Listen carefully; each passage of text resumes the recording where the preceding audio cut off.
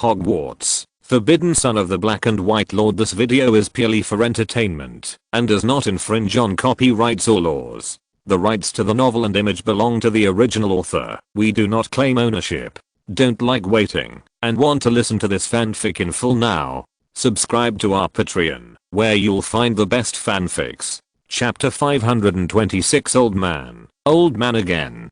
Honey, I hear there's a new shop opening opposite the Alexander Building, the Wizard's Shop. In London, at the gate of a certain bank, a lady with a small basket waited for her husband who had just come off work. After a perfunctory kiss, she stood on tiptoe with a smile and said to her husband, "I heard there are many novel and cute things in it. Something very magical. Wizard store? Haha, a store that sells wizards?" The man pulled the knot of his tie. His blushing face, that had been holding back for a day, was finally relieved. Looking at his loving wife, he put all the unhappiness of the whole day behind him, smiled and hugged her. A colleague passed by behind him. The man changed his expression and said seriously, "Do you still believe in that kind of thing?" Hearing the man's ridicule, the lady who was affected by the map cannon frowned and stepped on the step of the man who was saying goodbye to his colleagues. "Did your colleague go to see it in person?" When the colleague left, the woman said dissatisfiedly, "That's right, I'm a stupid guy. When are you going to change to a smart wife?"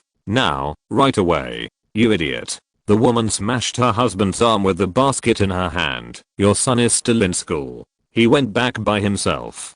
Do you want to change your son? There are so many children missing in London recently." The woman said angrily, "Let's pick him up first. It is said that the products in those stores are mainly snacks." "Okay." The man gritted his teeth and stomped his feet on the ground. "I'll listen to you." In the alley next to King's Cross Station, a dirty boy was curled up and squatting on a broken sofa. Even on such a cold evening after autumn, he was still wearing only a single piece of clothing. Shirt dangling from his thin shoulders like a dementor. This is a child who suddenly appeared here 5 days ago and was left here by a worried looking couple with Scottish accents, patrolling. The police on the street took him away twice, but he always escaped. Old MacDonald had a farm. Jack, swinging his baton, passed through the alley humming a song, but after taking a few steps, he seemed to remember something, backed up a few steps, tilted his head back, and looked towards the alley. The moment he saw the boy, his originally smiling face collapsed, and after a sigh, he put the baton behind his waist and walked towards the boy lightly. The boy's pupils were out of focus. His ears moved. Jack stopped immediately, and the boy looked around vigilantly. A blind man. When the boy's expression was empty again, Jack took out the skill of catching fish with his bare hands at sea, which he had slacked off for many years, and swooped forward with one stride. The boy came back to his senses the moment he was about to be caught, and rolled down the sofa. The curled up back tripped Jack, who swung his arms and made an intimate contact with his face and the dirty sofa cushion. "Are you alright, sir?" The boy groped for the wall, walked quickly to a place farther away, facing Jack's direction, and asked politely, "You kid?" Jack grinned and rubbed his waist and got up from the ground. He wanted to get angry, but didn't have the slightest anger. He sighed helplessly and said, "Haven't you waited for your parents yet?" The boy turned his face to the side, facing the wall, pressed his fingers against the crack of the wall, pursed his lips tightly, and did not speak. "Listen, kid," Jack sighed, and finally said what was in his heart. "Your parents probably won't come back. Come with me. Don't keep running away. They said they would come to me, and I'm going to wait for them here." Little Jack frowned. Irresponsible parents are really hateful. As a police officer at the train station, he has seen too much of abandoning his child. Looking at the boy's thinner face than 5 days ago, he shook his head and reached out to touch his lower back. "Don't be afraid. I'm the police, and I will send you to a respectable lady, Mrs. Cole, the mother of many children." The boy shook his head stubbornly. Old man again. I don't like old man." Across the street, the couple waited for an opportunity to cross the road with their chubby son. The little boy looked at the dozen old men in his hand and lost his temper dissatisfied. They all directly put the torn packaging bag to their mouths, did not give the chocolate frog a chance to escape, and did not even realize that these little frogs could move. A Beric Glenion, He's ugly Archibald Alderton. He's ugly, Albus Dumbledore. This one's okay. His mother patted his head dotingly. The newly opened shops around the Alexander building were so popular. After being advertised in the Times and rumored by people, they were almost pushed away by the crowd. She entered one of them and was pushed out. Even so, she only bought some chocolate frogs in her basket. It is said that this is the favorite snack of wizards, but she didn't see any difference. But the ones in the store, the exquisite, useless, and moving ornaments aroused her curiosity, and she planned to take a look at it at 5 o'clock tomorrow morning. But the taste is not bad. The little boy stretched out his hand sensitively and took out a chocolate frog from his mother's basket. When he was about to open it, there were fewer cars on the road. His father grabbed his arm, seized the opportunity, and pulled him across the road. The boy pouted and was dragged across the road by his parents, one left and one right. Just after crossing the road, the man saw a man in police uniform blocking the alley, talking to the people inside. Out of worry, he took his son around in a big circle, but saw a small man inside. The boy read over curiously. "Officer, what's the matter?" Jack sighed again. He felt bored, as if he was choking on a cigarette.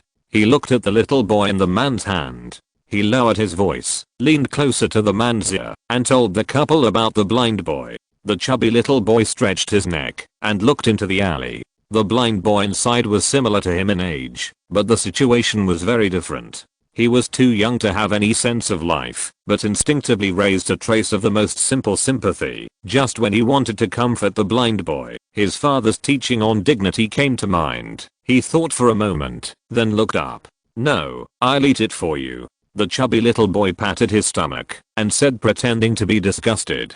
He looked very much like a small Professor Slughorn.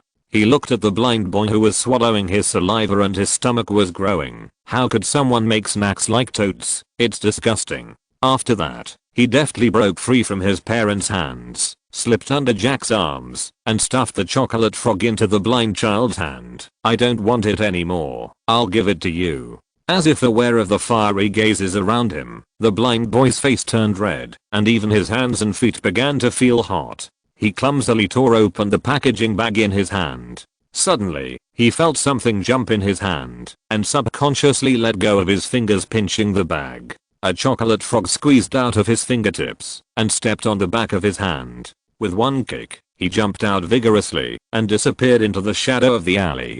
Chocolate gone. The family of 3 who saw this scene and the blind child who felt it were all stunned in surprise. Only Jack looked normal. Like Martha and Father Crawford, he was also one of the few people who could get in touch with the magical world in advance. "Oh, God, my dear, I seem to be blind just now." The man in a suit and leather shoes rubbed his eyes and looked at his wife who was also rubbing his eyes. "I thought this was just a marketing. Could it be a clockwork frog wrapped in chocolate?" The blind boy who was holding the empty bag felt that his heart was empty like this bag. He resisted the desire to cry, but when the little fat boy timidly said either, or I will give you another, after breaking through the defense, his little face wrinkled into a ball. Big tears slipped from the corners of his eyes, but even so, he didn't cry out. He felt a sticky feeling on the back of his hand, which was the footprint left by the chocolate frog melting. When he took off on his hot, the blind child raised his hand and bit the back of his hand, shooting an arrow from the chocolate passed by. The rich sweetness filled his mouth, but this made his tears more violent. "I'll give you another one. I think this thing is more important than chocolate." Hearing the boy's words, Jack and the boy's parents slapped their hands on the forehead in unison, and a crisp pop echoed in the alley. How did the boy know that the peers opposite him couldn't see it? Just when Jack thought the blind boy was going to be even sadder, he raised his hand, holding the packaging bag of the chocolate frog, clumsily rubbed out the picture from it, and handed it to the little fat boy. Can you see it for me? I can't see it." "Well, I hope it's not an old man." The little fat boy took the picture, looked at it in front of his eyes, and said pleasantly, "It's really not an old man." "What are you saying?" The chubby boy turned his head to look at his parents in bewilderment. His mother looked at the blind boy with pity and mouthed, "He can't see." "Oh, this one is Nelson Wertning Williams," the little fat boy said, while looking at the content on the picture. "It says that he is the youngest person to publish a paper on transfiguration. Today the author, the pioneer of the magic factory model, once worked with his friend Tom Riddle to destroy the evil Second Salem organization. Frog, this piece of chocolate moves, it must be magic. Magic? Hey, I still know him in this picture. Little Jack looked at the picture in the hands of the blind boy. A touch of familiar gold came into view. He looked at the smiling face of the man in the picture and raised his eyebrows in surprise. It's Mr. Williams. Is there really such a person? Of course, when I first met him, he was a young nuclear physicist. Jack scratched his head and said with a smile, it's fun to experience them. The words of public officials are convincing, not to mention that Britain in this era is not so out of touch. The man nodded seriously and began to think about the rationality of the stories he read in the newspaper. He was surprised to find that, if remove the premise that the government is joking and replace it with magic does exist, and the stories make perfect sense. Really, Mr. Inspector? Why should I lie to you? You should be able to see it in the newspaper. Jack shrugged, facing the blind boy, and said softly, son, I didn't mean to hit you, but your parents shouldn't come back. You need a new home, not waiting on this sofa. The Mr. Williams in your hands was once the child raised by Mrs. Cole. Really? I know Mrs. Cole. She is the director of the West City Orphanage. This wizard was a child there before. Yes, I promise. Jack scratched his head. He realized that he had slipped his mouth, and while thinking about how to apologize to Nelson, he whispered, please don't tell others. How can a wizard grow up in an orphanage? This is too ridiculous. The man scratched his hair and muttered, they shouldn't be born in a castle? Are they going out on a dragon every day? The woman stomped on her embarrassing husband again, and this time he couldn't hold back and yelled. Amid the screams, the blind boy groped in front of Jack and whispered, I'll go with you. There was a bitter smile on Jack's face. As a former soldier, he had seen too many war orphans who had to be as smart as the blind boy. He understood that the blind boy knew the fact that he was abandoned, but he was just confused. I don't know where to go. Wait, you have to prove that you are not a human trafficker. The man who stopped screaming suddenly remembered his wife's warning at the bank gate, looked at Jack suspiciously, puffed out his stomach seriously, and said, many children have disappeared in London recently. Haha, here is my ID, you can see it. Under the setting sun, a worried family of 3 escorted the blind child to the police station. The chubby little boy even made up common sense about wizards for the blind child, and the young friendship was quickly formed. At the gate of the police station, the couple finally felt relieved, and the boy and the blind child gently hugged and bid farewell. I will go to see you. Maybe you can meet a witch and heal your eyes. As the sun set, the little chubby boy who had left happily opened a pack of chocolate frogs again, and screamed, old man again. Distressed, he didn't know that he had just missed a picture of a chocolate frog that would disgust most people for the rest of their lives. Chapter 527. Oh, poor child. Mrs. Cole understood everything after only one glance at the blind boy. She winked at little Jack, bent down, rubbed the blind boy's hair vigorously, and said softly, you can play here for a while, child. There is a sister over there. If you are thirsty or hungry, tell her. I have something to tell the uncle who brought you here. The blind boy nodded obediently, clutching the picture in his hand tightly, and curled up on the sofa. What's your name? After the two of them left the office, the girl sitting behind a small table raised her head and looked at the restrained boy curiously. After thinking for a while, she picked up a rabbit doll from the back of the chair, walked over to the boy. But the girl seemed a little clumsy, bumping into many things along the way, and the blind child listened to the noise coming from her ears and covered her ears. I have to trouble you again, ma'am. Mrs. Cole gently closed the door behind her, and Jack came up to her. He had known Mrs. Cole very well since he settled down in London. He scratched his neck and said with a blushing face, I still have some post-war awards, okay, Kit, you just got married, and you still have a lot of things to do at home. Don't give us your savings anymore. Mrs. Cole interrupted him. Seriously, you have done a lot for these children now. Although the government is tight, there is no food and drink for the orphanage, and there are many kind people to help. We don't need donations anymore. Winter is coming soon, so we must add some new clothes to the children, little Jack argued. During the wars in those years, we captured many German Boy Scouts. In the winter, we had to carry bicycles without clothes. I don't want to see the children of the motherland be reduced to the same fate as those children persecuted by war madmen. Enough, boy. The West Side Orphanage has come out with a lot of proud good children. Here they are, my children. But after leaving, they become the parents of younger brothers and sisters. They will not be cold and hungry, yes. Mrs. Cole narrowed her eyes, as if she was recalling the children brought up by her, and said with a smile, I inherited this orphanage, to give those homeless children a home, but the cost of this will not, and must not be, to suck the blood of a young family. Okay. Jack nodded, looked at the lady who had changed from black hair to silver hair in just 2 years, and bowed deeply. Then this child will trouble you. He was abandoned in my jurisdiction. Logically, I should send him to a public orphanage, but after thinking about it, it is better to send him to you. I'm very happy, if you think so. Mrs. Cole, who was recognized, smiled even happier. But there is a troublesome thing, ma'am, Jack said, scratching his head. I don't think any family is willing to adopt him, judging from my many years of experience on the battlefield. What's the matter? Mrs. Cole shrugged and said indifferently, these are children abandoned by their families. Oh, of course, not all of them. I didn't raise them to let them grow up again by pleasing others to sneak into a family that doesn't belong to them, and even living cautiously and flatteringly for the possibility of being abandoned again. I will raise them into people who can stand on their own and live. Listening to Mrs. Cole's plain but powerful speech, Jack pursed his lips. He thought of those people in his short life who were used to standing in front of people with their backs straight. The stone-like eye sockets of the young soldier were even moist. He lowered his head and said, no wonder you can cultivate a person like Mr. Williams. The man standing on the big screen with his back to the camera appeared in front of his eyes. To be honest, I really don't know what Nelson did. Mrs. Cole said angrily, is he rich? During this period, people who claim to be his friends often come to me to donate money and goods. There are even some who come from the United States.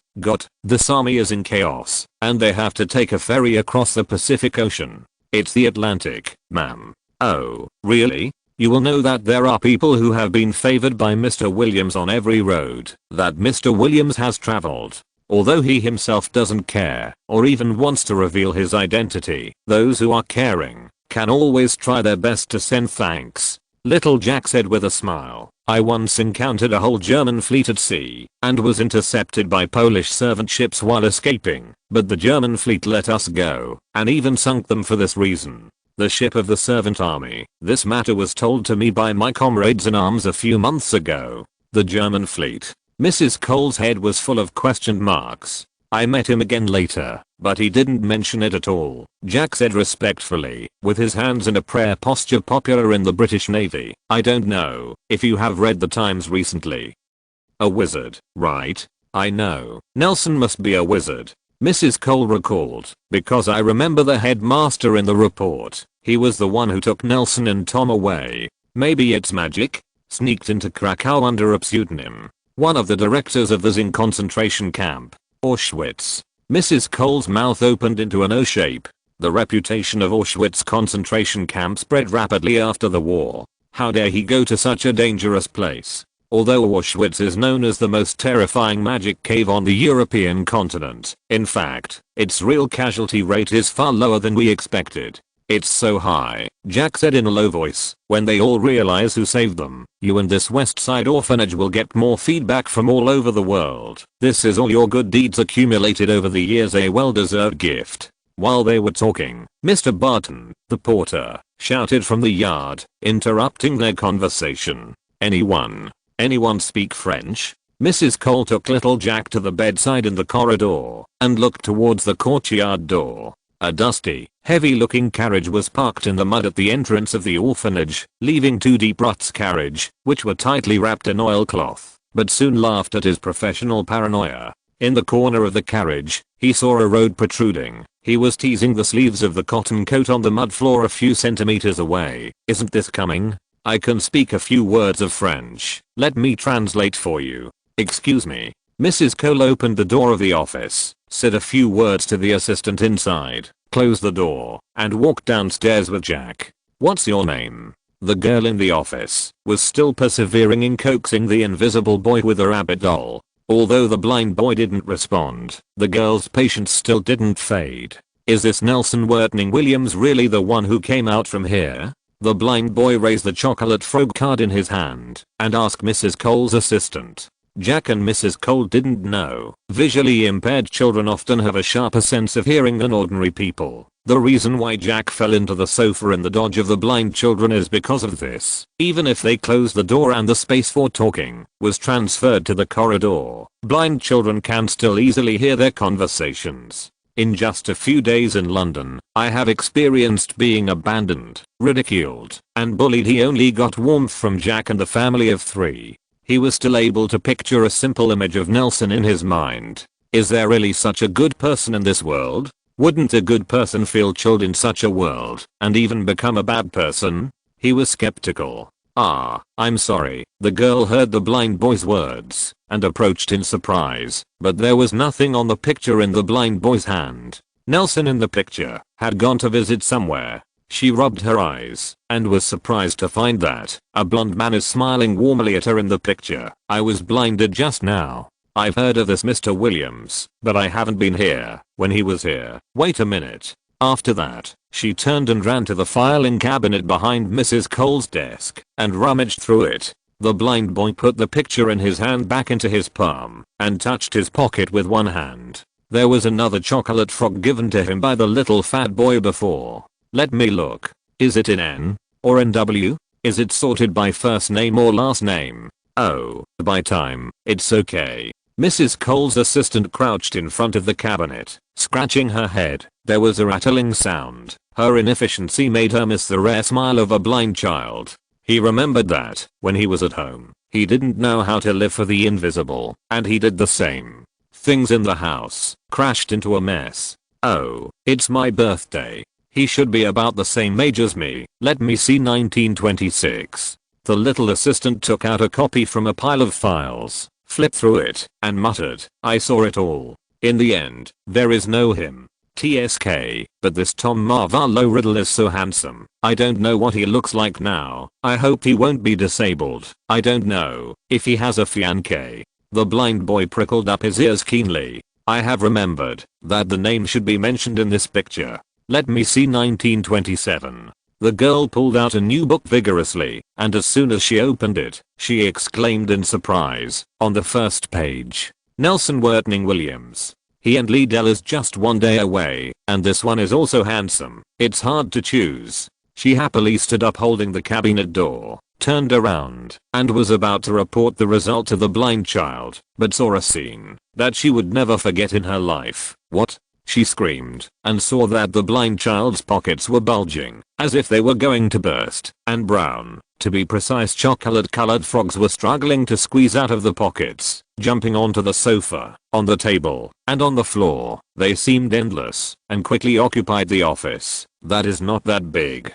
The girl was a little nervous, and when a chocolate frog jumped from the table into her mouth, she didn't think of hell, but that the chocolate-flavored frog was delicious. What happened over there? At the entrance of the orphanage, the 3 strange guests raised their heads in unison with Mrs. Cole and little Jack, and looked at the screaming office. Their conversation was at a deadlock for a while, because little Jack, who claimed to know a few words of French, really can only speak a few words in French, including but not limited to the words hand up your guns and don't kill, hold your head and squat down, we are the allies. I don't know. Little Jack narrowed his eyes and looked towards the window. He vaguely seemed to see a frog coming out of the window and falling to the ground. Ah. Nelson's big sneeze echoed in the quiet library, attracting most people's attention. He rubbed his nose, curled up his neck and said, "Who is scolding me? Catch a cold. The season is changing recently." Tom raised his eyelids and pushed over a crystal bottle. "This thing has cured no less than 10 people. It's just a little spicy. Bear with it." The library is full of people, a group of students with zombie faces and gaunt faces, worrying about their midterm exams, and even the upcoming Christmas vacation is not so sweet. Joke. What is spicy? I haven't eaten it. Have you ever been to Mexico? Although I haven't been there, I have eaten Mexican chili. Nelson picked up the crystal bottle, unscrewed the cap, and drank it generously. Just looking at the empty bottle Nelson put back on the table, Tom swallowed the last part of the sentence. What did you say? It's nothing. Tom picked up the bottle, closed the book, put away the school bag as quickly as possible, and left in a smooth manner. Before leaving, he said sympathetically, remember to follow the doctor's advice before taking medicine in the next life. What are you doing? Before Nelson could finish his sentence, a scorching hot feeling rushed from his stomach all the way to his mouth. It didn't stop at his mouth, and rushed straight to the top of his head. He felt as if he had eaten a dragon. The 7 orifices are breathing fire. Cough cough cough cough. Now it's hard for people in the library not to look at him. Chapter 528 Bubble. Why do you always aggravate your injuries by overdosing? In the school hospital, Miss Joy held down Nelson, who kept trying to get up from the bed and hit someone with one hand, and stuffed a rubber hose with a metal tip into his mouth with the other hand. The other end was connected to a glass vessel filled with green solution. She wiped the sweat from her brow and said with disgust, I have been practicing medicine for so many years, and this is the first time I have seen people burned by cold medicine. I can only see your magic and your achievements, and only I have the opportunity to experience your unique creativity in this strange field.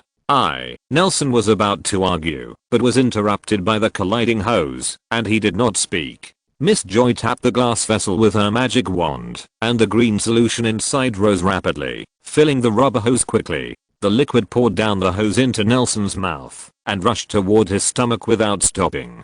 Drink some soapy water, unless you only want to eat liquid food in your life. Miss Joy glared at Nelson, who was about to pull out the hose, and pushed him back on the bed. The brain is used to make some basic common sense judgments, and my place will not be overcrowded every day. As soon as the words fell, there was a wailing sound from the bed next door. Miss Joy lifted the hem of her skirt and ran over quickly. Nelson looked in the direction she left. There was a boy with blue eyes lying on the bed. The aftermath of being beaten up after provoking the new kangaroo in Fantastic Beasts. Why didn't it kill you with one punch? Miss Joy, he complained, but she didn't stop moving her hands. She turned her head and said while helping the boy to heal the injury, I can help him pull out the tube. A large hand reached out from the side of the bed, and before Nelson could even resist, his head was held down like a chick, and the other hand grabbed the metal pipette, ending his torture. Hagrid, hiccup. Nelson lay down on his stomach and muttered, can you be gentle? Only Hagrid could easily subdue Nelson, an alternative wizard who likes to exercise. Before that, he was instructed by Tom to rush into the school hospital with Nelson messy hair, showing a naive smile. You're welcome. This is what I should do. By the way, what did you just say? Pick him up and shake him. Nelson struggled fiercely, but how could human struggle shake a half-blood giant? And finally, he fell down in humiliation, lay helplessly on the bed pillow under his head, seemed to him harder than iron and colder than ice. Other students in the ward under his watchful eyes, he belched loudly, and a string of bubbles was spit out from his mouth, floating slowly into the air. Hagrid, you are welcome. I mean, you're blocking my sunshine.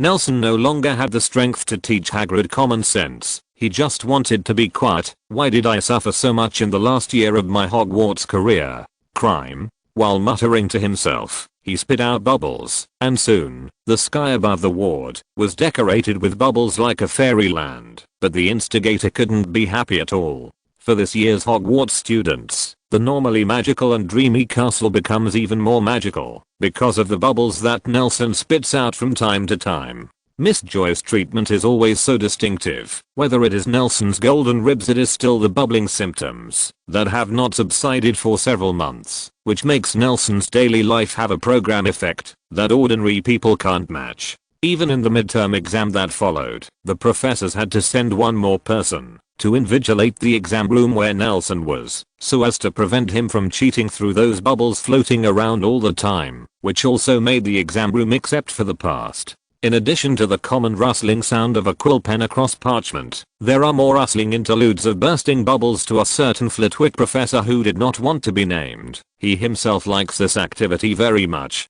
It can make the boring surveillance fun, and it reminds him of his favorite gobstone game when he was young. During the following Christmas holidays, Nelson, who finally forgave Tom, went to London with a group of friends who also gave London a new urban legend called the man who spits bubbles. As the bubbles, that can be seen everywhere in the castle, become less and less, the verdant vegetation also undergoes a transition from withering in autumn and winter to thriving in early spring. The children who use the spell slipped through their fingers, but they had plenty of time to squander. We don't have much time left, nah. At the long table in Slytherin, Tom picked up a small tomato with a fork, frowned, and said solemnly to Nelson, "What time?" Nelson raised his head inexplicably. I swallowed a piece of steak that was not fully chewed. I have choked and hiccuped silently. A bubble that he hadn't seen for a long time came out of his mouth, drifting slowly towards the dome of the auditorium. He was used to these bubbles that popped up from time to time, but it caused a few junior students who missed them to jump up and jump at it. Nelson looked at Miss Joy, who was sitting on the staff table. He muttered, "Fortunately, this is Miss Joy's magic. If it's really the bubbles I spit out, I'll really be ashamed to face people." "Are your symptoms still not recovering?" Tom raised his hand to his face. "Let me reiterate, this matter has nothing to do with me. You took the medicine before listening to me." "Well," Nelson shrugged and explained, "Myrtle asked me to keep these bubbles before. Ravenclaw has an introverted little girl who is Muggle born, and she is worried and scared when she comes here alone. But it's better to see them. You have a good temper. Anyway, I've lost all my face. The glorious image I left to my classmates for 6 years, the entire 6 years, has been destroyed by bubbles," Nelson said in a low voice, covering his little face that had been lost. "What's the point of throwing up for a few more days?" Tom sighed at Nelson's gentleness and open-mindedness. If it were him, he would never have done such a thing. He hurriedly distributed some small tomatoes to Nelson and said seriously, "I mean, we are going to participate in the event in a week. Newt's exam. Are you worried that you won't pass the exam?" Nelson looked at Tom suspiciously, then looked up at Dumbledore's vacant seat on the staff table and asked back, "I remember you. I also read some books for a few days." "I'm not worried about that," Tom explained. "We are leaving Hogwarts after the exams, but there's no news about Professor Mellor's retirement. I'm worried that I won't be able to find a job after graduation. You know, I've been coveting the position of Professor of Defense Against the Dark Arts for a long time, and Dumbledore has been away from school lately, and I can't even hint at him or show him my excellence. Like a peacock with its tail open." Nelson smiled. "Don't worry, I asked Minerva. She said that the recruitment information is usually announced to the public after the end of the semester party, and there is no internal referral or internal recruitment kind of process. If I can't find a job at Hogwarts, I can only become a dark wizard in Nocturne Alley," Tom said quietly. "That way the money will be quicker. That's the only way. Even for world peace, Professor Dumbledore will find you a job." "I hope so," Tom said, taking another small tomato in his mouth. "And you can feel at ease. This person who found a job before graduation is really amazing. You don't have to worry about it. But you obviously there's so much going on. I feel like it's a plot to trip you up in the UK. Why are you so sour and weird?" Nelson smiled. "I promised Nobby Rich to go to the Department of Mysteries. This is an exchange of benefits made in Paris. I will help them analyze that door. They voted to let me go." "That door?" Tom raised his eyebrows. "Damn, I forgot. Where is that door now?" "It's still in Paris, at its original location. I'll find time to move it back." Nelson looked at the crowded auditorium. It won't take long for new guests to replace the old man. If you think about it, you're leaving. I'm really reluctant to leave the school where I have lived for 7 years. 7 years. How many years have you stayed together? Tom curled his lips disdainfully, narrowed his eyes, and said in a low voice, "At least for now, Rich is on our side. He has an intricate relationship with wizards. The floor where the Wizengamot is located is not in the underground of the Ministry of Magic. I have studied this kind of magic for a long time." The smile on Nelson's face disappeared. "I use this kind of magic in the secret underground base in Auschwitz. It only needs a little modification, and with the back door I left in the hub, I'm in London, but I can be anywhere." It sounds like a villain's speech, isn't it? For the sticklers, anyone who wants to break the stereotype will be marked as a villain, Nelson said with his hands crossed and his chin propped up. I have hardened it for a year, and the agreement with Professor Dumbledore has been completed. At the end of the day, I watched the world get worse in some places because of my intervention, but most of it got better, and it was no different from what I had imagined, and I was right, and now, I'm ready to be right. Starting in Germany? That's where the story begins, and the new chapters must start from there. Unknowingly, there are not many people left in the auditorium. No matter how strong the feelings of parting are, the footsteps of the final semester have already stepped on the heels of the students. Nelson and Tom put away the plates. Before leaving, he looked at the long table of Ravenclaw from a distance. Tom saw his stop and looked over there. By the way, Metal haven't come back yet? Her internship should have ended, and if she doesn't come back, she won't be able to catch up with the exam. The girl mentioned by Metal was talking and laughing with her friends at the long table in Ravenclaw. Already out of autism, Nelson acknowledged upon seeing this. He drew out his wand and drew an arc in the air. This is the last one. The two drank 2 glasses of pumpkin juice and walked out of the auditorium quickly. Behind them, a huge bubble with colorful halos was floating in the air, slowly flying towards the surprised girl. I don't know, but I thought you had some plot against Metal. Tom teased. Everyone wants to see you dance again. My old waist can't take it anymore, Nelson said as the flames of Myrtle's dress bloomed in the air. Gorgeous. He clenched his fists hard, and his tone became much firmer. It's not something that can't be changed, right? Yes, but the time set by Professor Ammon cannot be changed. Under Tom's reminder, the two called Alfred, who was about to slip away, and walked to the classroom of the Muggle Studies class. Hi, are you here?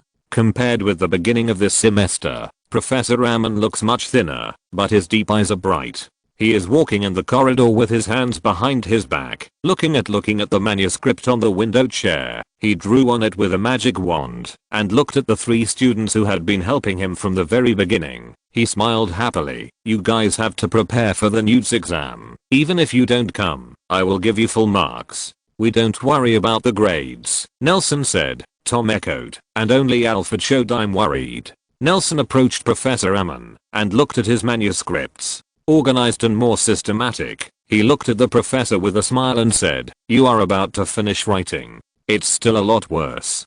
Professor Ammon waved his hand. Without your help, I'm afraid I'd be staring at the catalog in a daze now, but the first edition has been typeset. Do you want to take a look? Your names are on the 2nd page. It would be a pity to miss the last full stop when a book is finished, Nelson said excitedly.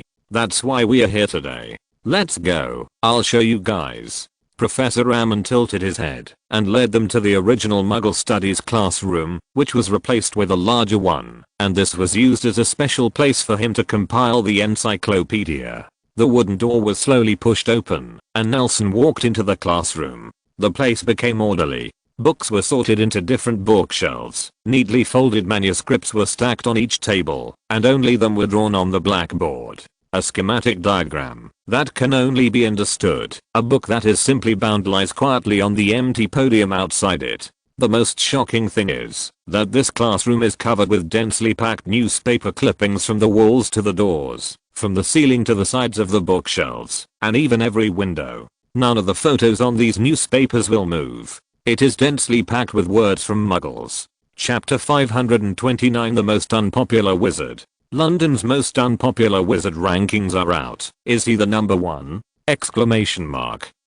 A newspaper clipping that still smelled of ink was taped to the wall. Nelson looked at the smelly headline and fell into thought. Oh, Nelson, you also saw this newspaper? Professor Ammon blinked at him, and with a flick of his wand, the newspaper clippings peeled off the wall and flew into Nelson's hands like a butterfly. Your name has been published in the newspaper. This is a great news. When I was young, a distant uncle was cheated out of galleons because he won the lottery. It was reported in a corner by the newspaper, and he proudly bragged to us for several years. Woolen cloth. Nelson raised his eyebrows. He didn't think being in such a report would be a commendable thing. He took a closer look, and in the photo on the newspaper clipping, a man holding a stack of cards was yelling and cursing with excitement. Looking at his mouth, he seemed to have stopped at a certain word, Genevieve Moneyback. The author found and interviewed Mr. Abo, who runs the Chocolate Frog Workshop. He categorically denied the accusation that the collection card lovers secretly changed the explosion rate and claimed that the packaging of the chocolate frog pictures is completely random and magical. The Department of Commerce of the Ministry of Commerce and other relevant departments jointly supervised. If you did not collect the desired cards, maybe you bought not enough chocolate frogs and the samples were not big enough. The results of the 350 survey questionnaires showed that among the new characters that were highlighted, only 2 Nelson Wertning Williams cards appeared, and some readers even spent huge sums of money to order 1,000 bags of chocolate frogs. A few days ago, in an exchange event spontaneously held by collectors of chocolate frog pictures, someone bid pounds for a Nelson card. You're disgusted, nah.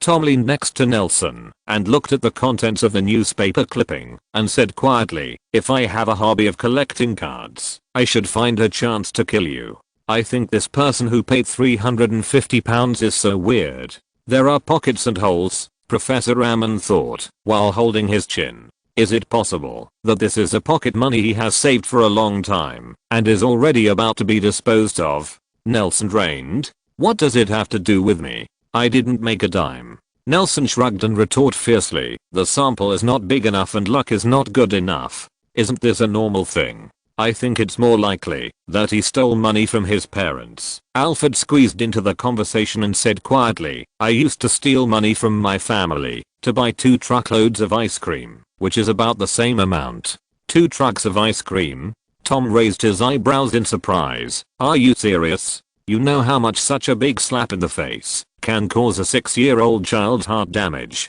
"I can't see it." Nelson grabbed his left cheek seriously. "I feel like you are a perfect match. Maybe it's because his face has been crooked since he was a child and the right cheek is much fatter."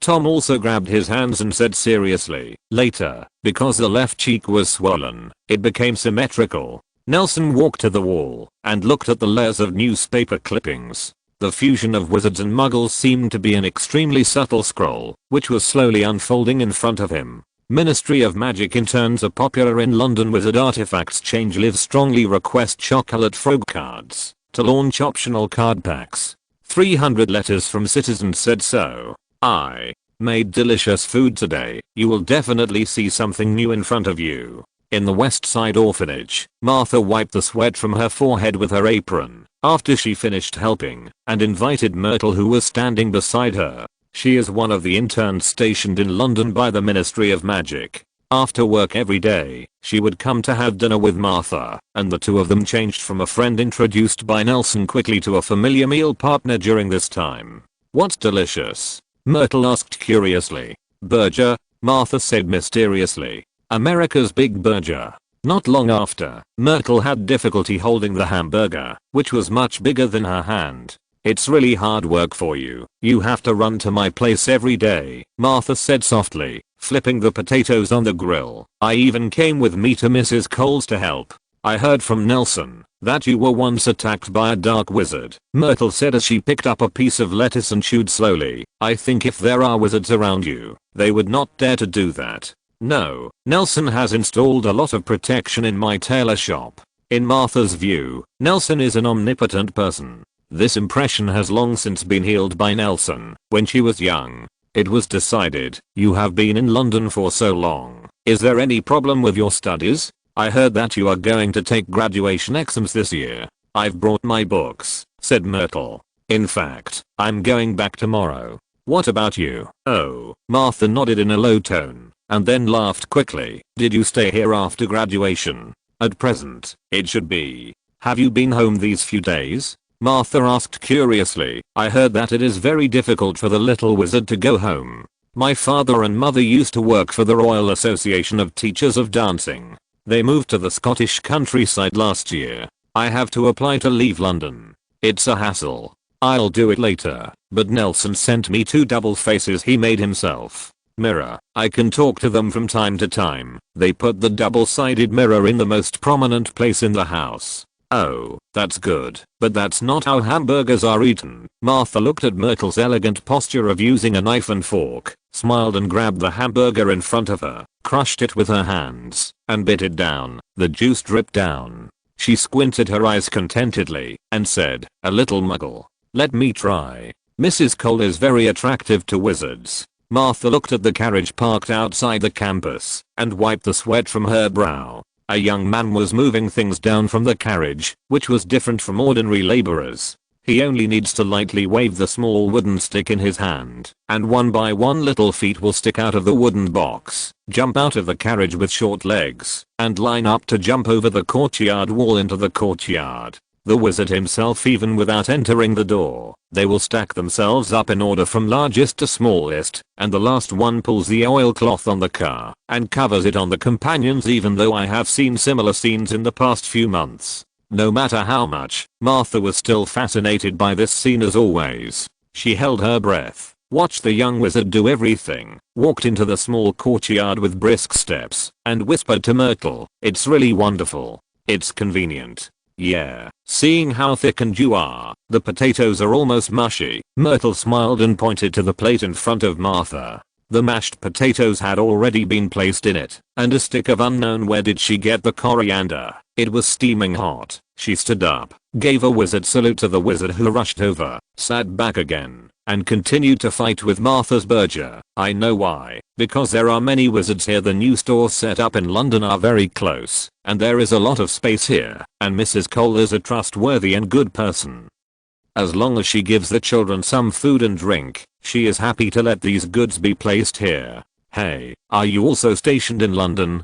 The young wizard walked over quickly and looked at the dried dinner plate in front of the two of them. The pile of mashed potatoes and hamburgers made them choke. Wait a minute. Look, everyone is actually very enthusiastic. Myrtle looked at the wizard running towards the pile of goods, cut open the hamburger meat, forked a small piece into her mouth, and narrowed her eyes in satisfaction. I'm back again. Not long after, the wizard ran back again, holding half a dozen steaming butterbeer in his hand, and put it next to the two of them. Don't you feel choked? Thank you. Isn't there something to drink here? Myrtle took the butterbeer graciously, which was quite different from her appearance in the castle. She reached into her pocket and raised her head to ask, "How much?" "Forget me to invite you." The wizard opened a bottle by himself and drank tons and tons. "It's not worth a lot. Anyway, it's our product. By the way, you are in the Zichan orphanage, is it, an or stationed here?" "Just graduated last year.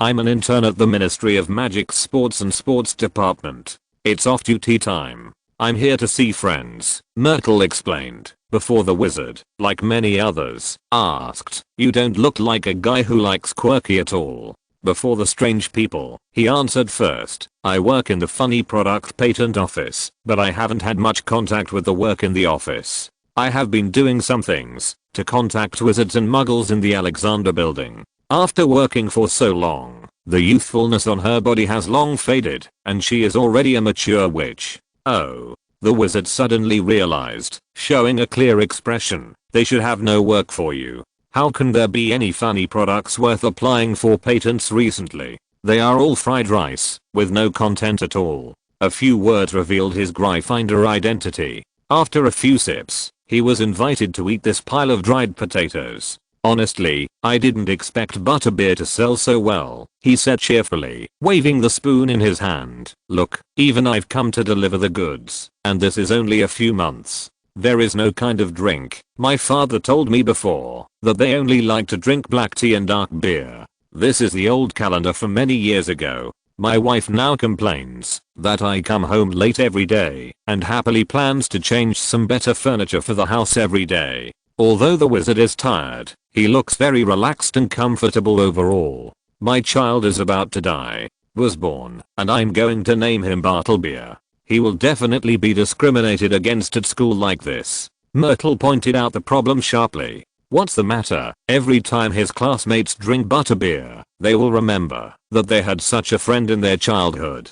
He turned to look at Martha and asked curiously, "Are you friends with this Miss Wizard? etc." He jumped up suddenly, started, and both girls hid aside in fright. "I feel like I've definitely seen you," the wizard said excitedly, clapping his hands vigorously, raising his eyebrows. "You're the one. That woman who drank a whole glass of Gamp's old court wine. I was just breaking the cauldron bar. Are you a muggle? No wonder we couldn't find you when we asked about it with the photo in the Daily Prophet. Is it so scary?" Martha asked timidly. For those of us who like wine, of course. Although our family sells butterbeer, it doesn't prevent us from a brewing family, said the wizard, shaking his head. The one who can drink, that stuff is our idol. It's amazing. Myrtle said after hearing this name, and her gaze at Martha also became strange. Under the wizard's repeated requests, Martha borrowed the camera from the orphanage and took a photo with him. The three of them sat down at the small table again and continued the conversation just now. How do you sell it? Although the ratio of pounds to galleons has always been stable, prices still fluctuate. The exchange rate does not reflect the real purchasing power, the wizard said in a low voice. The workshops have been converted into magic factories. It was only allowed to recruit Muggle workers a few months ago. You just came out for an internship this year. You may not know that when we hand over many links that do not require magic to Muggle workers, the cost is higher than before. It is too low, and we can expand production without being restricted by the number of wizards. Now our family brews thousands of barrels of butterbeer every season on average, which is many times more than before. In the past, our 7-year-old nephew even has to look at the wine cellar. Now there are a large number of winners in Scotland. Butterbeer sold to Muggles is the price of an ordinary drink. Of course, we are still too psychs for wizards. Myrtle couldn't help laughing, and it was very wizardly for a wizard to call a wizard a fool in front of another wizard. I'm going to create a trademark for our family's butterbeer. I found that Muggles are very concerned about the brand. This may be an opportunity for our family to expand. Chapter 530 Jenny Machine and Pie. John, do you want a drink? After getting off work, a brisk shout sounded in a castle-like factory on the outskirts of London, which was out of place with the surrounding factories with black smoking chimneys. Like Jack, the most common name on the sea, on the land of the British Isles. As long as you walk on a street with more people and shout John, there may be a few faces flushed by the sea breeze. The young man turned his head. But this John is not as ordinary as his name. As the only wizard in the factory, he has the privilege of sitting on the top of the spinning machine, while everyone else is hard at work. Apparently, this job was not easy. He looked around the factory from time to time, and kept the spinning wheel running with magic spells. There are square windows on the towering grey walls, and a few bright chandeliers hanging on the curved roof, illuminating the huge workshop brightly. A huge yarn wheel like a water wheel stands in the center of the workshop. The surrounding people are extremely small, and countless silk threads of different materials connect the hands of workers in all directions. After sorting these rough threads, they gather on the huge yarn wheel like a stream flowing into a river. The threads of the material are woven together. The hard leather rope tanned by dragon tendon leather is woven into the frame. The strong and soft linen is filled into the empty frame, and the soft and bright brocade is used as patterns, and they are connected in series by silver threads. Fell from the spinning wheel like a roll of paper, was rolled together by several capable workers, and then carried into the guillotine. Beside it, where it was cut into squares the size of carpets. In fact, what is produced in this factory is carpet, but the kind that can fly. The blazing flames scorched the section of the carpet, and the severed tendons and skins were coupled together, as if they were alive, and the final seam work was being done. The freshly baked carpets were neatly piled up, and John, who was sitting on the top of the spinning wheel, he picked up a handful of bright yellow dust from the small basket beside him, and threw it down. He skillfully waved his magic wand, and the scattered dust was evenly sprinkled on the pile of carpets under the control of magic. Suddenly, it was hidden among the patterns. The silver wires lit up, outlining the frame used to fill the runes. Under the effect of the levitating charm, they flew to John one by one, and after inspection, they fell back neatly to their original positions. John nodded in satisfaction, and stamped the bottom line of the form beside him. Such a stamp has almost covered the entire page. He couldn't help but sigh a little. At this time last year, he was just the weaving workshop of the Malfoy family. For an ordinary employee, every wizard needs to complete the selection of wire materials, weaving, and finally the magic power, and it takes him 3 days to make such a flying carpet. Even though the flying carpet in front of him is still just a semi-finished product that doesn't have magic power, but its efficiency has exceeded what it didn't know before. The moment the stamp fell, the flying carpet had been loaded onto a flatbed truck and was about to be transported to the other corner of the factory, where many ingenious embroiderers were ready to draw finished pictures on it. John remembered the one he had once made. The flying carpet with the theme of Caesar at the Battle of Zella was ruthlessly evaluated by old Malfoy as Napoleon 538 for Waterloo, and he couldn't help covering his face. Those embroiderers earn a higher piece rate salary than him, but their work can be said to be the most valuable in this factory. After embroidering the patterns, the semi-finished products of these flying carpets will be sent to Diagon Alley in the other factory. The ability to fly is endowed by alchemists, and this link is the most restrictive shortcoming of production capacity. But John heard the news that Miss Black has signed a contract with Nermengard's magic factory. In March, they will obtain the technique of recreating the movements of an alchemist by an alchemist doll. At that time, an alchemist can process at least 3 flying carpets at the same time. I don't believe it, and I'm fascinated by the Nermengard magic factory. It is said that such a production method has been adopted there as early as 4 years ago. The workers in the factory just looked up. They have seen this kind of efficient and fantastic scene too much, and they have already become used to it from the initial surprise. After the batch of flying carpets were sent away, John took a break for a while. He patted the big guy under his buttocks, shook the heavy pockets full of galleons, and showed a satisfied smile on his face. This huge spinning wheel is a real source of change in this factory. After receiving the news that the old Malfoy had transferred the flying carpet workshop to Mr. Borkus Black, John, who was frightened by the risk of unemployment seeing the 3 carriages parked in front of the factory building, he was the last wizard who was still panicking here. Wahlberg led the wizards of the Black family to the factory building, and after using the whirlwind to clear everything here, only then did I notice that there was one last piece of sundries left in the clean factory building. What's your name? John. Someone will come and teach you what to do in the future. This was the short and only conversation between the two, and John didn't even have time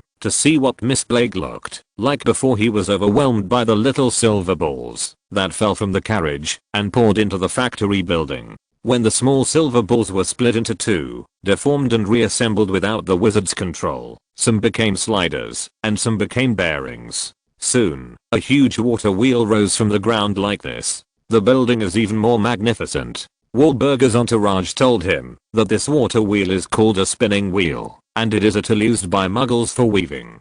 Do Muggles all use something this big? John asked blankly. Of course not. It's much smaller than this, and it's in a row. The wizard who has studied this deeply and is about to be in charge of the alchemy workshop showed off his newly acquired knowledge. I'll give you a manual later. If you don't understand anything, just ask me. Starting next week, about 100 Muggle workers will be recruited here. Muggle workers? Yes, insider information. The wizard blinked. The Ministry of Magic is ready to issue a notice by next Saturday at the latest, but our recruitment started a month ago. Work hard. This factory will leave it to you. Miss Black has already settled your parents and family. If you perform well, you will be on the rise. John didn't have the consciousness that his family was under control. He had never been so important. He just asked worriedly, "Can I do it? Are you a squib?" "No." "Are you a dummy?" "No." "That's no problem." The wizard patted his arm, nodded and said, "Miss Black likes your flying carpet with the theme of Caesar at the Battle of Zella very much. We all think you have this ability. Isn't that flying carpet remade? Because it's too ugly." "What are you talking about?" Miss Black bought it for 120 galleons and gave it to her friend. You may be cheated by old Malfoy, but don't worry, this kind of situation will not happen in the Black family. We just want you to do a better job. The wizard smiled. This spinning wheel is a gift from her friend, and you will know how wonderful it is then. I will make up 60 galleons for you later. After all, the bond of the workshop is also under our management. The loud chants of the workers who moved the flying carpet called John back to reality. His expression was a little dazed. After a few months, he had gotten used to this kind of work and life that he had never even imagined before. He patted the spinning wheel that changed his destiny under his butt again and called Jenny affectionately. Jenny is the name of her younger sister who died young, and staying with Jenny every day is like being accompanied by family members. Coincidentally, his Muggle colleagues told him that the most popular spinning machine used by Muggles was called Jenny Machine. Aren't you unmarried? My sister is very curious about you, a wizard. The man who sent the invitation raised his head and said, you have seen her, remember? She looks nothing like me, with lush hair and good looking, can read and write, and can shoot a bird flying in the sky. By the way, if you marry a wizard, will the chance of your child becoming a wizard be much higher? Bernard, John on the top of the spinning wheel blushed and changed the subject in a panic. You have to put on both the mask and the hood so that your hair doesn't fall into the fabric. And today you have dragon tendons. You must be more careful. What nonsense are you talking about? Bernard, who sent out the invitation, raised his head, rolled his eyes, and revealed a big shiny bald head from under the spinning wheel. Do you think I have any hair to lose? Go in. John choked. You are right, but please be more serious. Well, by the way, I think this tanning process can be improved. Since the strength of the dragon skin is so high, can you try some more radical methods from time to time? We can talk after getting off work. John said seriously that he didn't think much of Muggles at first, but after seeing how powerful Jenny is, the last bit of conceit in his heart has long since disappeared. Almost all the workers in the factory are veteran weavers who lost their jobs for different reasons. Their suggestions have helped this plant a lot. So I invite you to have a drink, yo. You've always been the one who buys us wizards wine, and it's time for you to try the Londoners wine. After you're done, you can come to our house for dinner. My wife heard I have a friend is coming, and baked a super big pie. Bernard said expectantly, my son is interested in wizard stories. Maybe you can help me see if he has the potential to become a wizard. I heard that there are vampires in London bars who specialize in people with waists. John is a young man who has no experience in the world, and he doesn't know where he heard the rumors in the market. He licked his lips and said, I'm still young. I don't want to live with one kidney missing. How about we go straight to your house? What kind of foot? Apple pie? What are you doing with the kidney? There is no blood in the kidney, only. Bernard shrugged his shoulders, showing a you understand expression, and said, speaking of which, I used to go to a bar a few years ago, and the owner Troker is said to be a vampire, but I think it should be a kind of, how should I put it? Literary modification. Just like we often say that the boss is Grandit, this does not mean that she is called Eugenie. Grandit is still a fat and miserly man. Miss Black doesn't like people talking about him behind his back. John raised his eyebrows. Troker. What's the matter? Do you know him? I don't know. John shook his head. I'm just curious. You said this is a bar you used to go a few years ago. Don't you go now? Yes, Bernard agreed and said, a few years ago I went to the sea for a while, and when I came back, I heard that someone died in that bar. The police said it was due to excessive drinking, but it looked like someone was killed. People were tortured to death, so that when I go there again, I always have a bloody smell in my nose. But it could also be because the boss is really a vampire. Bernard can't stop talking, but his hands can't stop fiddling with skill. Yo. What is this? How hard is it?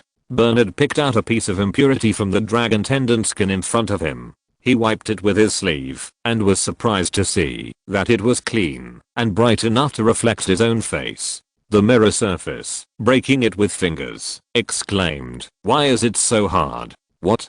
John hung his head from the top of the spinning wheel, looked at the hard sheet in Bernard's hand, and cursed casually. These guys who supply the goods are too careless. If this thing gets mixed into the fabric by accident, but what should I do? How should I explain to Miss Black that customers who bought a magic carpet can put a piece of dragon scale under their buttocks? Dragon scales. Bernard exclaimed, is it really a dragon scale? He held the dragon scale tremblingly in his hand, and the legendary stories he heard in his childhood echoed in his ears again. The armor forged with dragon scales and the hero who resisted the devil, pulled out and was guarded by the banshee in the lake. The sword in the stone. What are you thinking about?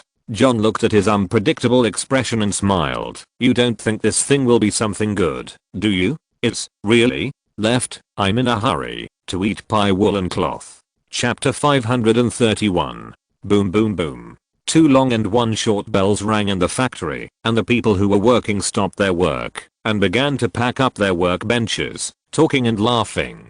The working hours of the flying carpet magic factory are fixed. Wardjire once said, there is no need to extend their working hours. Anyway, we are paid by the piece, and those who want to make money will always be more efficient. As she said, the efficiency of this factory is extremely high. This is not only thanks to Jenny. The topic of the workers quickly shifted to the chocolate frog factory across the street, and they began to engage in the favorite activity of the British, betting on when they would leave work. The swinging bell of the chocolate frog factory has become famous in the surrounding area. Boom.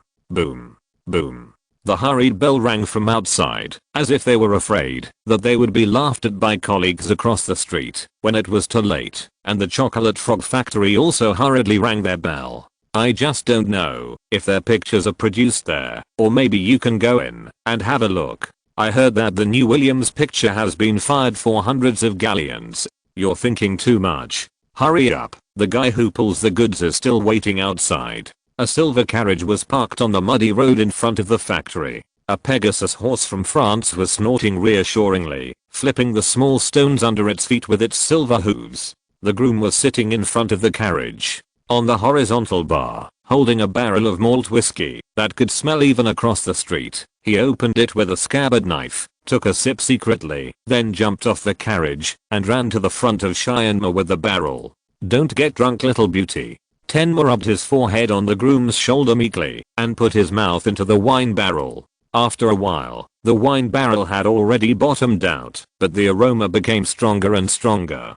Two men in ordinary clothes stood across the street, looking dissatisfied at the brightly lit factory in front of them. One of them lit a match, and the flame came to his mouth. Burnt and stained under the nails of his yellowed index finger, he sat on the curbstone by the side of the street, angrily listening to the irritating ringing of the bell. These muggles are actually taking our jobs. He sucked on the cigarette butt. The cigarette paper quickly burned to ashes, but due to the poor quality of the tobacco, it was mottled and uneven like a sick man full of skin rashes. The pungent smoke like ashes from the bottom of the pot did not dispel the smell of wine on the street, but made the smell of tobacco even more pungent. The man's deep eye sockets were divided into two sides by a vulture-like hooked nose, revealing a sarcastic and resentful temperament. Why should they? I'm now looking forward to those damn rich people who bought flying carpets from the damn little bitch who didn't like us and fell from the sky to be bloody and bloody ugly. A series of attributive words are enough to explain his distances for this factory.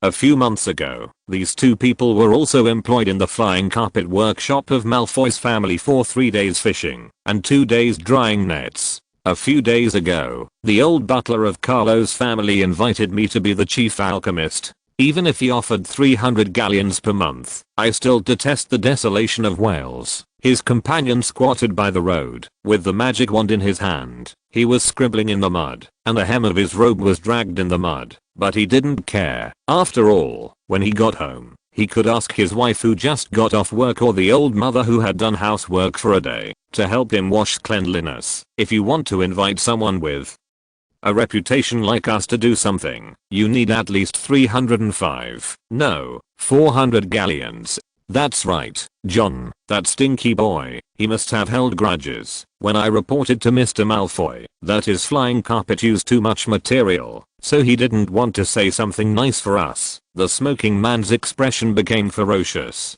That huge hooked nose looks like a volcano about to erupt. Resentment and resentment are blatantly written on the face, causing the workers who just got off work around to choose to take a detour and leave, and dare to talk about it far away to down and out traps who looked like wizards. He slammed the cigarette butts out on the steps, gritted his teeth and said, "This is too small. Don't you know how to think for my colleagues? A little bit of conflict. How can you hold grudges for so long?" He picked up the extinguished cigarette butt, noticed that there was still more than half of it left, and the expression on his face suddenly became painful again. He carefully pricked off the stained part, lit it again, stuffed it into his mouth, and started to suck violently. The spicy taste paired with the earthy smell. It made him want to vomit, but in the end he managed to wrap himself in the inferior smoke.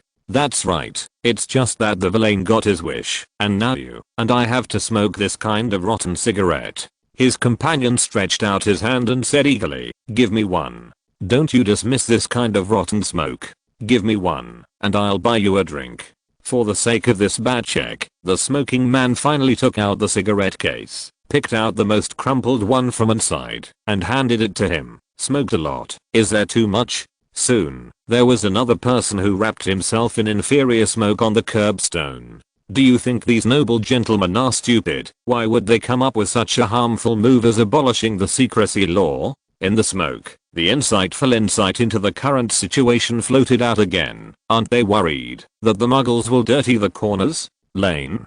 They are willing to give stupid dirty dodgy muggle jobs because they are cheap enough, but how can a wizard's skills be replaced by a bunch of non-magical junk? They only care that cheap workers can make them make a lot of money, but don't care about the quality of the flying carpet at all. Especially that damned 8th woman, Blake. I want to curse her to hell. She is young and has a lot of bad water in her stomach, and she is worse than the most miserly person in. But I heard that John made several times as much money as before. That's because she wants to buy people's hearts and divide us. The man in the smoke said with certainty like a round worm in Wahlburger's stomach. Wait until they feel that even a wizard is unnecessary at that time. That idiot John will be kicked out, and she can sleep with money that smells like muggles. I understand, but... The companion's voice hesitated. Are we really going to do this today? Damn, are you going to surrender like John Zegler's bastard? We've lost our jobs, we've got nothing to lose anyway, and we are burning the damn factory down with the lives of a bunch of muggles. Will the Wizengamot sentence us to death? No, on the contrary, some adults who are as clear-headed as we are, and who have long disliked these muggles will give us medals of merit. But it's a lot of money to burn down factories anyway. I have no money. What can she do with me? If she likes my land, she can take it. I can also ask the 2 old women in my family to pay off the debt, but I guess it won't be much after they are buried. A disdainful laugh came from the smoke. Anyway, we'll be flying away when the time comes. Someone gave us a sum of money, which is enough for us to escape to Prussia, which is the place where capable people like us should go. Aren't you bringing your family with you? Family? It's just a burden. How can I have so much spare money for them to eat and drink? But you haven't told me how to get there yet. Don't worry, when we finish this wave, you follow me. You are right. Don't you believe me? The companion did not speak, and the 2 quickly fell into silence. Seeing that the trust was about to be broken, the leader couldn't sit still. Okay, I'll tell you later. I'll give you another one, right? After the bell rang, some off-duty workers gradually came out of the factory. Although they were tired, they looked very relaxed. These bloody muggles. Staring at those inferior people whose situation is completely opposite to their own, the man in the smoke said indignantly. It's just, I really miss the old days when we could casually catch muggles on the street and bring them home. A cruel but light laugh came out of the smoke. I can peel off their skins and make a drum. Let their souls play on the drum every day. It is wonderful to think about it. Really? This is the old almanac from how many years ago? Ahem. Damn it. What are you smoking? Newspaper rolled leaves. A male voice full of air joined their conversation, and 2 generous palms clasped together on their shoulders. Why haven't I heard that you have such a talent? Who? You asterisk. The man turned around angrily and closed his mouth like a little white rabbit the moment he saw the food. Mr. Ogden, I just read it in a book. You know, the content written in some storybooks is a bit exaggerated. Oh, what book? A storybook? I heard that the Aura office seized a batch of black magic books in Nocturnally last month. There are similar things in it. I think you should go back with me to accept investigation. I have reason to suspect that the recent 45 disappearances in London are related to you. Ogden fled a golden booklet from his breast pocket, waved it lightly in front of him, and dispersed the stench. Although we are old acquaintances, in view of the new charter and my selfishness of wanting to show off the new credentials, I have to introduce myself. Deputy Director of the Aura office, Bob Ogden. Please come with me, please. Mr. Aura, we didn't do anything, just squatting here. Someone has seen the 2 of you sneaking around here for days. The 2 resisted resolutely, but before they could raise their wands, Ogden disarmed and bound his hands. In order to let the 2 good friends stay for a while, he intimately tied them together. I have to say that when I heard about the 2 old women in your family, I almost couldn't help but want to kill you. if it weren't for the issue raised by Dumbledore, requiring every orator they all have to wear a recorder. Oh, damn it, I have to record the faces of the two of you. Ogden undid the buttons on the neckline of the dragon leather jacket, and continued, if it wasn't for the fact that auras don't allow lynching now, there may be less than 3 movable fingers left, but those are your wife and your mother. How can you say that? How much have you heard? A few days ago, the old butler of Carlo's family offered him a salary of galleons a month to invite him to be the chief alchemist. Don't worry, I didn't hear you all. You still have room for sophistry. Ogden smiled, reached into his pocket, and pulled out a piece of fluffy transparent cloth. His fingers disappeared behind the cloth, and he could directly see the scene behind. He looked at another prisoner, and said with a smile, the invisibility cloak, freshly baked, although not top notch, but it is also a good thing that you sneaky guys will never see in your life.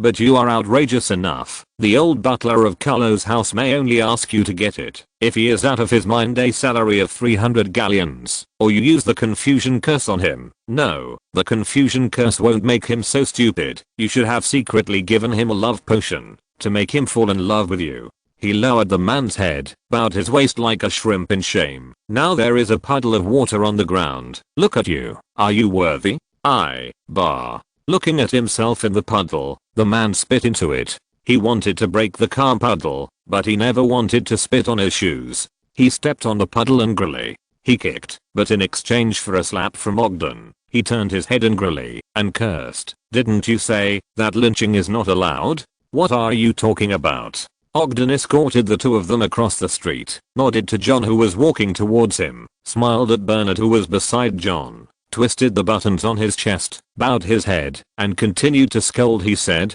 don't spit blood on me when my button is crooked. The lackey, you are the lackey of the Black family. You're right, that's right, that's right. Ogden agreed with a smile, took out a cigarette from his pocket, and inserted it into his ear. At least I can still smoke decently. If you reward one, go to the prison, to drill a log and light a fire. Oh, by the way, I can't forget you. He picked up another one, inserted it into the other person's ear, looked at the symmetrical two people, and smiled with satisfaction. About what you just mentioned, someone paid for it. Let you flee to Prussia. After destroying Miss Black's factory, you can organize your language now, and explain it later. I confess, this is all his plan, and I was coerced. As soon as Ogden finished speaking, the screams ranged out between the two, and the wizard who accused Ogden of being a lackey shouted, he's the one who called me here and told me I could go to Prussia, and I don't know anything, and I don't even want to be fireproof.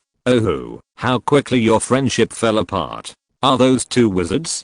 After walking a certain distance, Bernard, who heard the cry, couldn't bear his curiosity and turned his head to look at Ogden and the two criminals. I think they are wearing wizard's robe, but they were held by a man in a jacket. That's Bob Ogden, who used to be an aura in this area, John explained. As for those two people, I'm not sure. Anyway, I'm not serious, but they look like two dogs. You must know them.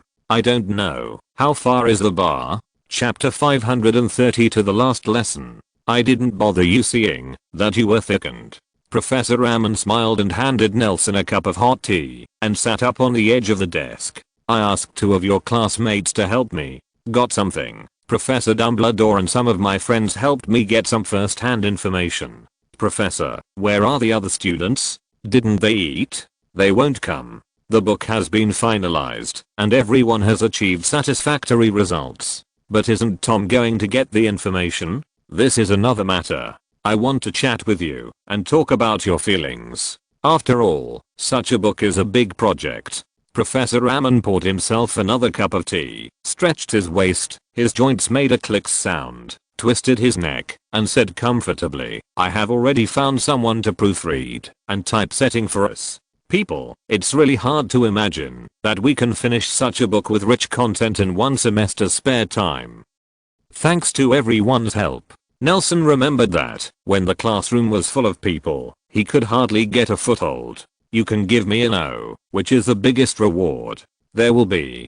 Professor Ammon waved his hand with a smile. You can even get a lot of remuneration. As the second author, you should be the youngest wizard who became the author of this kind of textbook, right?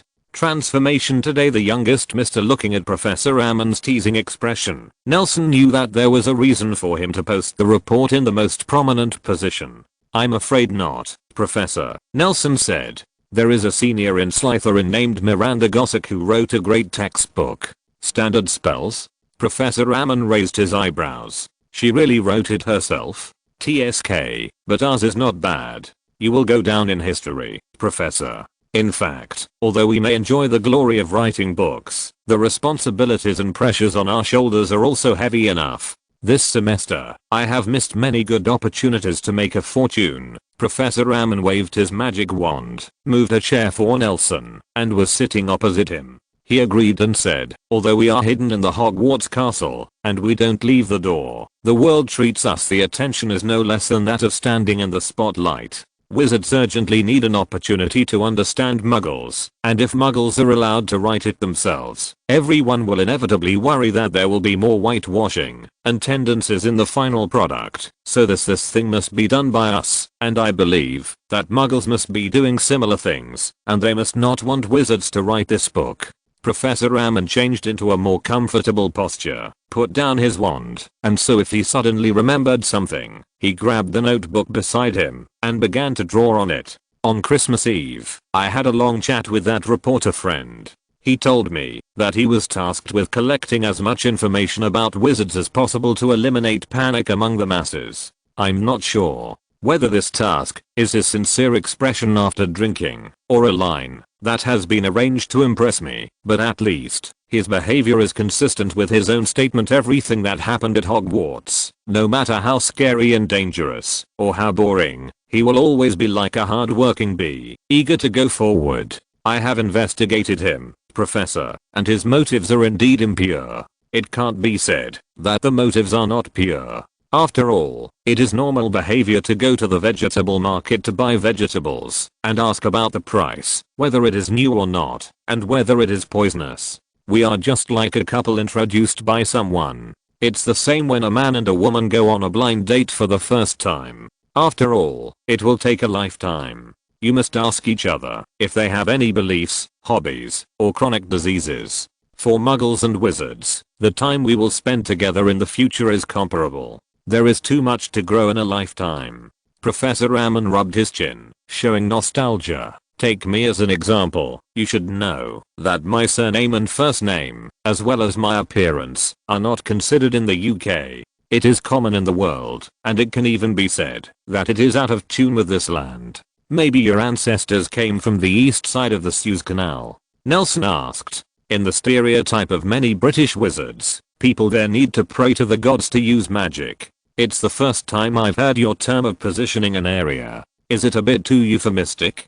Professor Ammon smiled. It's even more extreme than what you said. When I was 4 years old, my family moved to Britain. At that time I realized that the differences between people may be greater than those between people and animals. Even a wizard like me who prays to God to use magic understands that it creates barriers and divisions among believers. It is a symbol of matching things with the Lord. But the fact is that my father couldn't find a job for a long time, and the family was very poor, so he could only rely on the ancestral property brought from his hometown to buy a house in Diagon Alley. For a castle with a garden, you can only send servants out to buy it every day.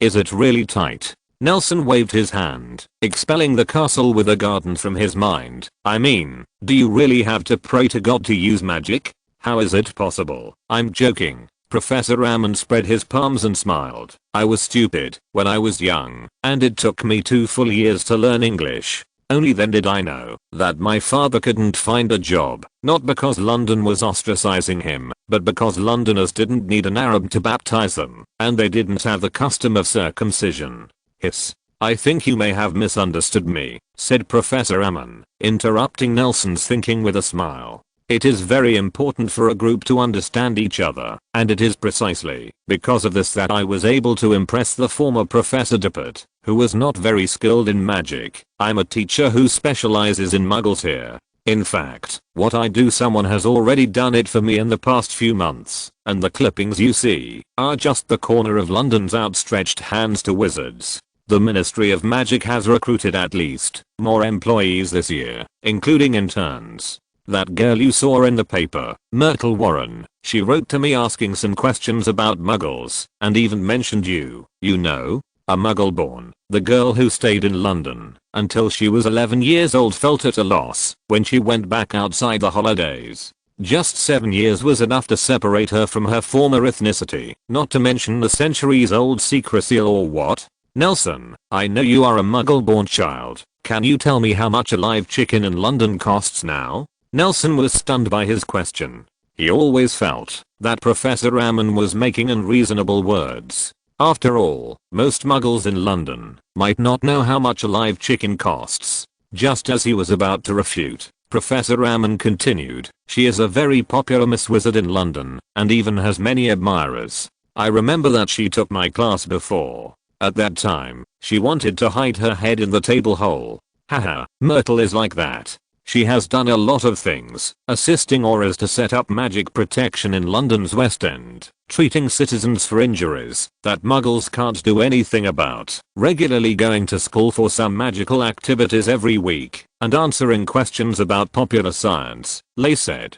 Professor Mann opened one of the pages of the manuscript and showed it to Nelson. These things can't be done with enthusiasm, and muggles and the Ministry of Magic must work together to promote them. After compiling this book, I read it. The world, finding Britain almost uncharacteristically peaceful, has pulled together, as if something like this had been contemplated a long time ago. Perhaps that's what everyone expects, Professor. I think so too. Professor Lamon blinked, took out half a ticket stub from his pocket, and put it on the table. This is a very popular movie in the 6th district of Paris. Maybe you'll be interested. Nelson looked down, and in the sky above Auschwitz, a silver falcon was flying high. I have been ordering a magazine called The Quibbler.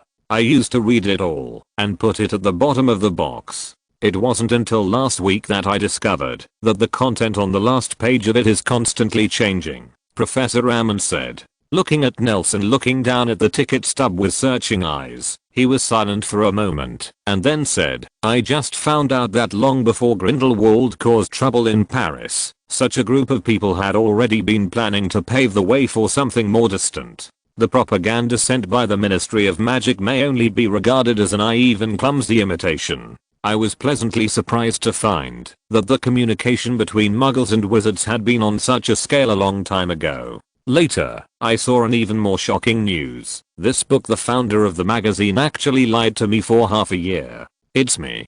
Being stared at by Professor Ammon, Nelson finally raised his head and admitted generously, but I haven't cared about them for nearly a year. This just proves that they are on the right track. This is a wise decision. Nelson, such advanced innovations tend to quickly collapse after losing the banner bearer. But since they have not fallen apart, then it proves that you brought what they want is not an idea, but a direction. I'm very happy, Nelson, you are willing to tell me about this. Professor Ammon blinked. Although Professor Dumbledore told me last month, he also asked us to be careful, but I was shocked to hear the confession from you. I feel that I'm a person who can't keep up with the enthusiasm. When you are doing big things in Paris, as a teacher I actually listened to people singing songs all day in a bar on the streets of Paris, and when I ran out with a crepe, the sky changed. What did Professor Dumbledore tell us to be careful about? After admitting, Nelson was no longer restrained, and asked simply, is he worried about me doing something again?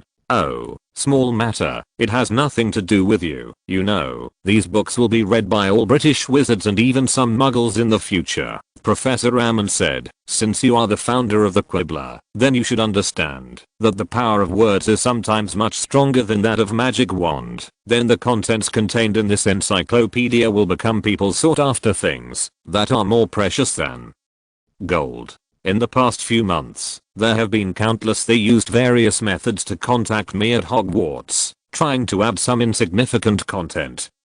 If you say that, you must have not promised them. Of course, after all, no one really dares to come to Hogwarts to kill me. As for Garen, I remember I mentioned it just now. Professor Ammon let out an haha sound unique to Arabs. I shouldn't be too short. Nelson thought again of the castle with its gardens, where he had lived in poverty. Can you tell me who it is? Nelson asked seriously. Are you going to take revenge?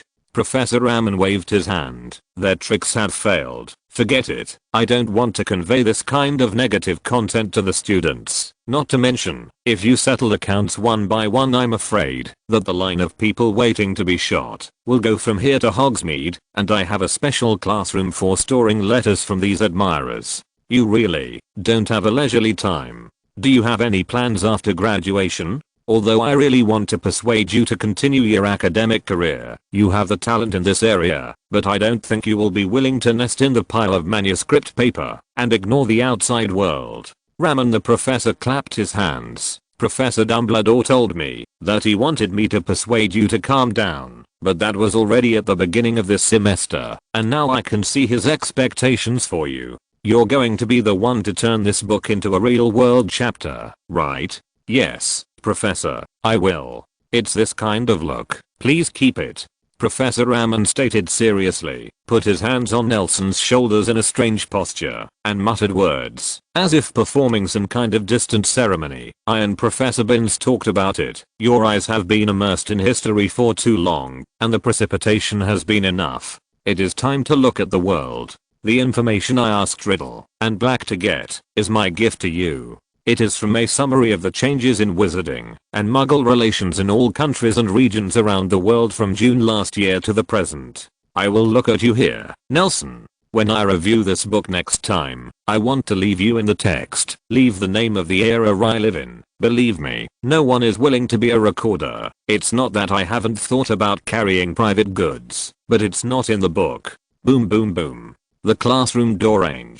You can ask them directly. Good night. Professor Raman sent off the guest with a smile. I wish you all good results in the NEWTs exam. This may be our last lesson at Hogwarts. If you're listening to this novel on a channel other than Fanfic World, it means they downloaded and uploaded it without effort. We cordially invite you to visit our channel, Mundo Fanfic Novelos. There you'll find the original version of this story and you can explore many other novels of various genres. We're waiting for you to immerse yourself in a world of incredible novels. Chapter 533 NEWTs. Next, Nelson Wertling Williams. The cold call sounded in the classroom. Tom patted Nelson on the shoulder and watched him walk towards the door. Ended. What's over? Nelson asked with a smile, turned and opened the door, turned sideways, and passed by the boy who came out head on. Although his face was full of exhaustion and remorse, he was more relaxed about letting go of everything. Seeing Nelson when he came, he was stunned, nodded with a smile, didn't say a word, just sent his heartfelt blessings to his classmates, who were about the same age as him, and reminded, by the way, be careful, Williams, the old man is a bit mean, and his ears are not very good. Thank you. Nelson paused and smiled at him. I'm the best at dealing with all kinds of mean old men. Are you Williams? Nelson raised his head, and in front of him was an unknown old man. In order to avoid cheating in the most important NEWTs exam for wizards, the Ministry of Magic and Hogwarts invites some prestigious, capable, and trustworthy wizards to serve as examiners every year, and sometimes even look abroad. Nelson only felt that this old man was a little familiar, but he couldn't remember who he was for a while. Maybe he had seen it on a chocolate frog card. If that was the case, he could be regarded as a neighbor. Thinking of this, he couldn't help giving his new joke a thumbs up.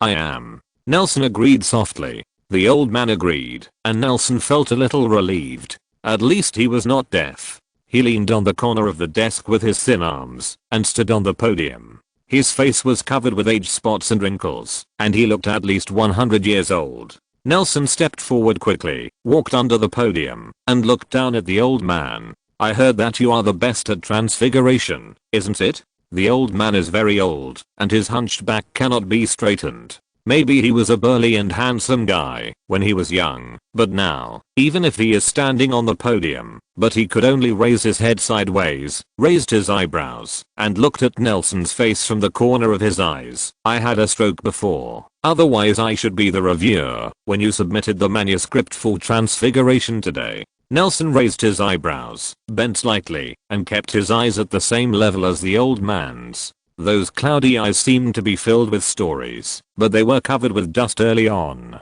Perhaps his past was full of emotion.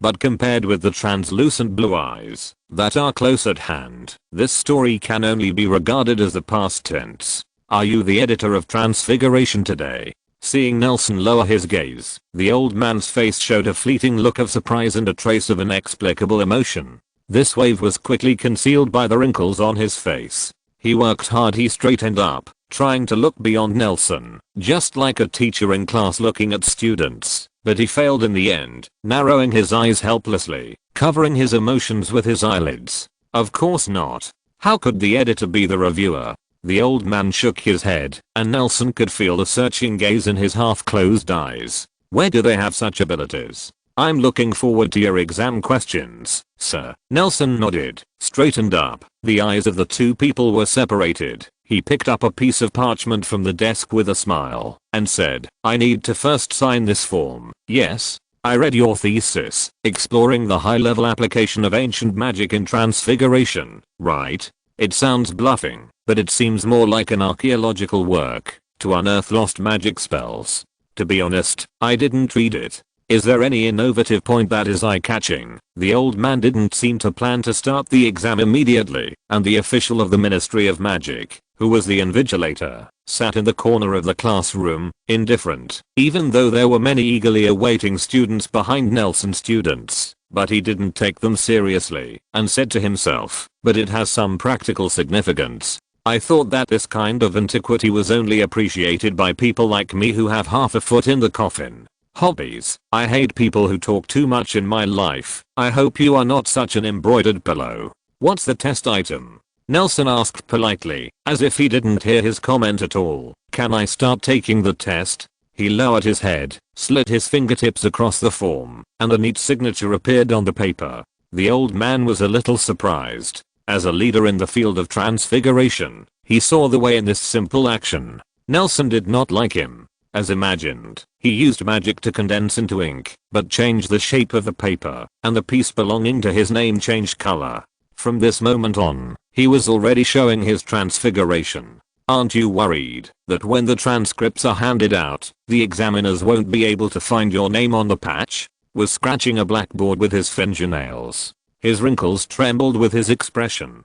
Perhaps it was because Nelson lowered his head to show respect. What the student said was so sharp and mean, although there was a bit of tit-for-tat rebellion, but Nelson understood that those who are the best in their field may have such a temper. I originally wanted to test your knowledge of ancient transfiguration, but this seems to be prying into your secrets. The old man changed his foot and said softly, but I don't think the contents of the Newt's exam really seem to be true.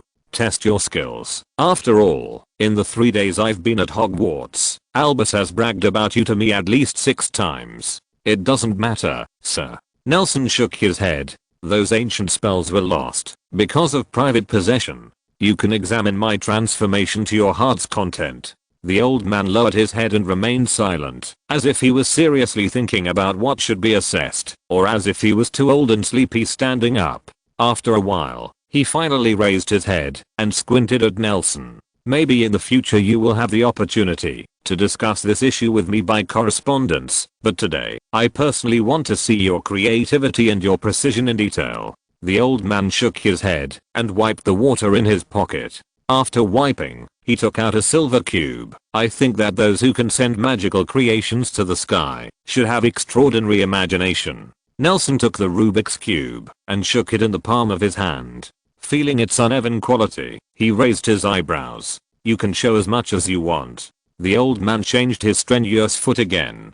Seeing this, the official from the Ministry of Magic who invigilated the exam was about to walk forward with a chair in his hand, but he stopped him with a wave of his hand. He usually lay down or sat, but instead stood for a while extravagant hope. He didn't tell Nelson the content of the assessment, just like an examination paper with no propositions and no division of subjects. Nelson took 2 steps back holding the cube and grabbed it randomly in the air with one hand.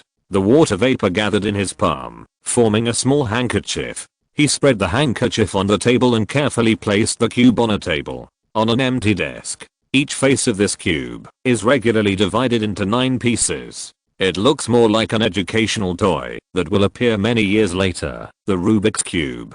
Maybe the old man wants him to deform the Rubik's Cube, but the more you study it, those who practice transfiguration will understand that this is an extremely difficult job. The material of this Rubik's Cube is constantly changing.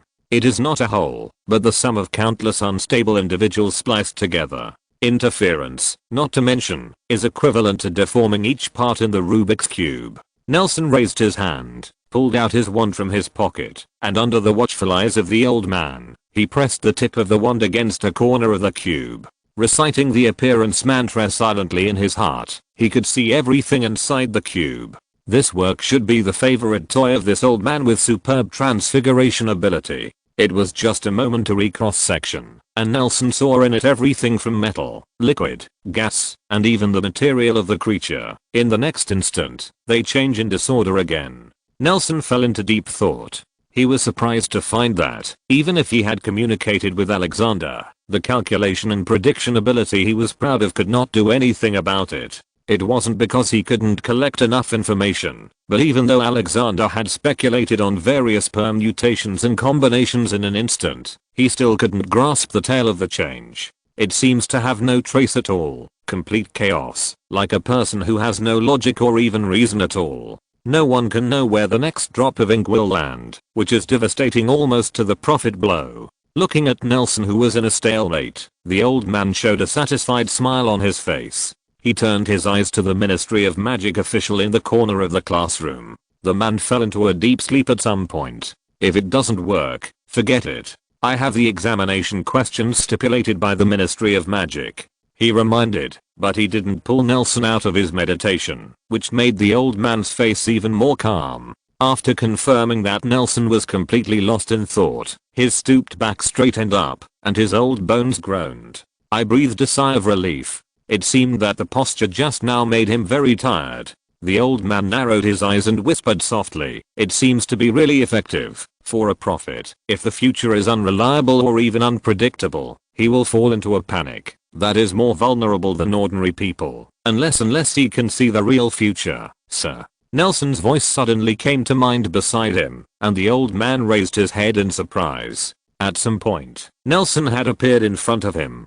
He widened his eyes, but Nelson's figure had disappeared, and the rest was still standing. Nelson, who was poking the Rubik's Cube with his wand in front of the desk, was thinking hard, as if the words just now were just auditory hallucinations. The old man rubbed his eyes, and the after image in front of him seemed to be still on his retina, like a depressing mountain. When he opened his eyes again, Nelson had straightened up, holding the Rubik's Cube with both hands and twisting it. His movements became more and more efficient, and he was even able to let go of the hand holding the wand, and quickly twist the Rubik's Cube with one hand with his left hand. The silver metal reflected the lights in the classroom, looking like a star. Nelson raised his right hand holding the wand, and the old man felt that the air around him became dry. Looking intently, he saw more and more solid water gathering at the tip of Nelson's wand. They gathered together and gradually formed an abstract image. The cube even twists in unison with the Rubik's Cube and Nelson's hands. Soon, a layer of metal texture was attached to the surface of the cube formed by the running water, and its appearance became more and more solid and clear, gradually becoming exactly the same as the original Rubik's Cube and Nelson's hands. The old man looked at Nelson's transformation, suppressed the horror in his heart, and smiled. "I originally wanted to test your ability to control the transformation of complex materials, but you seem to have misunderstood what I mean. But still pretty, I can give you a no, sir. I didn't play on my own." Nelson raised his head. The old man noticed that his face was much paler than before, and there was even faint sweat dripping from his forehead. The movement of his left hand stopped, and the silver cube was lying quietly there. At the same time, the deformation of the tip of the rod ceased, and he put the original cube back into the handkerchief, and placed the deformed copy on top of it, the metal and the silver chain in the sleeve colliding, making a sound like wind chimes. With a loud sound, he wrapped the two cubes in a handkerchief, took them behind his back, waited for a while, took them out again, and placed them in front of him, one on the left, and one on the right. "You can guess which one is the fake that I deformed." The old man walked off the podium quickly, even forgetting to bend his back. He stood opposite Nelson, holding two Rubik's Cubes with both hands at the same time. "The prototype is now He taped one of them with his wand, even forgetting to use the silent spell, and said sharply, frowning, "I order you to show your essence." His brows relaxed quickly, but when he saw another Rubik's Cube, he checked it out of caution. But when he saw the same changes that were synchronized with the previous one, the shock on his face was gone. Unable to hide anymore, he suddenly raised his head and stared at Nelson. His palm moved back and forth between the two Rubik's Cubes and finally landed on the head of the Rubik's Cube that was checked at the beginning. You may have guessed wrong. Before the old man had time to react, Nelson's palm brushed the Rubik's Cube in his hand. Wow. The sound of water, feeling the cold touch from the palm, the old man lowered his head, and there was a pool of water stains under his feet. The deformation of the material is not as interesting as the deformation of the spell itself, don't you think? The water stains slowly lifted from the ground, condensed into a cube shape again, and began to twist rapidly. Actually, you guessed it right, but I'll let it turn into water at a certain moment. How so?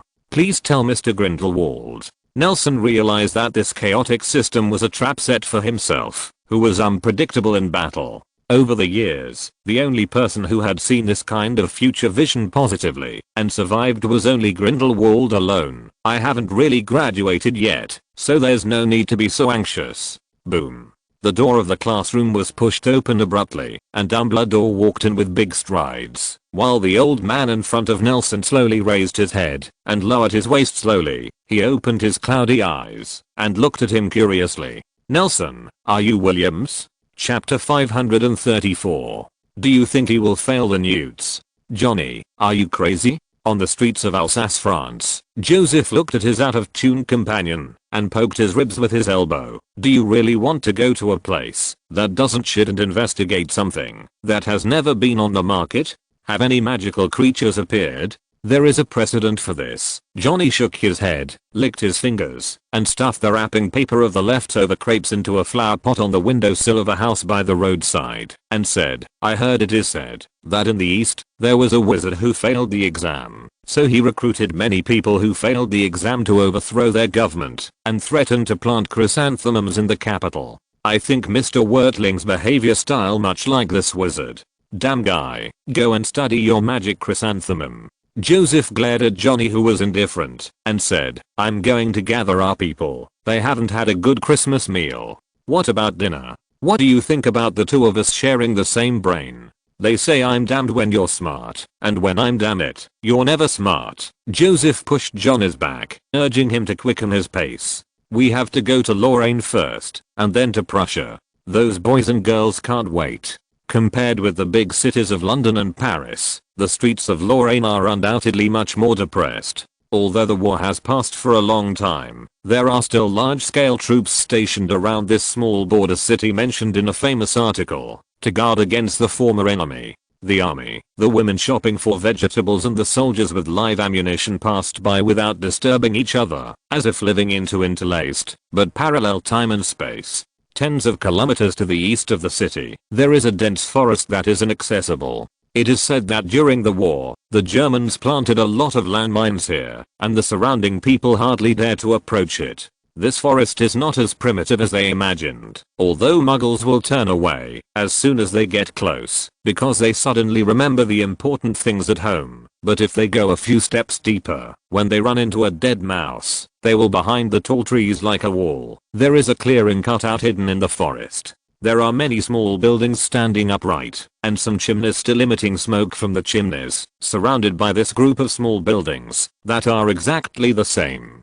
Yes, there are several huge factory-like buildings. The roar of machinery resounds from the factory buildings, and even the ground is constantly shaking. But the people walking on the streets of this small town in the forest did not appear disturbed by the continuous noise. On the contrary, they seemed to have adapted to this background white noise. It was heard, mixed with the roar of machinery, and was scattered in the rustling of leaves in the forest when it was gently blown by the wind. I'm really afraid of stepping on landmines every time I come back.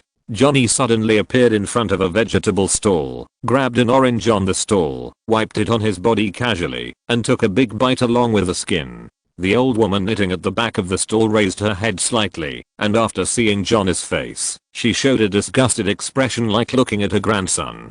The sorcerer didn't even have any sense of magic in this small stall, but after seeing Johnny, she didn't panic at all. On the contrary, Joseph, who noticed Johnny's impolite behavior, hurriedly took out his wallet, and before paying, I heard Johnny say lightly, "He pays. I really hope you are killed by a landmine, Johnny," he said with a dark face, after paying the money, frowning. "I don't know what Mr. Wordling likes about you. Maybe it's because we are inseparable?" Johnny shrugged his shoulders and handed the half-pulled orange in his hand to Joseph. After all, for a wizard, 1 + 1 can completely exert a strength greater than 2. Are you going to try it? Are looking for a master tomorrow. What do you think of Albus Dumbledore? He has a meeting in New York next Friday. We just need to be halfway. You can keep it for yourself.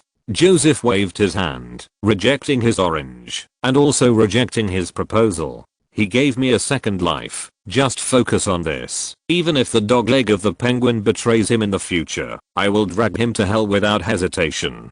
Johnny showed a nonchalant expression on his face, biting the orange in his hand. The orange juice flowed out of his hand. He looked at the old woman behind the vegetable stall and put on a kind smile. "Grandma, you should go back to your respective homes these few days. I want to go here. It should be abandoned soon." The old woman didn't speak, just stared at him, smiled and shook her head. "The guards are back." A group of children, big and small, roared across the street, reporting the great news to them. When they passed the two people beside the vegetable stall, they lined up and stopped to salute noisily. The gathering of children with huge differences in all aspects is a wonderful sight. They quickly ran away, and when they reached the next intersection, the shout came from afar, "The two idiots are back." Instead of being annoyed at being called idiots, Joseph and Johnny were smiling. "Guards. Why is it called the guards? Whose guards are we?" Maybe they saw this name in some book, defending their troops. We didn't defend them. In the beginning, this small town only had the factories in the center, which were only used as a temporary foothold for Joseph and Johnny. They took their recruited wizards and followed the instructions issued by the penguins. The initial work content was mainly collect messages from the sky all over the world. A few months ago, with the addition of more and more brilliant wizards and young blood, they also moved their main station here, watching over the purgatory on Earth in Prussia. After connecting with Ryburn, who had been dormant as Harryman, they finally joined the battle again after months of riots in Paris. The combination of the two laundrymen, cooks, and warehouse managers is one for natural fighters. These people who live in a stable life in the small town are the trophies they took from the Prussian goods yard. The Prussian black wizards didn't even notice that something was wrong, because such plundering it is a common thing. Not to mention that in recent times, rescue operations by different forces from all over the world have emerged one after another.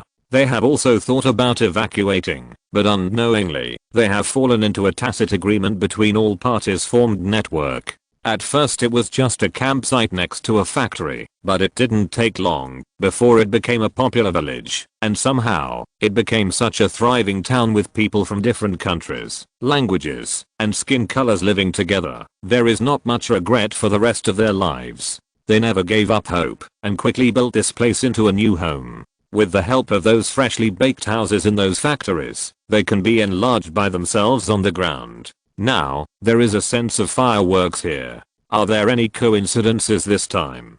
Johnny asked Joseph. I heard that they encountered a giant this time. I'm afraid it will be a little complicated. Scarlet reported it 2 days ago. I knew that with your IQ, you must not understand these numbers. The recruits have long since become veterans. The death toll has not increased for several weeks. Joseph shook, shaking his head. Let me briefly describe it. You can digest it slowly. There are no injuries, no deaths, and if you can't beat it, just run away. It's such a simple thing. I'm afraid there will be more of them in the future. Johnny shook his head and sighed. The Muggle war is over, and ours has just begun. In the future, I'm afraid it won't be as simple as being able to escape if you can't fight. They knew it. They knew it from the beginning. Joseph declared vigorously. Some battles cannot be retreated. We are not soldiers who are driven by interests or power. We are fighters who fight for the people behind us. Sometimes I feel cold for Mrs. Wurtling. Johnny smiled. Who has an army like ours with a family and a mouth? Really alive. Behind them, the roar of the factory became more intense. and the tremors of the ground even caused the vegetables and fruits on the vegetable stalls to roll down one after another, as if there was something that had been suppressed for a long time in those silent mountain-like buildings. The beast is about breaking out of the prison. Crack, crack. The sound of the ice cap shattering came from afar. A penguin jumped out of the ice with a fat fish struggling wildly in its mouth. After gliding on its belly for a long time, it finally stopped in front of the obstacle, an ice-stained boot. "Sorry, I can't stay with you." The young man straightened up on the white ground, and a naive, yet mighty emperor penguin squatted quietly beside him, stretching his plump neck as hard as possible, rubbing against his palm vigorously. He even wanted to hand him the fish he was holding in his mouth. "Eat it yourself. You said it should look weird for me to walk around with a penguin on the streets of Europe." The young man raised his head and looked at the surrounding smooth ice surface. The penguins who made the sliders had a smile on their faces. "No matter how many times I watch it, I always think you are much more interesting than humans." He quickly bent down, put his hands under the penguin's ribs, picked up the emperor penguin beside him, and wanted to hold it in his arms. Perhaps because the food of these penguins was so good that he couldn't even hold this one, a fat little guy. The soft fur slid across the fingertips. The emperor penguin fell back to the ice, bounced his buttocks on the ground, and turned into a posture with his tail facing the sky.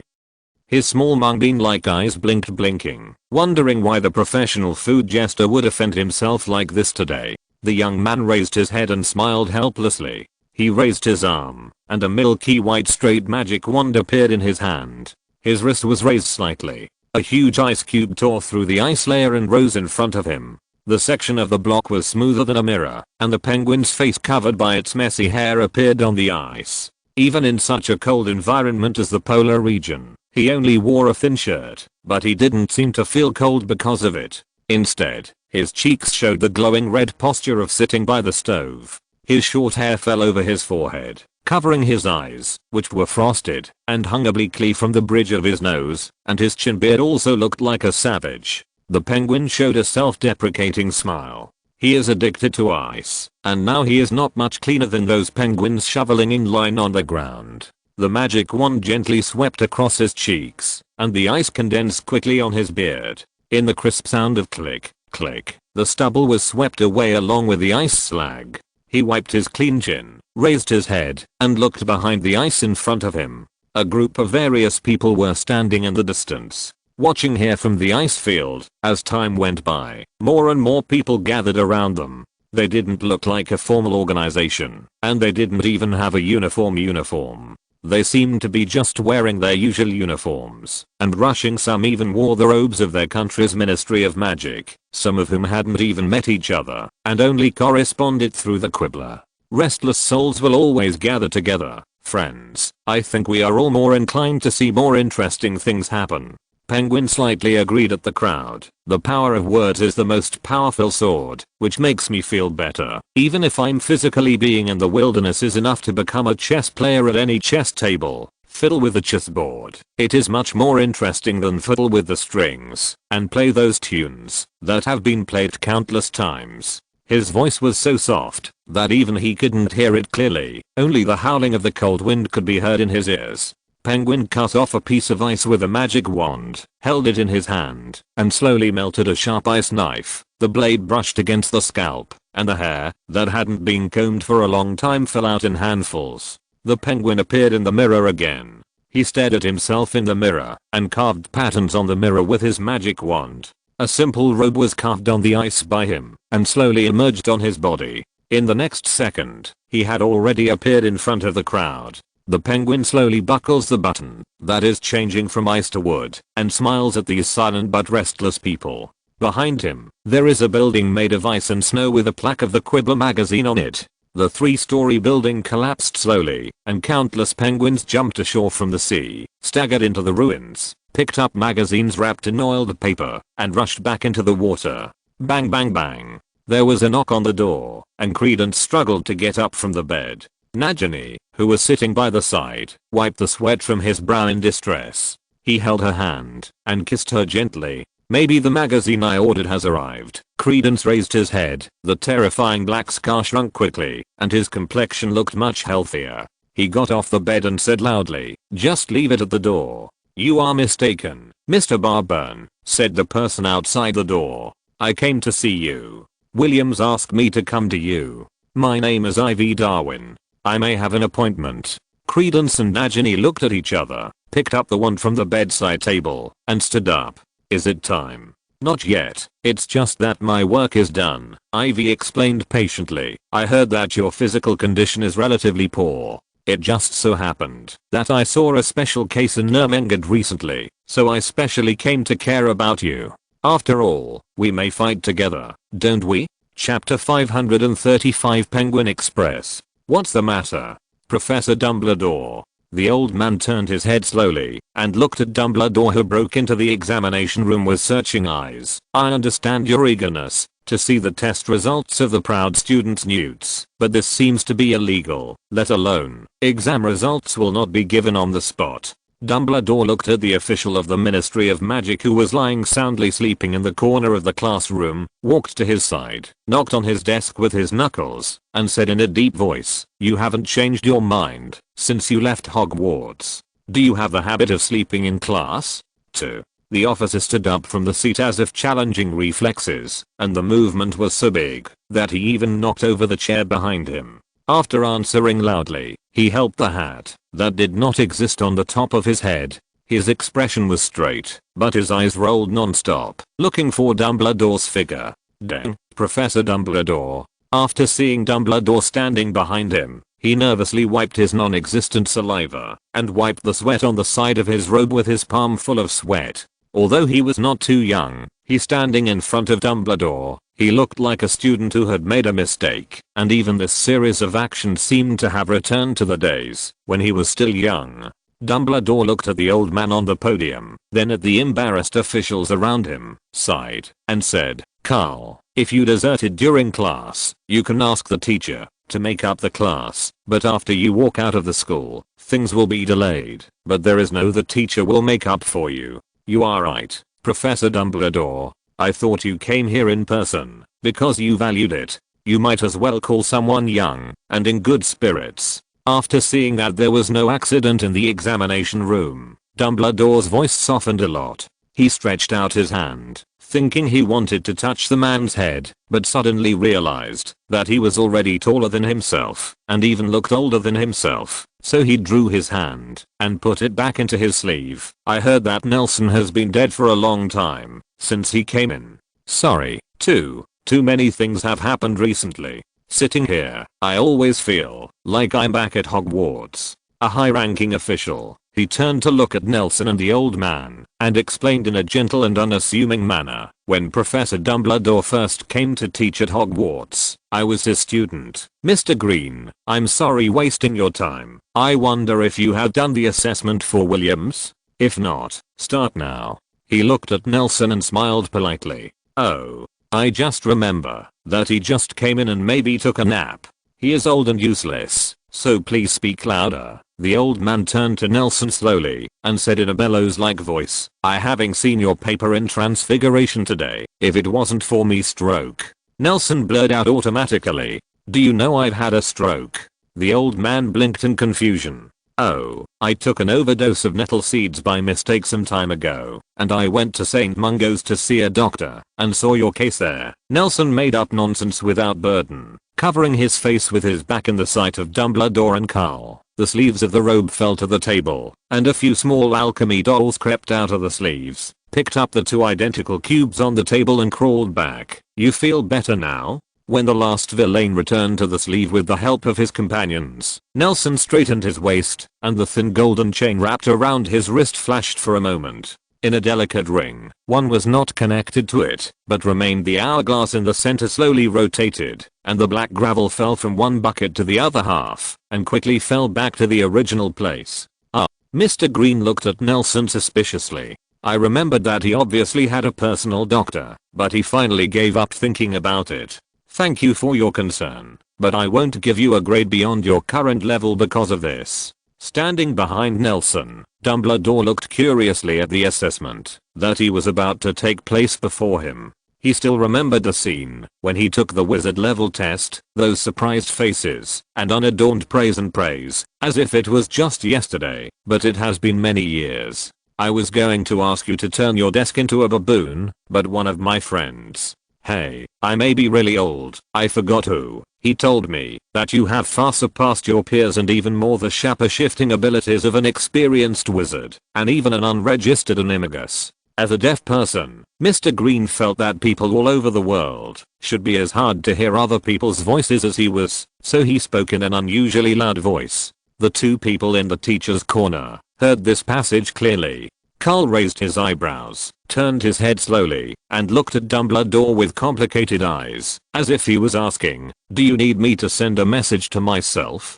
Dumbledore shook his head, but he was quickly drawn to Mr. Green's loud voice. "Actually, it's too much for you to transform into an animagus on the spot here, but for outstanding people, stricter requirements are not a bad thing. What do you think?" He didn't wait for Nelson to answer, and thought of himself. He said, "I remember that your name should be Nelson Wertning Williams. Then I want to see the transformation out of thin air." Nelson agreed without much preparation. He raised his wand quickly, and in the blink of an eye, a thin ribbon of water had already spread in the air. Dumbledore watched Nelson's wrist movements with interest. As expert, he could tell at a glance that in that instant, Nelson had fixed the magic clear spring created by the clear water curse into real running water. Under the control of his magic wand, a water dragon roared out of the water and quickly expanded to a volume enough to fill the classroom, but under precise control, not a drop of water was left on the floor, and soon, big and small, yes, golden stone vegetation, fresh and dead, all kinds of objects that can or cannot be seen in life are vividly interpreted under Nelson's wand. The huge body of water dragons is getting less and less, but in the classroom there were more and more debris piled up, and Dumbledore even saw Nelson coming out of a pool of water and casting magic with him, and he couldn't tell the truth from the fake for a while. It's amazing control. Mr. Green felt like he was watching a garden party with a wide variety of categories, and at the same time maintaining such a large number of transformations is impossible for most wizards, but Nelson seemed to be able to handle it with ease. I remembered the article that once caused shock. This is perhaps one of the ancient uses of transfiguration, which has no drawbacks except difficulty. Soon, more and more complex transformations were shown by Nelson, including human body transformation, which is a dangerous magic that only wizards who have been immersed for many years will try. Just when Mr. Green felt a little overwhelmed, Nelson suddenly raised his hand and held it fist. As if the chief conductor of the band waved the stopped button, all the creations in the classroom disappeared in an instant, and this kind of magic that instantly returned the magic power to its essence also made Dumbledore show a surprised look on his face. "Amazing. Really amazing," muttered Mr. Green, grabbed the form and signed it. "Have you taken the test before? How did you know to write your name? If it's not the highest grade, it's so I must make a name for you. Issue an S. Williams. Please wait, I have something to tell you." Just as Nelson walked out of the examination room, he saw Carl chasing him. He stood in front of Nelson and said out of breath, "Minister Rich asked me to bring you the key. It seems that we should be colleagues in the future. Come out directly." Nelson pointed to the door of the examination room. Inside, Professor Dumbledore helped me look at it. The character of Mr. Green and Professor Dumbledore is worthy of protection. Besides, the score of a subject in the NEWS exam, to be honest, will not affect anything. They have the ability to cheat. People don't need a report card like this. He smiled, and in his words, he didn't regard Nelson as a student who was about to leave school, but an adult who would work together in the future. He took out a small silver ball from his pocket and handed it to Nelson. "Minister Rich asked me to hand it over to you. You have 2 weeks of vacation after graduation, so remember to report in time on Monday of the 3rd week," he said. "This pocket can only be opened by you." After seeing Nelson unscrew the small silver ball easily, he agreed, gave a few instructions, turned around and left quickly. Nelson pinched the key that fell out of the small silver ball with his fingertips, held it up to his eyes, and looked at it. The slender key does not have any complicated structure, but the complicated inscriptions on it, and the magic light that flickers from time to time prove that it is an isolated product that is difficult to replicate. Just when he was about to analyze the meaning of the inscription above, a hand reached out from the side and grabbed the key. "Show me." Tom looked at the simple looking key and even broke it with his hands. Nelson stopped him in time before biting his upper teeth. He threw the key back and said disdainfully, "Gold-plated copper. It's obvious at a glance. Is it too soft to use gold as a key?" Nelson put the key back in his pocket carefully. "Have you packed your luggage?" "It's all over." Tom pouted. "What is that?" "The key to the gate of power. There is your package. Please sign for it." At noon, Boralx Black sat up from his square meter bed, rubbed his swollen eyes from being covered with cucumber slices all night, and yawned big. He grabbed his gold-rimmed glasses and casually hung them on the bridge of his nose. "It's really boring." He rubbed his eyes again. The sound of knocking on the glass came from his ear. He turned his head to look at the window chair. The thick velvet curtains completely blocked the sunlight from the outside, making it impossible for him to see the time. "Come right now. Wait a minute." When he finally got off the bed and was pulling his slippers on and approaching the windowsill, the cool breeze from the crack of the window finally woke up the middle-aged man who was drowsy. He sat back on the bed again, but this was on the third floor.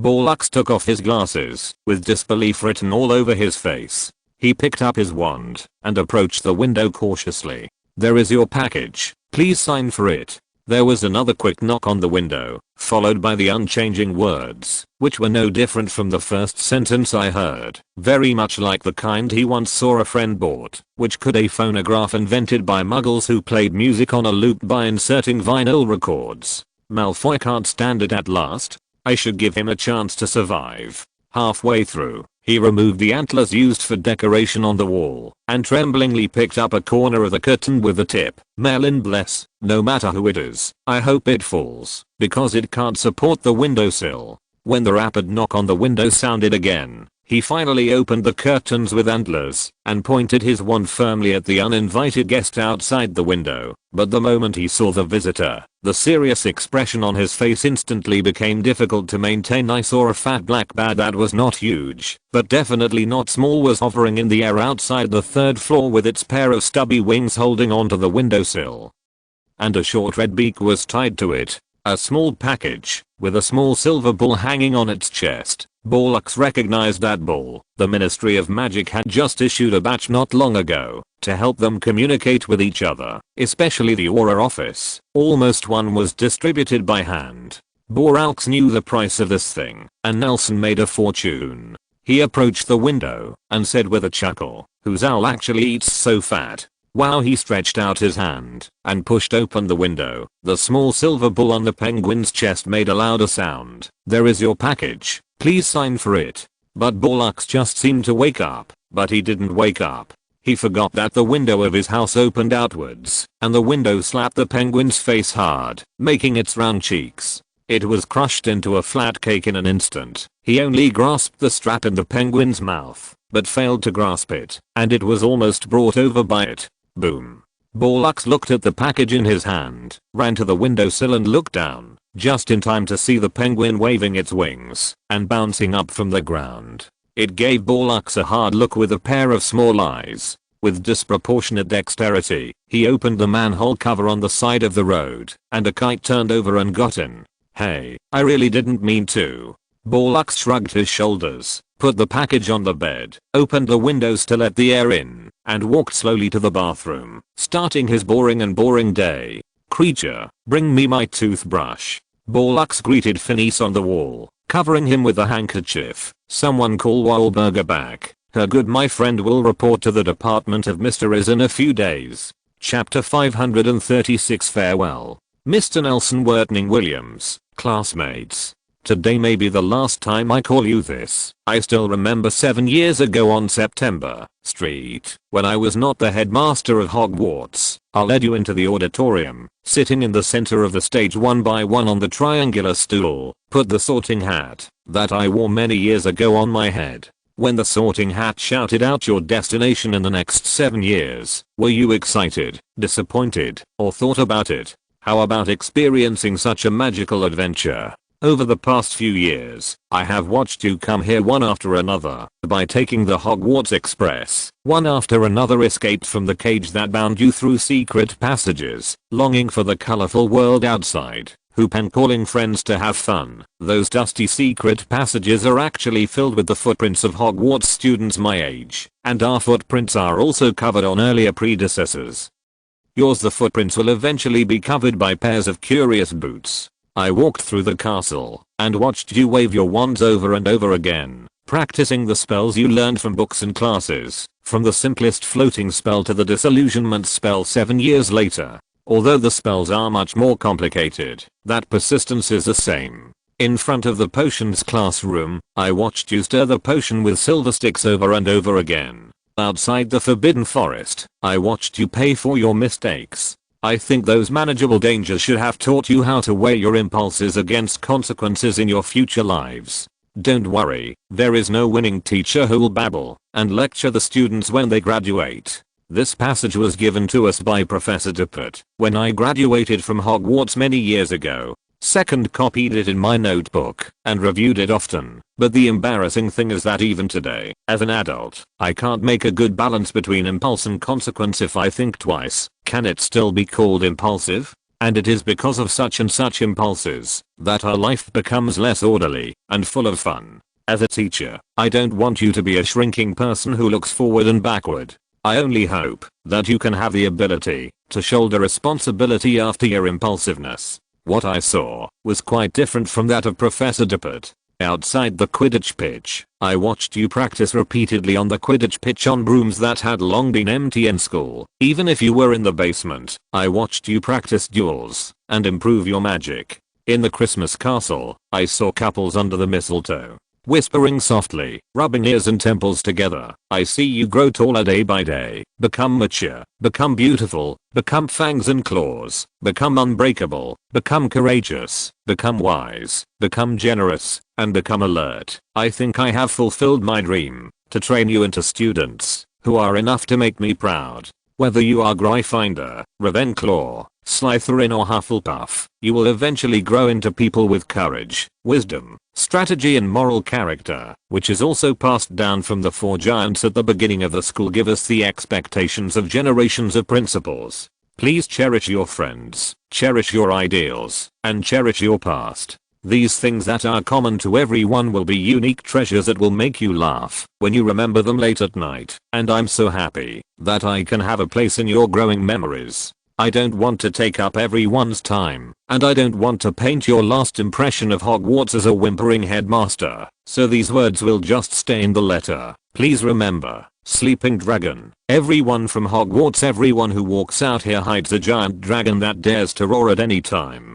Of course, please hide your sharp teeth and claws in the gentle sunshine. Let us turn our attention back to the first line of this letter. My dear children, the moment you put on the sorting hat, your fate is not decided just like that. What we can give you is only a piece of paper where you can rest at will. Warm beds, a classroom where you can learn endless knowledge, a group of interesting friends who can accompany each other. Someone once asked me, does the sorting hat judge a person? I want to say, no. What kind of person you will become does not depend on what kind of person you are, but what kind of person you want to be. I left the sorting hat at the entrance of the Great Hall. It may be your first friend when you enter Hogwarts. Maybe you still want to see it on your last day of school. By the way, you may not be able to catch up. This year's House Cup is won by Hufflepuff.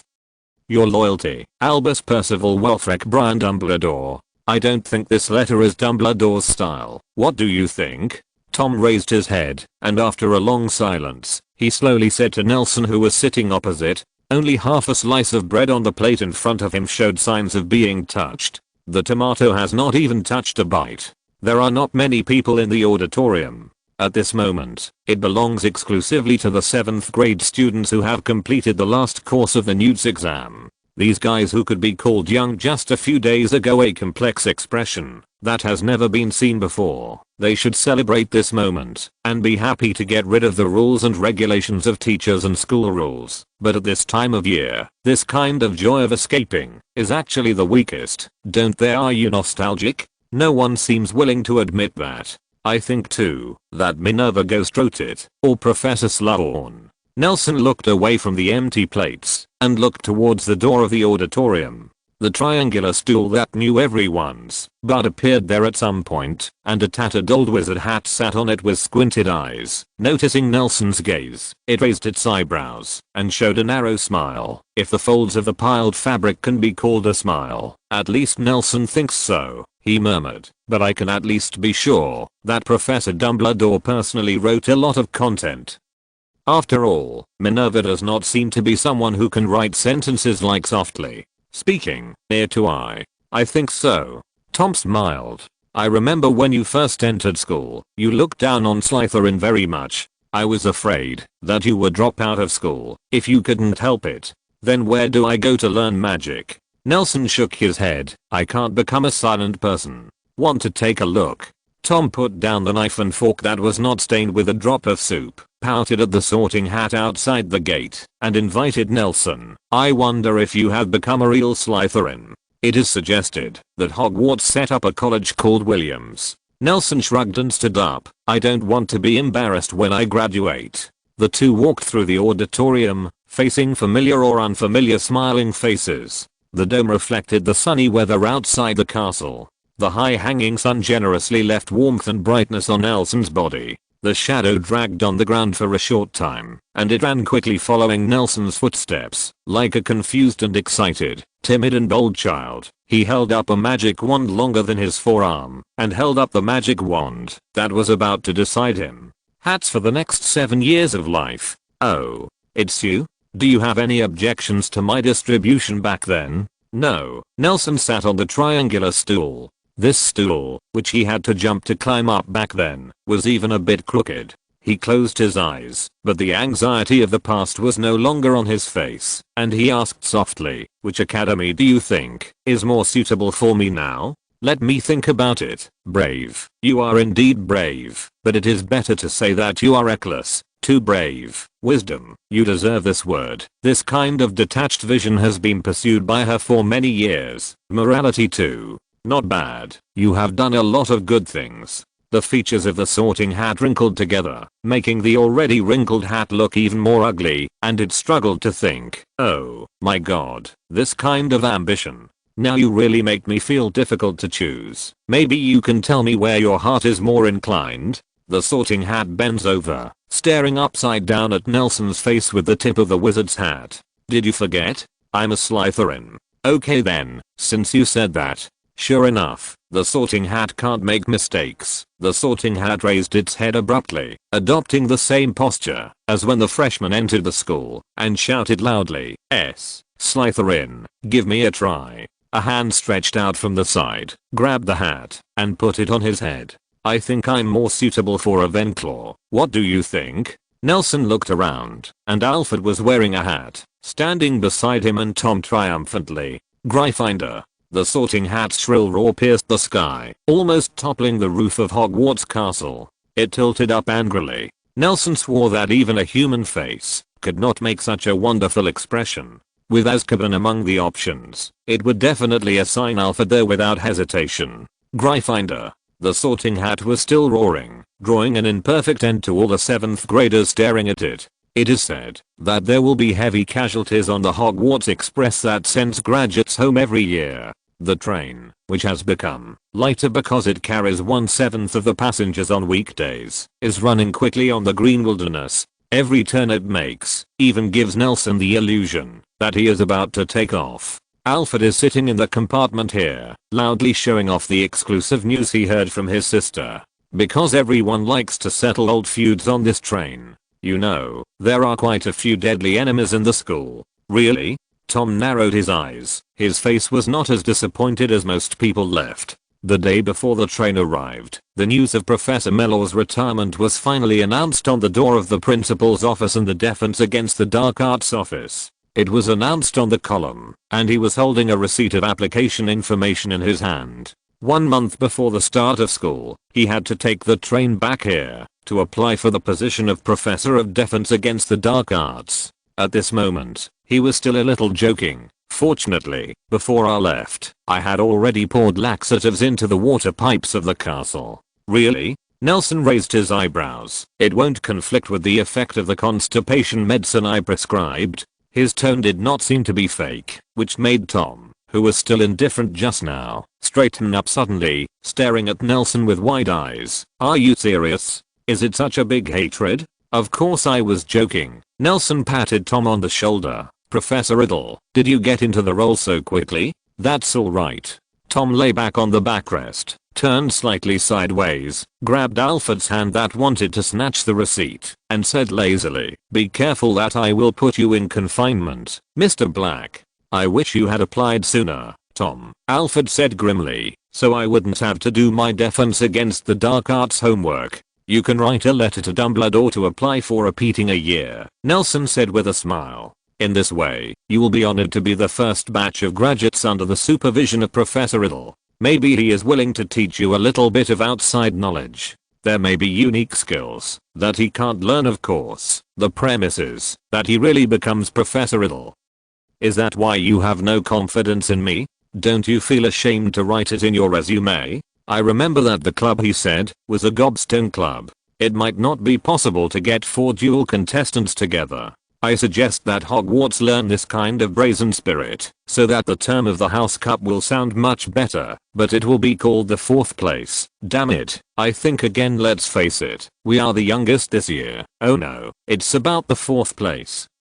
"Hey, runner-up," Alfred smirked, the last Hogwarts joke. Black Tom's eyes suddenly fixed on Alfred fiercely, and he said through gritted teeth, "I remember you just said that this train is often used to settle old grudges." "It's not often." Alfred held his school bag to his chest. "I remember we don't have any grudges, buddy." "Really? Diagonally for more than half a month. We would. You don't have to bear the unreasonable disaster of deducting points 30 every day until you are found. Are you right, Tom?" Alfred said angrily. "You are no longer a boy representative, a prefect, or even a student of Slytherin. Gal, please." Tom turned sideways and made way for Nelson. "Help, don't let the train stop. Thank you." Nelson acknowledged, stood up, walked past Tom, and gave Alfred a sympathetic look. "Help me, Nelson. Help buddy. You buddy is pretty good at calling. Did you learn it in Diagon Alley?" Tom showed a ferocious smile. Nelson shrugged, closed the door of the compartment, nodded to the 2 girls holding hands in the corridor, and shut the last sentence. "Nelson, help me. How can I live without you?" Inside. Chapter 537 Derailment. Nelson stood quietly in the corridor, his eyes fixed on the sky. The 2 girls who were holding hands and talking in a whisper stopped moving when they saw him come out. After whispering a few words, they went back to the cubicle holding hands. Nelson was the only one left in the corridor. He looked at the dusty window and wiped it lightly with his hands, which actually made the glass even dirtier. The dirty glass reflected the scenery outside the window, dividing everything he saw into 2 completely different images. A sense of palpitation enveloped his heart, even overshadowing the sadness of parting, just like the damp and dull air when the heavy rain is coming. The air, like the oppression of Mount Tay when standing at the foot of the mountain and climbing, made him have to pay attention to it. Nelson clenched his fists and propped his arms on the door of the cubicle. Hearing Alfred's begging for mercy from the cubicle, he felt a little more relaxed. "What the hell?" he murmured, found a slightly cleaner area on the glass, and put his face on it. The cold touch made him feel much better, and this sense of crisis has also come to him in the past. A few times, as a prophet, Nelson knew that something big was about to happen, and his expression became stern. Will the last train not let people stop? Bang. Accompanied by a loud bang and a strong tremor, the train suddenly stopped, even bounced off the ground, and then fell back heavily. Soon, the train's trajectory became bumpy and its speed also dropped. There are many, and the obstacles coming from the front from time to time make the carriage keep leaning forward, and it quickly becomes difficult to stand. Standing in the corridor, Nelson bent down and squatted on the ground so that the top of his head was lower than the side edge of the window. The unsteady heart palpitations became more and more intense. His palms brushed gently against the chest of the robe. His dress and robe suddenly turned into an easy-to-move windbreaker. A black walnut wand appeared on the tip of his right finger, and he tightly grasped the handrail in the corridor, while his other hand was holding a handful of heavy balls, and ghosts and wolves howled in the cubicle. The voice suddenly disappeared, and the door of the compartment was slowly pushed open. Nelson turned his head to look, and Tom was leaning against the door, nodding at him. "What's the situation?"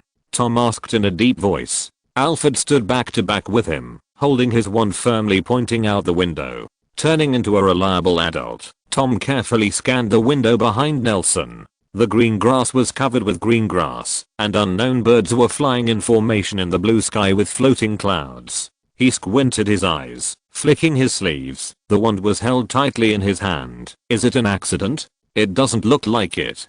Alfred wiped his mouth with his sleeve, and put his body weight on Tom's back. Tom's little curse is very effective. Whenever he speaks, there will be a small frog in his mouth. Jumped out. My dad said that the Ministry of Magic only overhauled the tracks of the Hogwarts Express last year. This section of the railway will only be overhauled every 10 years, and there will be no such failures. The carriage trembled violently, giving people the illusion that they were about to grow wings and fly out. Soon, the power brought by inertia weakened, and there was another strong tremor. Horn's gesture faltered, and Nelson pressed his hand to the hallway floor. The car already bent. "Let me see." He raised his left hand, and put his fingertips against the glass. The small silver ball in his palm slowly melted into a pool of flowing silver liquid, and crawled along the fingertips to the window. The glass did not hinder their movement, and the silver liquid easily through the glass. It turned into a mayfly flapping its wings rapidly. Nelson closed his eyes and looked intently. Most of the front half of the Hogwarts Express was lying miserably on the field. It is still steaming, but there is a touch of black smoke in the steam, and the firelight can be vaguely seen through the steam, and the original beautiful front and the first few carriages have been damaged and distorted. It seemed that after derailment, they rubbed and slid on the rough ground for a long time. Their expression became solemn. The flame was spreading rapidly to the rear at a speed visible to the naked eye, even though the material of the carriage was not flammable. During the forward movement brought about by the inertia just now, the wind was enough to sweep the fire to the rear. The staff carriages in the second section and the dining cars in the third section were completely distorted like twists and turns. Fortunately, the 7th grade students left school earlier. There was no one in those two cars, but the prefect's car in the 4th car had already been wrapped in an imposing fire tornado. The glass was shattered, and the outer shell was baked into a pitch black color. "It's derailed," Nelson said seriously. "The first 4 cars have been scrapped. This kind of fire doesn't look like a normal car accident. Is someone ambushing?" Tom asked suspiciously. "What's the point of ambushing this train? Could it be for you?" "It's not like." Nelson waved his wand and suddenly appeared in the compartment. He looked at Tom, who turned his head, and Alfred, who was facing him, and shook his head. "There are not many people who can come to me. This kind of rough style, and it obviously won't keep me, unless it's for my luggage. Want to record my change of clothes? This is more like an attack on this year's Hogwarts graduates. This train, is there any heavyweight role?" He waved his wand again, and reappeared in the original position. "No. If you're not even a heavyweight, is it possible to target everyone?" Ugh. Alfred vomited a frog. "After all, this year's graduates have taken Muggle studies lessons. If I want to target the recent Ministry of Magic and Muggle government, contacting us is a low cost and effective option, because in order to deal with these disturbances possible, Hogwarts, the Ministry of Magic and the Muggle government have full protection, and only this train is clearly. Those voices of opposition have been silenced for a long time, and if it succeeds, it will greatly slow down progress." "I'm a little embarrassed about what you said," Tom agreed, "but I always feel that there is a deeper secret." Boom. As soon as the voice fell, another strong explosion sounded from the direction of the front of the car. Immediately afterwards, screaming and loud shouts came from the front. It seemed that the students in the first few cars were fleeing in their direction. Nelson controlled the mayfly to follow the Prestige. There has been a staggered light of spells in front of him. It seems that someone has entered the battle. It's an attack. His expression became more serious, because the light of the curse only flickered for a moment and then dissipated.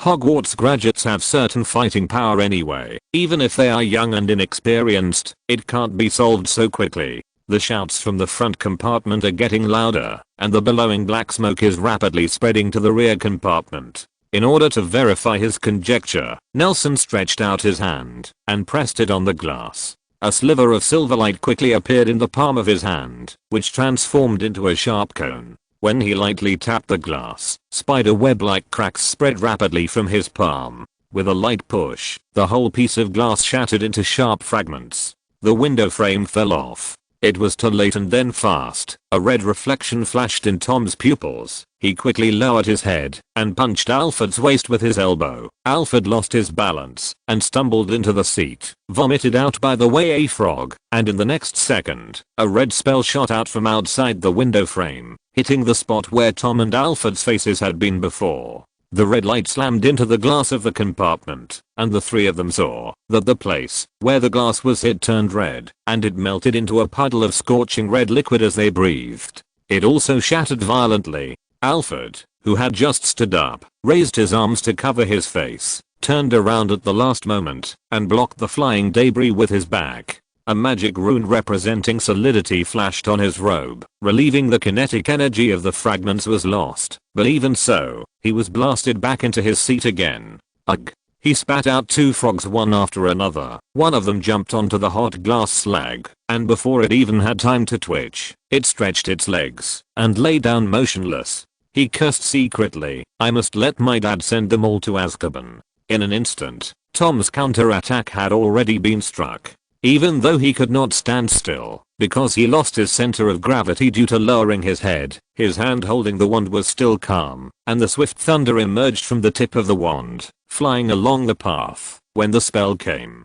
Going back, the thunder roared and landed in the waist-high wheat field beside the railway track, making a crackling explosion sound. The explosion echoed between the ears of wheat, making the power even more frightening. The strong impact spread from the center of the wheat field to the surroundings. The crops in the entire wheat field were bent and fell down. At the point where the spell fell, a figure affected by the explosion cleanly fell to the ground. Just as Tom stretched out his wand fiercely to make up the knife, an ancient gargoyle stood in front of the man. The statuette was blown to pieces, but when the smoke cleared, the man had disappeared.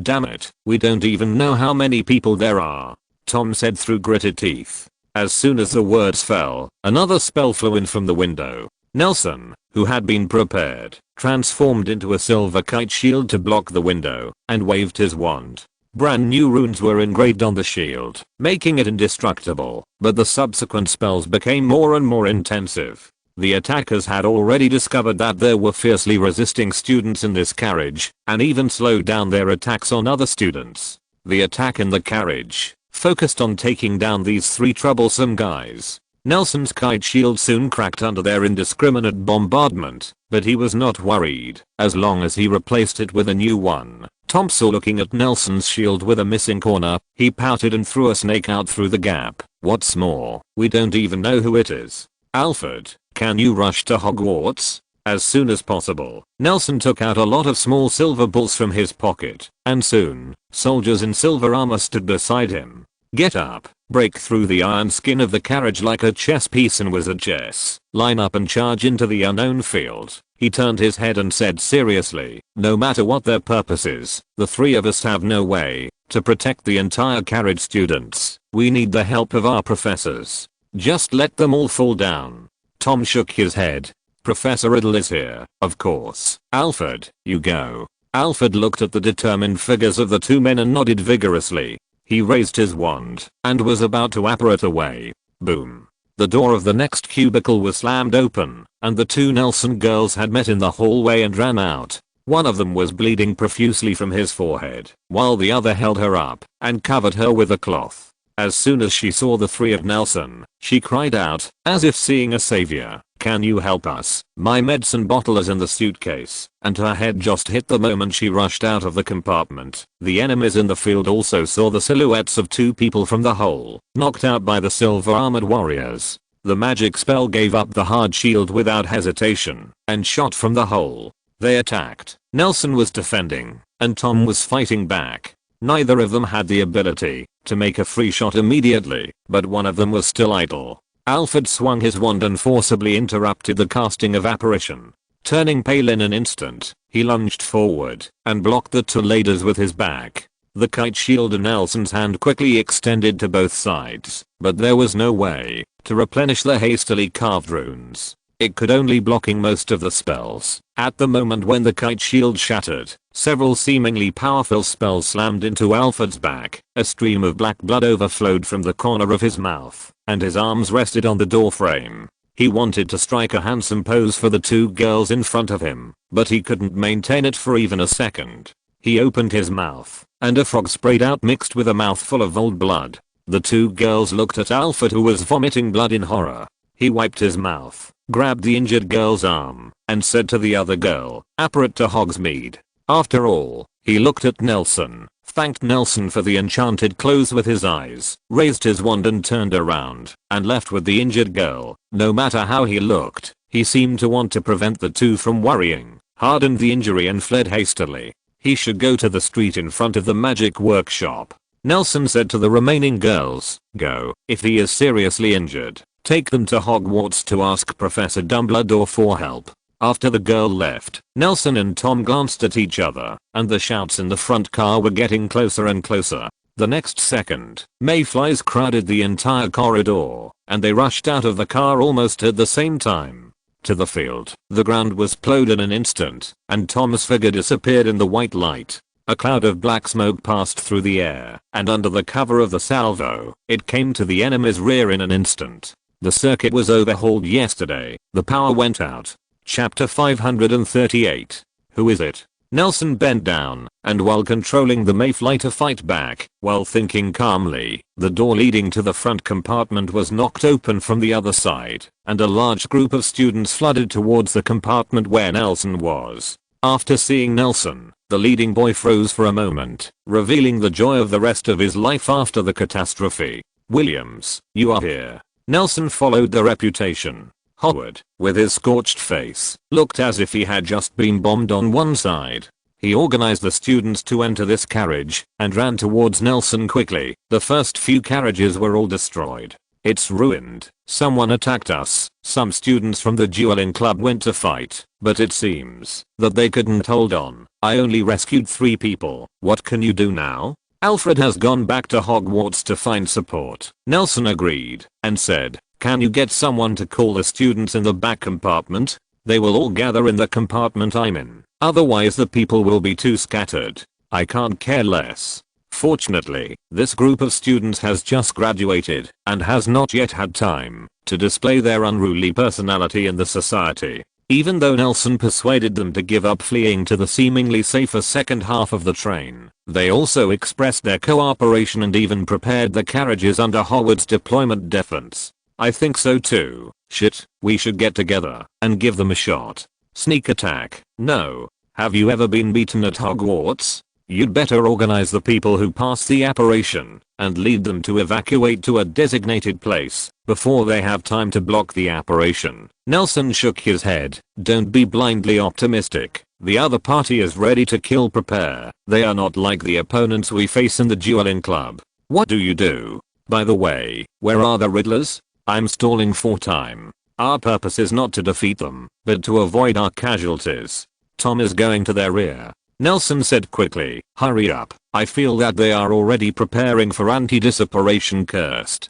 "Who do you look down on?" "I've been accepted by the Aura office," Howard said with his neck stuck. The next second, he turned his head and said to another classmate, "Listen to Nelson. You bring those who are not good at dueling classmates. Hurry up. Disperse as much as possible. Go to a place where you feel safe, and then try to find support. And then a few people go to the back and call the rest." "What about you?" Nelson asked, looking at him. "I'll see if I can find a way to bring back the person who fell at the front." Howard didn't give Nelson a chance to raise an objection, and quickly ran to the front car. "I'll come back to help you later." "Damn, you'll be in Aura soon, if you can't even protect your classmates," he muttered and disappeared into the crowd. Under the pressure of a sense of crisis, this group of young graduates broke out of unprecedented discipline. Some of them brought their classmates who were no good at fighting and left the address of their destination on the notebooks they found in a hurry. One by one they disappeared into the carriage, and the rest of them followed Hogwarts instructions and went to the rear carriage. Nelson saw his roommates in it. This group of wild and unruly guys in school were currently dragging their sides. Familiar or unfamiliar students go to a place that they feel safe. Soon, the carriage became as empty as before they came. Nelson breathed a sigh of relief, controlled the mayfly, and suppressed the enemies hidden in the field regardless of the cost. In the distance, the spell holding down the carriage loosened a lot, and Nelson could see the black smoke flickering beneath the gunpowder, and the astonishing damage he left behind wherever he went. Just when the enemy's attack was at a stalemate, the person who was going to the rear compartment ran back. "Williams, the way to the rear is blocked." Nelson's heart sank, and in the next second, the frontal firepower weakened visible to the naked eye. Nelson realized that what he feared most had happened, seeing that this carriage could not be attacked for a long time. The enemy separated their hands and moved to other carriages. "Let's do it." Soon, the soaring flames lit up in the second half of the train. Nelson looked at the classmates who ran back, gritted his teeth, and said, "You retreat first, and I will rescue them." But they stood there without moving. Just when Nelson was waiting impatiently, one of them shook his head, gritted his teeth and said, "I'm with you. I'll help too. My girlfriend is behind." "I'm pretty much the same, but the one behind is my ex-boyfriend." "Do you want to save your ex-boyfriend too?" Looking at their eyes, Nelson felt determined, and soon, another figure appeared beside him, and his eyes widened. These were the classmates who sent people away before. "How did you come back?" "I'll help you." "I don't know about them," said Nelson's roommate Carlo. "What did I call that? Anyway, that person was sent to our house. It is absolutely safe. Don't worry." Later people expressed their support for this group of passionate young people. Abandoning their companions and running away is more uncomfortable than dying. Just as Nelson was about to curse, he felt a sense of stagnation. He sighed and shook his head. "That's it. The anti-apparition spell is in shape. We can only win." "Can you use jinxes?" "Some jinxes that don't meet the regulations?" Carlo asked softly, and several Slytherins behind him cast doubtful glances. "There is a big gap between our strength and the enemy's." "I'll defend you at the Wizengamot," sighed Nelson. "Delay them, give Tom cover, and I'll be back." Under the watchful eyes of everyone, Nelson put down his kite shield, jumped sideways out of the hole made by the armored warrior, and disappeared behind it. The joining of this group of graduates suppressed many enemies for a while. In the gap between the railroad track and the train, a white cat was dexterously jumping between the sleepers. Suddenly, there were sounds of chanting, explosions and cursing ahead, and several pairs of feet walking towards the train appeared in his vision. Nelson turned himself. The body of the animagus is hidden behind the wheel hub, and he raised his front paw and waved it lightly. A thin white mist suddenly emerged behind the approaching people, and the red rays shot out precisely from the air at the back of their necks, and within a few seconds, the approaching wizards fell cleanly to the ground. The mayfly swept across their faces and disappeared quickly. There was a discussion in the carriage above. Nelson raised his head, broke through the floor of the carriage, changed back into a human form and jumped in. The students in the carriage saw Nelson appearing in the hole that suddenly appeared on the ground. Their eyes widened in surprise. He glanced at the barrier standing at the junction of the carriages, pressed his wand against it, and said silently, "All curses end." The barrier shattered at the sound, and he pushed the door open, saying, "Go to the car with a lot of people in front, and stay with them." Before the students had time to ask questions, Nelson jumped out of the hole in the ground again, and rushed to the next carriage. I don't know how long it took, but the students in the original compartment were still struggling. With the addition of newcomers, their resistance became more resilient, but Nelson still couldn't see the last familiar friend. At the last carriage, the air was scorched by the blazing fire, and only the poor iron frame was left in the carriage. The monstrous flames almost burned everything up. He saw the figure standing in the middle of the fire. It was a fat girl. Her round glasses were covered with thick soot. She kept running to the outside of the fire, her arms stretched forward. Dirty glasses, can see a pair of ordinary, frightened eyes. The hem of the long skirt rose as she ran, and even the corners of the dress were ignited by the flames. but her movements were frozen at this moment, controlled by the powerful petrification spell, as if even time had been frozen. Myrtle. Nelson's eyes froze, and he rolled out of the railroad tracks. He raised his arms at the moment he changed into a human shape, and was about to rescue the trapped Myrtle, but just as the curse was shot, he was bounced back by a transparent barrier, and Nelson turned sideways. Dodging the rebounding spell, he waved his palm forward, and a spray of water shot forward. He hit the barrier, and stopped just half to get away. The fire inside the barrier was getting bigger and bigger. He waved his wand, ready to break the barrier, but at the moment, when his arm was raised, a sense of crisis enveloped his heart. Nelson stopped his movement and dodged sideways. A green death curse was shot from behind, rubbing his cheek, and hitting the barrier. He was about to turn around and fight back, but his body froze quickly. I heard that the girl is dead, Mr. Wertning. What do you think? A girl who should have died in the disaster is blooming in the flames. Look, how beautiful. Nelson felt the back of his head being pressed tightly against the tip of the wand, and a gentle male voice whispered in his ear, "Tell me, how many people in this world really look forward to change? Just like her, this person should not have existed in the story. I heard that you are a prophet, and you should know her story better than ordinary people like us. The final direction, which is fixed at the age of 15, is just about to bloom the withering. That can't wait to wither when it's time. The pity that the beauty is fleeting while it's brewing, but the ending, that can be postponed can't be changed." Really? Nelson narrowed his eyes, and said without turning his head, "Since I intervene, I will naturally be responsible to the end. An innocent life should not just disappear. No one has the right to decide the fate of others. You are really a fighter, but she is going to die soon."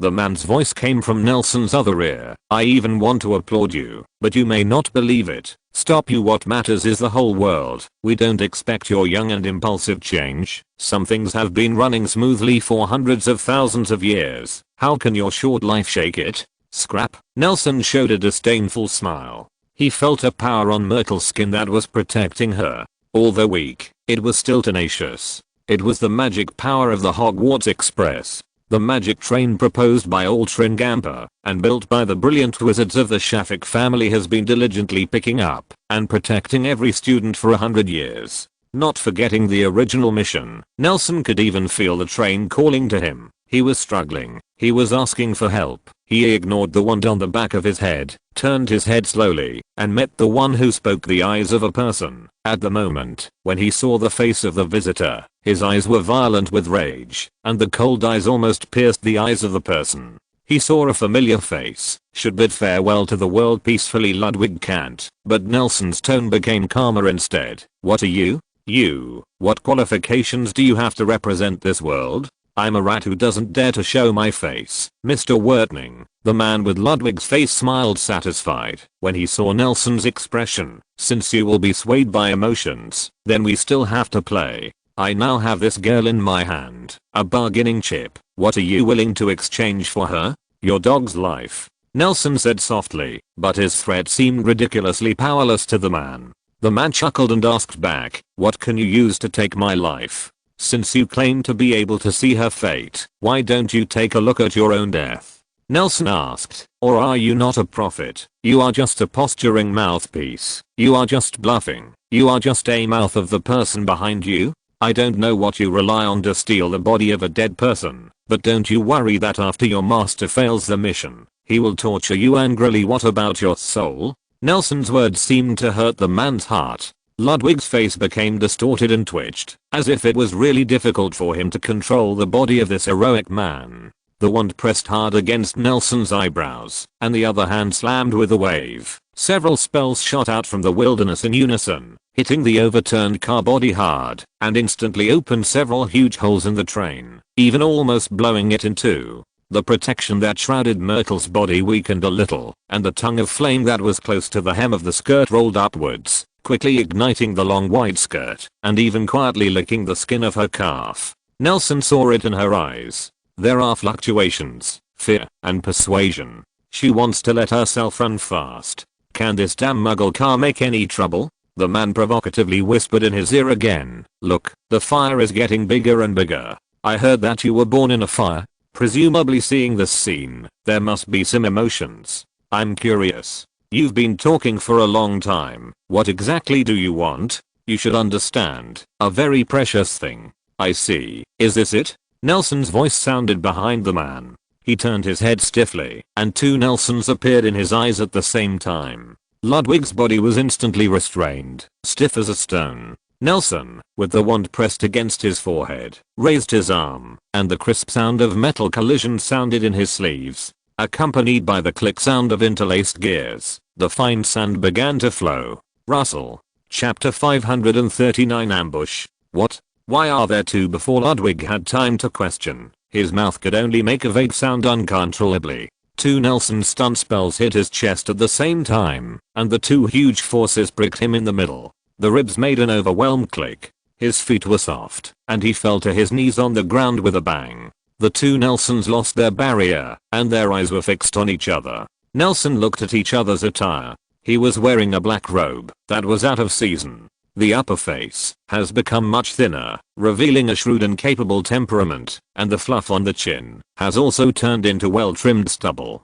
It seems that a long time has passed since now. Not soon. Nelson asked softly, did something happen? This Nelson didn't answer his question, nor did he make too much eye contact. The eyes of the two quickly intertwined. The elder Nelson turned his head and looked at the car and field that were still fighting fiercely, revealing a trace of imperceptible smile. He waved his hand lightly, and the air suddenly became humid.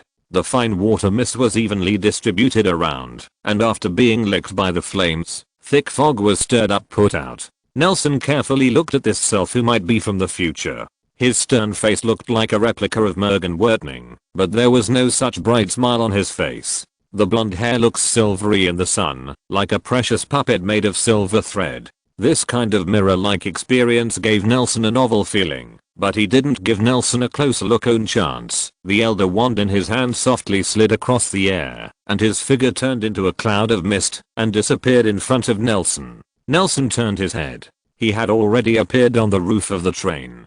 He squatted down and stroked gently on the roof of the Hogwarts Express, just like someone who revisited his old place and returned to his alma mater with his fingertips. The motto once engraved on the desk is General. He raised his wand and gently inserted it into the iron sheet of the car roof without being hindered at all. The crumbling car, which was riddled with holes by the spell, shook violently, and Nelson even faintly heard his heart beating. The sound of a piston bursting. This sound became more and more intense, and the magic power that Nelson felt belonged to the train soon became active, as if he had given life to the train, making this 100-meter-long ancient magic creation glow with life vitality. Incomparably powerful magic power gushes out from the tip of the old wand, exuding an irresistible spirit. The material and structure of the train undergoes earth-shaking changes at the moment of contact with the magic power. The crystal-like carapaces like frost and snow on the glass. They grow in clusters like window grills, and the silver threads are entwined in the core of the crystal, so that they will not be shaken, even if they are bombarded by countless spells. The lethal spells in the field rained down on the carriage, but as if the beam of light hit a mirror, it was reflected in a short time, shot into the air, and was blown away by the wind within a few steps. Nelson was shocked. This kind of crystal cluster-like protection did not transform into some kind of real existence matter, but a passive thing, based on magic power, seemed to be born only to defend against this attack. Could it be that he can already use magic power to create instead of change? Even though he claimed to have read a lot of books and seen a lot of magic, Nelson couldn't understand the powerful power of his future self for a while. On the roof of the car, Nelson slid his fingertips across the crystal clusters he created. His eyes passed over the classmates who cast their gazes from the damaged compartment, and he looked at the black smoke rolling behind the enemy, and the crystal clusters under him were still proliferating, becoming thicker and more difficult to shake. He seemed to be an ingenious architect who grew a Hogwarts castle on this crumbling carriage by planting methods. Yes, a castle like a crystal palace in the rising from the rails. The tip of the tower pointed straight into the sky. He finally looked at Nelson. The eyes of the two finally met again. He agreed. His eyes were full of nostalgia for his school days. He raised his hand, revealing the golden hourglass in his palm. The black fine sand in the hourglass quickly fell down. When it fell, there was not much fine sand left in the cavity of the upper part. As the fine sand slid down, his figure dissipated like sand thrown into the air, and finally an encouraging smile appeared on his serious face. Nelson stood there in a daze, as if what had just happened was just a dream. Not long after, there was a burst of cheers in the compartment, wrapped in crystal clusters. The students inside realized their safety and became as noisy as if they were in a castle. Nelson, who was outside the car, quickly rushed into the charred black frame of the last car, grabbed the stiff Myrtle with his arms, and ran wildly to bring her out. The moment he left the wreckage of the carriage, the remaining magic power of the train could no longer maintain protection, and the steel frame collapsed like a toppled building block. Nelson half kneeled on the ground and lifted his petrification spell. Her body could no longer maintain the escaping posture, and she fell cleanly into his arms. He sniffed Myrtle, weak but steady. "Fortunately, I'm fine." Nelson looked at her sleeping face with a wry smile. "Even the basilisk didn't kill you. If you collapse here, all my hard work will be for nothing." Myrtle frowned, as if dreaming of something frightening. After a long sigh of relief, Nelson stretched out his left hand and shook his wrist lightly, revealing the silver chain tied around his wrist and the golden hourglass hanging at the bottom, which was fixed in a regular ring and rotated regularly. The fine sand flowed down evenly, but it seemed to be slightly different from the time converter in Nelson's hands from the future. That one seemed to be more delicate and powerful. Boom. Just when Nelson was wondering why he didn't choose to use the time turner to return to the Hogwarts Express in the nearest time period, Ludwig, who had already been hit by 2 stun spells, got up from the ground and moved like a very dexterous puppet, pounced on the time turner in Nelson's hand like a hungry tiger, reminding Nelson of the blue-eyed shadows he saw when he faced Borgenberg for the first time.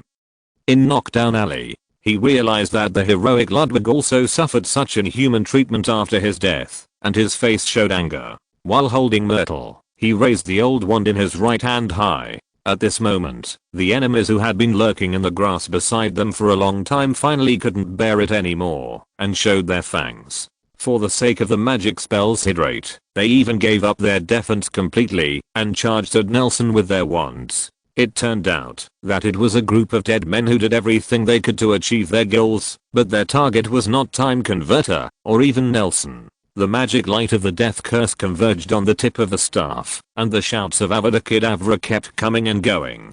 Spectacular. They aimed at the Myrtle in Nelson's arms and rushed forward. At this moment, Nelson understood that no matter whether the Hogwarts Express was attacked, Ludwig who was dug up into a corpse, or Ludwig alone, the Myrtle isolated in the last carriage is a trap for the time turner. They are far more familiar with themselves than Nelson imagined, and the goal is clear from the very beginning. Time Converter. This is the ultimate weapon capable of changing everything, reversing the battle situation and even rewriting time. Nelson instantly understood that they were forcing him to make a choice, whether to give up the most powerful and crucial pawn in his hands, or to save the life of the girl in his arms, which should have disappeared long ago. Without any hesitation, Nelson swung the old wand in his right hand vigorously at the pounced enemy. The majestic magic power became unstoppable under the blessing of the Deathly Hallows approved by the holder, and the air was almost compressed into a liquid state by the momentum of the magic power. As the situation changed, the thunder dragon roaring like a river descended from the sky, led by the type of its restless staff, and rushed towards the dozens of death curses, colliding with those despicable death curses with unrivaled vigor. The green dragon, the spell was crushed into powder in an instant, and the brontosaurus, which had no attenuation, devoured them without a break.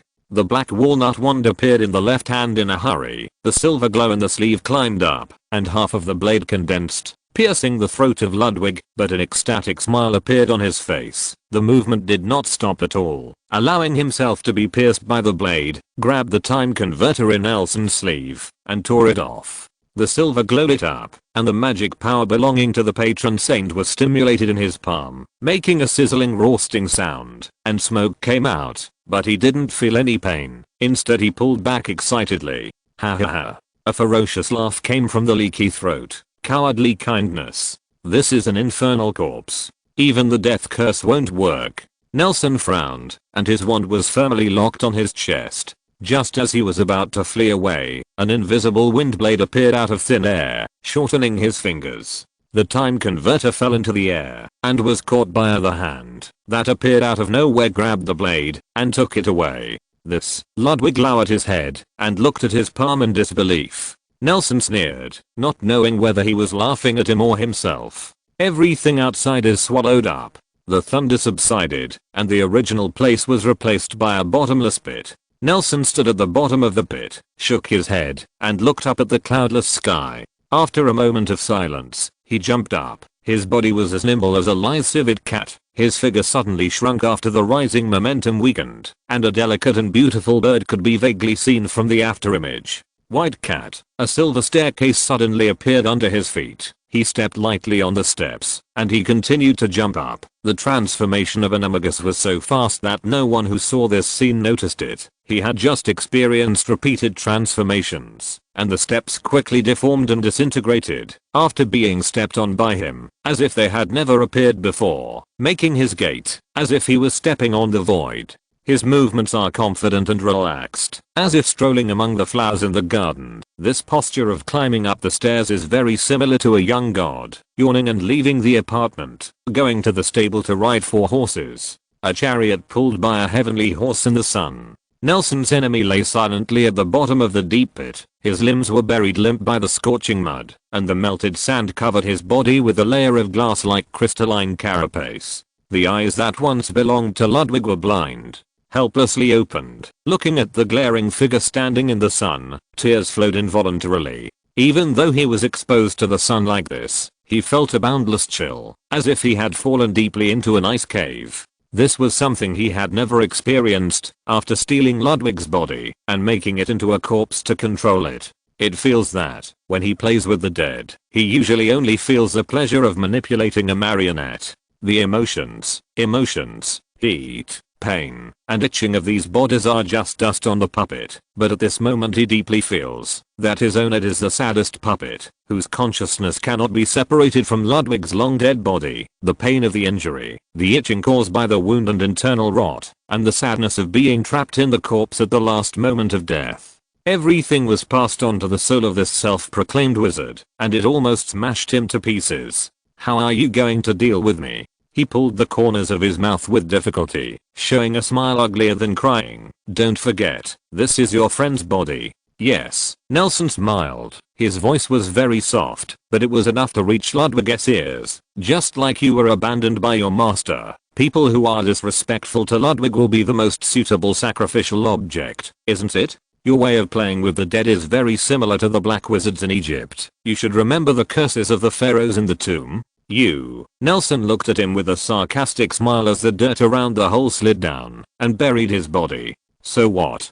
Do you regret it? The man in despair sneered a second before his eyes were buried in the mud. I have already got what I want, and you still lost after all. Your self-righteous arrogance is defeated by your self-proclaimed superior compassion, and you're... The last handful of dirt buried Ludwig's face, and his voice gradually weakened. Nelson didn't bother to listen to the barking of a defeated dog. He pointed at the bottom of the pit with his wand and slowly clenched his left hand into a fist. The soil at the bottom was pinched into a square shape by an invisible force, and a steel and square coffin was quickly formed, just like Ludwig's life of being upright and unflexible, and the mottled steel also added a bit of the style of the district. Nelson remembers that it was the place where Ludwig grew up. It was a vibrant city that was once lined with chimneys and the roar of steel could be heard from the outskirts. Nelson waved the hand holding the wand lightly in the air. His wrist did not tremble at all. He carved the name of Ludwig Kant on the flat steel surface, gently brushed away the iron filings with the breeze, and waved his hands. The soil around the pothole poured down like a landslide, completely erasing the traces of the battle in an instant. Since I have appeared, I will definitely not regret this choice, Nelson said softly. Whether it is the past, present, or future, I will not regret it. If you're listening to this novel on a channel other than Fanfic World, it means they downloaded and uploaded it without effort. We cordially invite you to visit our channel, Mundo Fanfic Novelos. There you'll find the original version of this story and you can explore many other novels of various genres. We're waiting for you to immerse yourself in a world of incredible novels.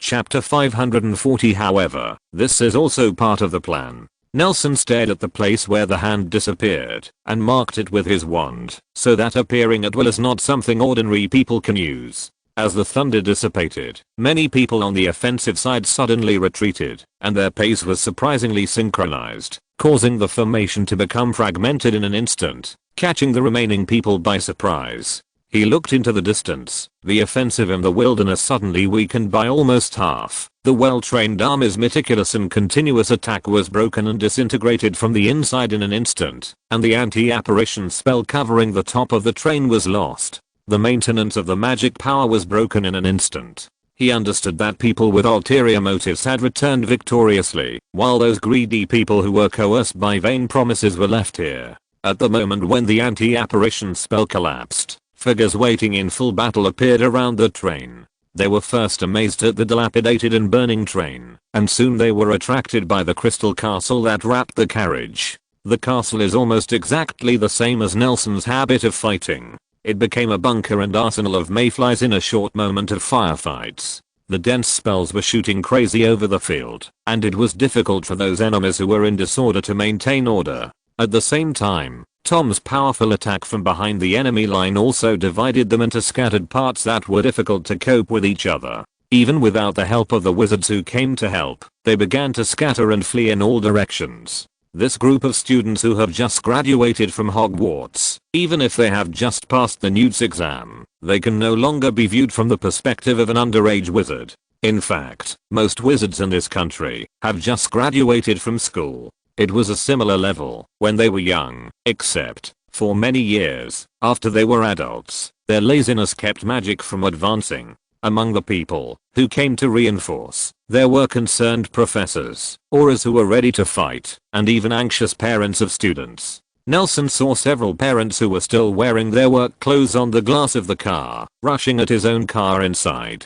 The child yelled. He shook his head involuntarily, showing a knowing smile. Believe it or not, if your parents were here, they would scold you like this. A slow ridicule sounded in his ear. Nelson turned his head and saw Aberforth's narrow smile, which he hadn't seen for a long time. I didn't expect this kind of thing to happen when I just returned to England. You guys are better than when I just graduated, much stronger. You actually graduated from Hogwarts, Aberforth. Nelson showed a long-lost smile, stepped forward, and caught Aberforth's inexplicable high five. Some of the street mannerisms. I thought you were going to be kicked out of school. Why? Aberforth shrugged his shoulders. Although he was almost the same age as Dumbledore, he looked more like Nelson's peers, but he looked a little anxious, dissuaded by Hogwarts, but the privilege of a genius. I don't have the talent and ability to save the world. How can I take on this honor? By the way, my brother asked me to bring you a cat, but I didn't catch it.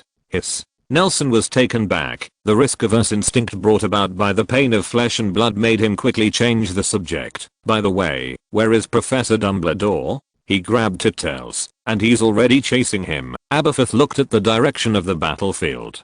Professors, aurors, and parents of the students had already rushed up. Under the cover of the graduates, this group of innocent, the coordinating sorcerer was powerful enough to attack the yellow dragon. With the help of the silver-armored warriors who were advancing slowly, the attackers were routed. Aberforth pouted and said, I thought it was something important. I need someone like me. You are a master, boy. You have done a good job. Wizards like you who are good at fighting with one enemy are really rare now. It's not all due to me. What's more, some of the students were injured. Injured. Nelson raised his eyebrows and suddenly thought of the injured Myrtle. He was just concentrating on attacking, but he forgot where he put the Myrtle. His eyes quickly swept around the wreckage of the train, and soon caught sight of Myrtle. The figure of the mother holding her forehead and slowly getting up from the ground. She supported her waist. She seemed to be hit by something on the ground, but at least she was still alive. Nelson breathed a sigh of relief. Phew, it's a good thing he's fine. Why do you care so much about that girl? Aberforth looked at Myrtle following his gaze, curled his lips, and commented, do you like her? She looks so ordinary. She's just passing by the Pig's Head bar. A good student who won't come in to see. It's so boring. I didn't expect you to like this type. To be honest, you haven't been in a relationship for so many years. I once thought you were like my brother. There is no other meaning. After all, your qualifications are not much better than mine when I was a student back then, and you are both a heartthrob. What? Don't you believe it? Nelson didn't say anything, just looked at Aberforth silently, but Aberforth seemed to be offended, as if he was in a hurry. His eyes shuttled through the crowd, as if he wanted to catch an ex-girlfriend to prove to Nelson same. No, I believe it. It's just that I can't explain to you how I feel when I'm out of vulgar tastes. I'm afraid it's hard for you to understand, Mr. Heartthrob. Nelson pouted. Are you sure you don't want to help there? If you don't move quickly at that time, if the Ministry of Magic has a bonus, I'm afraid it won't be your turn. No, Albus asked me to talk to you here. Aberforth patted his chest and made a bang bang bang sound. Not to mention that I made a fortune some time ago, enough to make this money worthless. Kyan's Tavern has opened into the 21st century. Is there such a good thing? The conversation between the two suddenly intervened with a third person, but neither of them responded. The voice and tone couldn't be more familiar. It was Tom. Can you introduce me, Tight? I'm afraid it's not for you, Tom. Under the suppression of the auras, the sporadic counterattacks in the field were quickly extinguished. Rows of wizards were like grasshoppers strung together by dogtail grass, with chains tied to their hands, and they were led to the train dejectedly. In the nearby temporary camp, too many people were involved, which quickly alerted the Ministry of Magic. Nobby Rich arrived at the scene with many officials, and Nelson also saw Borlux in his pajamas. I was forced. How could I think of attacking the Hogwarts Express? My son will be driving home in a few days. He's lying to you, sir. I'm the one who's innocent. Minister. In fact, I already knew that they were tricky, but I have been undercover. Hey, Aberforth smiled sarcastically. None of them can get away. He turned to look at Tom and said, you almost couldn't run away. I was just going to touch them and bring you back. How can you use black magic so blatantly? Your idol is Gellert Grindelwald. He's the one I'm going to beat. Use black magic to defeat black magic? It's a good idea, Aberforth said sternly. You must be careful, Tom. What? The time converter was robbed. In the living room, Tom's yelling almost filled the whole house. He jumped up from the sofa, stared at the direction of the kitchen, looked at Nelson who washed his hands, and walked out with water, and said fiercely, why didn't you tell me sooner? You kept talking about that damn train. Don't be impatient, Tom. Nelson shook his head, turned into the bathroom again, threw the changed clothes to the little alchemist, who had been waiting for a long time, and walked out, but was stopped by Tom. When he opened the door on the way, Tom chased to the door of the bathroom, his nose almost stuck to the door. Nelson pulled him away and said, I almost knocked your favorite nose flat. Let's not talk about the nose. Tom pinched his sore nose and said in a low voice, how can you be so calm? That's a time turner, not that you lost a bottle cap or something. Like them, you think the time turner is too simple. Nelson squeezed out of Tom, sat on the sofa where Tom had just been, and picked up an apple from the table. Ka-cha-ka-cha he gnawed together, and said vaguely, do you know where the key to reversing time is? Needless to say, of course it's a time turner. No, Tom, you're wrong. The key to the time turner is where you want to go, Nelson said softly, avoiding Tom's pat on his hand,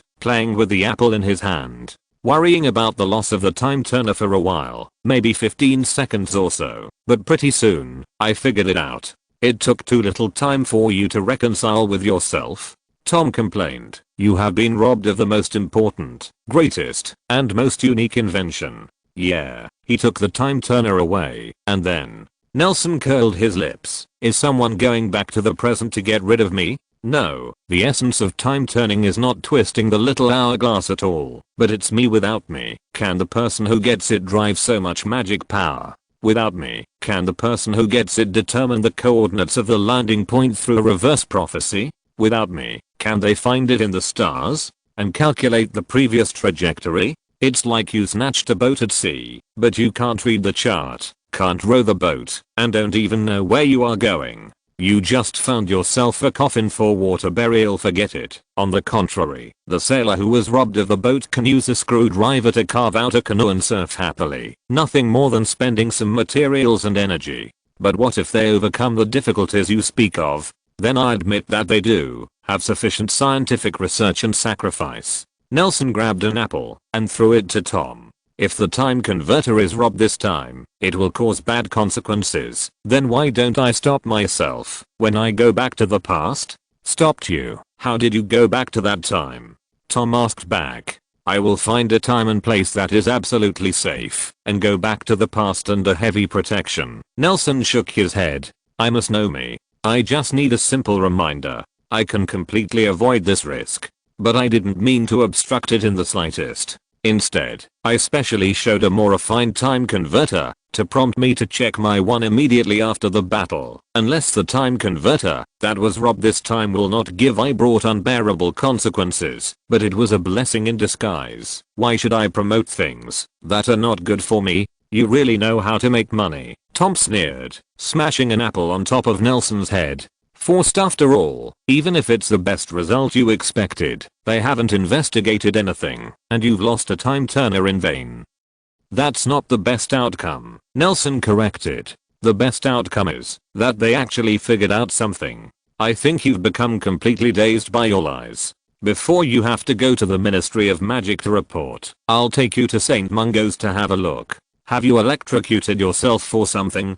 I suggest that you also give lectures like this when you are a professor at Hogwarts in the future. Nelson pouted. I'm serious. If I really lose a time turner in vain, then I will definitely avoid this loss. In fact, actually, I got stuck early on with the practice of giving the time turner to someone else. Oh. In addition to Lorian's experiment at Alvermorny, I have given the time converter to 2 people. Nelson frowned, and his tone finally became serious. First of all, Credence. He used silent. My magic power is not as powerful as I used Psyche's to restore the infinite domination magic power, but I was hurt because of the conflict of magic power, which made my plan to complete the closed loop of the invisibility cloak almost indefinitely put on hold. Another time, I put the improved time turner was handed over to Penguin. This version possessed storage magic power. At the gate of the Wizengamot, he distorted Shafik's time, making him reciprocate in the path of escape from the corridor, and finally do it himself.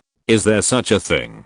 Time turner is the most important. It still delays Shafik's sense of time. Even though I have used the time turner once in the Newt's exam, I still can't make others use it to go back in time like I did. You're a genius. Tom's focus was a little strange. This kind of cheating method is only you can think of. I guess it was during that exam that he discovered the power of the time turner and then planned such an attack in a few days. Nelson tapped his temple with his fingers and continued. They made some progress. That's what I want to see. The time converter is not so much a magical alchemy tool as it is a huge system. It is integrated with the center and the stars I created. Naturally, I can master it every move. Oh, so Mr. Know-It-All, where is it now? No one tried to use it, huh? Nelson's eyes lit up, and his expression quickly became puzzled. It's not in Nurmengard. What is this place? Why is it in the Mediterranean Sea? The sailors really went surfing. However, this is also the plan of the laughing bat. It shouldn't be considered as a forced nesting doll like a laughing bat, right? I have foreshadowing in front of me. Chapter 541 Bus. In the early morning, the noise of the alarm clock sounded on time.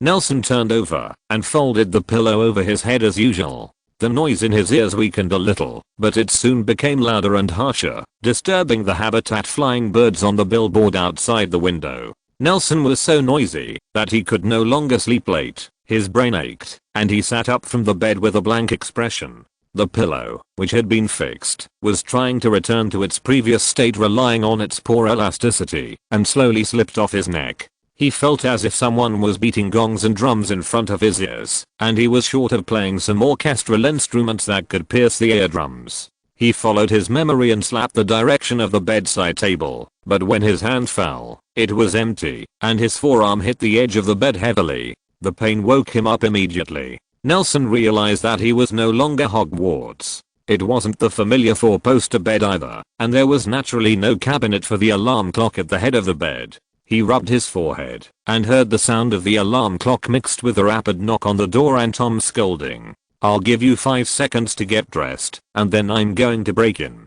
Tom yelled angrily. Thunderbolt. Okay Tom. Nelson almost teleported from the bed to the door and saved the poor wooden door before it exploded. He opened the door with a toothbrush in his mouth raised his hand, and said hello, good morning, are you hungry? A moment later, Tom appeared on the sofa in the living room with a pair of heavy dark circles under his eyes and a haggard face. He slowly turned his head to look at Nelson, like a bird that just escaped from Azkaban Dementor. Looking at Nelson, who was standing by the window eating breakfast with a plate, he said faintly, what kind of perverted person must be to make a date at 6:30 on the first day after graduating from school? Alarm clock. There was a pile of scattered pieces on the coffee table. We could vaguely see parts like gongs and drums and a few hands on the dial. Under Nelson's repeated obstruction, Tom still firmly found the one that had just reached his full age alarm clock and broke it into pieces. I thought you'd been used to it after listening to it for 7 years, Nelson said without turning his head. His mouth became slurred from chewing bread. He turned his back to Tom and turned his head slightly to avoid Tom. Throwing a piece of gong forcefully, he even pushed open the window with his elbow to prevent the glass from being smashed by the parts. He turned his head, looked at Tom and asked, are you sure you don't want breakfast? The last piece of bread pricked the empty glass of grass juice, and the clear water filled the glass with the strength of his fingertips. He took a big gulp, rinsed his mouth, spit it out into the flower bed outside the window, put down the plate, turned and walked towards the entrance. Wash the plate for me later, I'll go out. Okay, get out of here. Tom had already completely laid flat on the sofa, his legs resting on the armrest, and he was waving his arms weakly. What are you going to do? Are you going to play the beautiful music of your alarm clock to the citizens of London? Nelson stood in front of the door. Under his gaze, the wooden door turned into a dressing mirror that was 1 person tall. He adjusted his collar and cuffs, put on the leather shoes he polished last night, and tightened his belt. He turned his head and said, I'm going to the Ministry of Magic to find a job. Hope you don't start too early for a job. Tom yawned. Good luck. No, bad luck.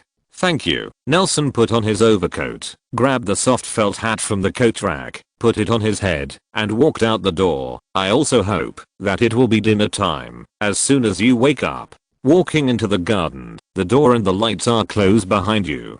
Compared with yesterday, when you just came back, everything was decayed. The green grass in the small garden at this moment is even more lush and kissed by the flower buds that grow overpass. In the early morning dew, the sky was dim, and several alchemy puppets wielding small shovels raised their heads from the grass and greeted Nelson awkwardly. Thank you. Nelson nodded at them. Remember to be more symmetrical. A black and shiny car is parked on the road outside the garden gate. Looking at the fog on the door, it seems that it has been waiting for a long time. The overall round body does not mean much cuteness, but because of its too long body, and it looks full of heavy feeling. Even though the sky is already bright, a pair of bulging headlights are still brighter than normal car lights, making the passing residents look sideways. Nelson tried to identify the model, but because he didn't know much about cars, he finally gave up and could only comment it's pretty good looking. He couldn't even tell the brand of the car because the logo on the front of the car had been removed.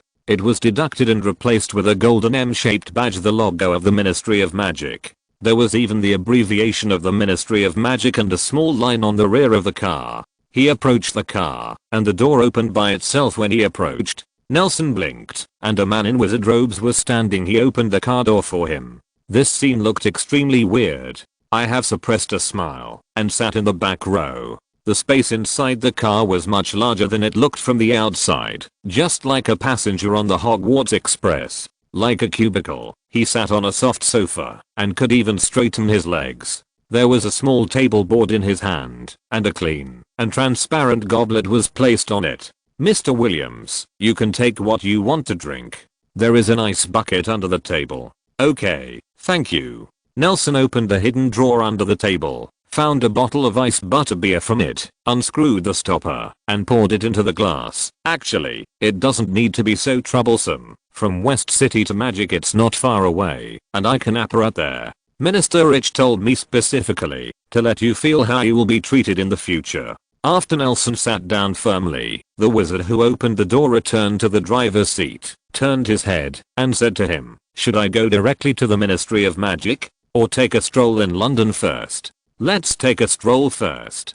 I heard that Minister Rich is going to receive foreign guests today, and he has to deal with yesterday's affairs. Nelson looked out the window. From the outside, the black glass looked like it was not there when viewed from the opposite direction. The scenery on the street can be seen completely caught in the eye without reservation. He asked curiously, "Does the Ministry of Magic drive to work now?" "No, sir." The wizard driver shook his head. "Most people don't know how to drive. This car was given by the Magical Congress of the United States a few years ago to thank Minister Rich for helping them tide over the difficulties. We also tried our own modified Muggle cars, but I don't know why. They are not as comfortable as Americans, but they frequently break down. But now many wizards who used to make flying tools such as flying carpets or brooms have begun to study the Muggle invention. Yes, although it is slower, at least you don't have to worry about falling from the sky, and you don't have to be afraid of getting caught in the rain." "Oh," Nelson agreed. This wizard had clear logic and a lot of knowledge. He didn't seem to be just a driver, but he didn't ask his name, but said softly, "Take me to see the Ministry of Magic in London. New buildings, I hear there are a lot of places open to Muggles now." The wizard driver agreed, lightly stepped on the accelerator. The car started slowly, and the scenery outside the window quickly reversed, but the butterbeer on the small table did not even startle. It has to be said that in terms of enjoyment, the wizard has already there are too many ahead of Muggles. Nelson recalled his pitiful ride experience. Most of the cars of this era are wilder than night buses, coupled with the original road conditions. It seems to be driving tanks or driving tractors. Every ride was a memory in his ass. Soon, the car drove out of the neighborhood where Jonas's house was located, and the church and the West Side orphanage in the distance flashed outside the window. "Sir," the wizard driver asked, looking at the rearview mirror, "do you want to go to the commercial street first?" At a speed of almost an afterimage, "You will also be the master soon. As a member of the Ministry of Magic, of course we must respect your opinion." Not long after, the speed of the car slowed down. The scenery on the side of the road no longer flashed quickly, and Nelson's ears became noisy. Looking around, there were people on both sides of the road, and it was still early in the morning. Londoners, whose Parisians are lazy, have surrounded the street. "Sir, this is the commercial street of Inclined Side Lane. Muggles like to call it the magic world," the wizard driver introduced. "The wizarding goods that have passed the inspection are currently circulating here, and some of them are Muggle products. In the beginning, there were only some specialty products such as beverages and food. Although the types of commodities were scarce, Muggles became more and more enthusiastic about them. Wizards in London also like to come here for consumption. At the earliest, it was the most popular drink among Muggles. It's butterbeer, which sells as much as the Leaky Cauldron in a month every day, and the most popular among wizards is the unlimited Muggle soda, and I have a nephew who likes a strange green drink." Listening to his introduction, Nelson looked towards the side of the road. This might be the strangest street in the world. One side of the road looked orderly, with English-style buildings of uniform style and size lined up in neat rows. Common goods are also neatly placed in the window, including basic necessities, food, housing, and transportation. It is no different from the commercial streets seen in other places, but just opposite them, the style of the building becomes strange. There are people watching matchboxes like dilapidated buildings, fat huts like mushrooms, iron boxes like containers, soft rubber houses with eaves, pulled up by balloons. It is not surprising that these buildings are placed in any wizarding settlement, but seeing them in the center of London seems to be very inconsistent. Not to mention that they are crowded together, and the painting styles on both sides of the street are extremely fragmented. Is it possible to attract so many people with just drinks and snacks? Nelson asked. Of course not, sir. Minister Rich has successively issued more than 40 licenses in the past year, since the opening of the commercial street of Inclined Side Lane. In order to encourage wizards to understand Muggles, the act of improving Muggle products with magic, even it can be directly commercialized without a permit, as long as it is practical and safe. The driver of the wizard stopped the car on the most crowded section of the road. On the one hand, he wanted to show Nelson the grand occasion. The long queue has extended to the road, and the vehicles are even impassable. He continued as if reciting a manuscript. According to the statistics of the Commerce Department and the Muggle Liaison Office, magic daily necessities, magic furniture and magic luxury goods have become London Muggle a new wave of melons. The Ministry of Magic's car was parked in the middle of the road. People online noticed this bus, which is rarely seen on weekdays, and began to discuss. The last time this bus appeared here, it was still carrying Obby Rich himself to patrol the slopes. On the commercial street in the side alley, the Muggles did not express any malice towards wizards, but moved to both sides of the road because of the blocked traffic. The wizard driver rolled down the window and poked his head out, indicating that he was just stopping here for a while. Soon, the road was blocked again. Those who lined up cast curious glances at the car, guessing who was sitting inside. People. Magic daily necessities and magic furniture mean things like brooms and massage sofas that clean the house by themselves. That's right, sir. The best seller is the Woods brand magic kitchen set, said the wizard driver. It has been on the market for 2 months, and tens of thousands of sets have been ordered, and the daily orders have increased unabated. According to the report of the Muggle Liaison Office, women in many families are able to go out of the house to work because of the appearance of magical daily necessities. Magic factories employ many such Muggle employees. After all, there is magic, and the production process does not need too much physical labor. Nelson agreed. I understand that, but what is magic luxury? Some such as luminous ornaments, singing clocks, and even some magical animals that have been restricted by harmless magic. They are very popular among Muggles, and the profits of such products are the highest. The new Ministry of Magic. Most of the melon trade commodity tax comes from this kind of luxury goods. The wizard driver continued to introduce. Although the total price is high, the sales volume is much lower than other practical goods. You know, consumption power is a big factor. When wizarding goods are used as a luxury item for Muggles to show off, that's enough of an endorsement. Minister Rich also meant that. The wizard driver agreed. Do you know what the people queuing outside are buying? How would I know? It's Chocolate Frog, Mr. Williams. The wizard driver smiled. Chocolate Frog is the newest sales king recently, and Muggles are very interested in the information revealed in the Chocolate Frog picture. Open the door, and the chocolate frogs on the shelves will be snapped up, while other products will be sold out. Sir, your chocolate frog cards are hard to find in the second-hand market. I don't even have. Sir, a little further ahead is the area where wizards like to shop. The driver of the wizard pressed a small button next to the gear handle, and the car flew up lightly, flying forward over the heads of the crowd blocking the road. Go. You should be interested. What wizards prefer. Chapter 542 Cans. Compared with the area where Muggles gather, the Nelson neighborhood is at the moment looks a little deserted. Even though it has a large scale that is comparable to the magic product area, the number of customers strolling on the street is less than 1/10 of that next door, or even less. It is said that it is next door, but in fact there is no such clear boundary as a wall in the so-called 2 blocks, and the road is not divided into obstacles or barriers. The tailor shop opened by Muggles and the tailor shop opened by Muggles are the boundary. An invisible separation zone divides the tourists into 2 groups with clear and distinct lines. Tourists in Muggle uniforms, but it is wizards in robes, who linger in front of the tailor's window full of suits. It's just that this kind of sparseness is only compared with the adjacent blocks. If these curious wizard customers are stuffed into Diagon Alley, it will be enough to squeeze the narrow street. Opposite the tailor's shop, there is a shop that looks like a pastry shop. The fire is burning fiercely, but there is not even a pastry chef working inside.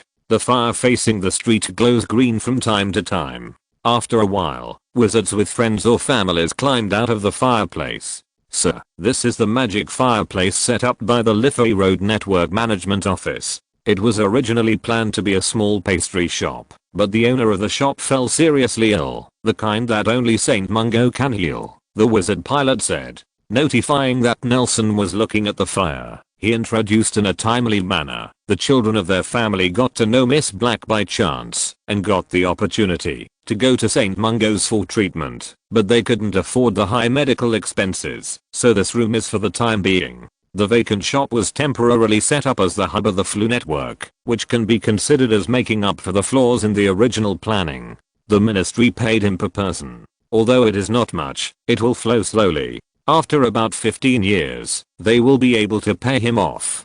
15 years. Nelson was speechless. Does it take so long? That's right, sir, the wizard driver said softly. After all, Muggle pounds don't have the same purchasing power as galleons.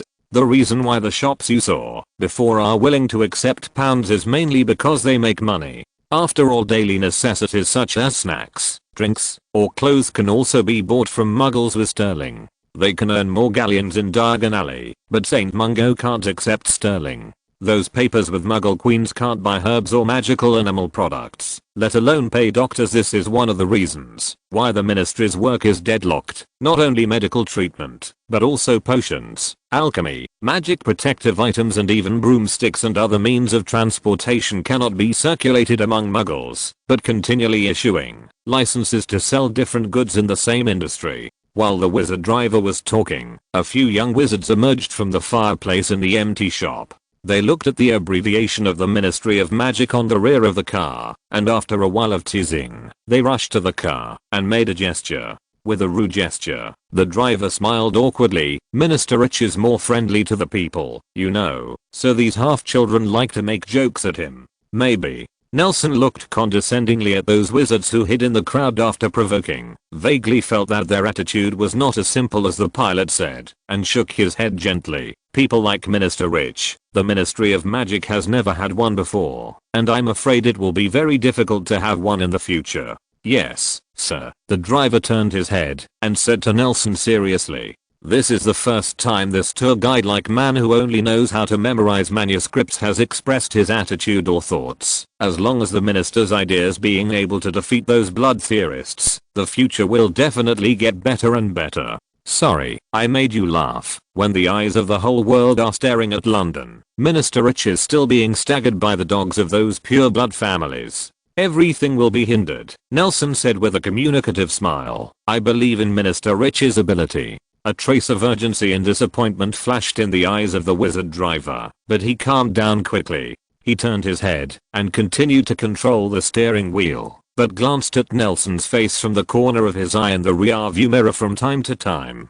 Slowly fell down in the middle of the road. Sir, compared to that half of the street, although it is deserted here, there are a lot of product categories. He quickly adjusted his slightly rippling mood and seriously introduced the situation of this section of the street. Due to the use of magic, the standards for transforming Muggle items are relaxed.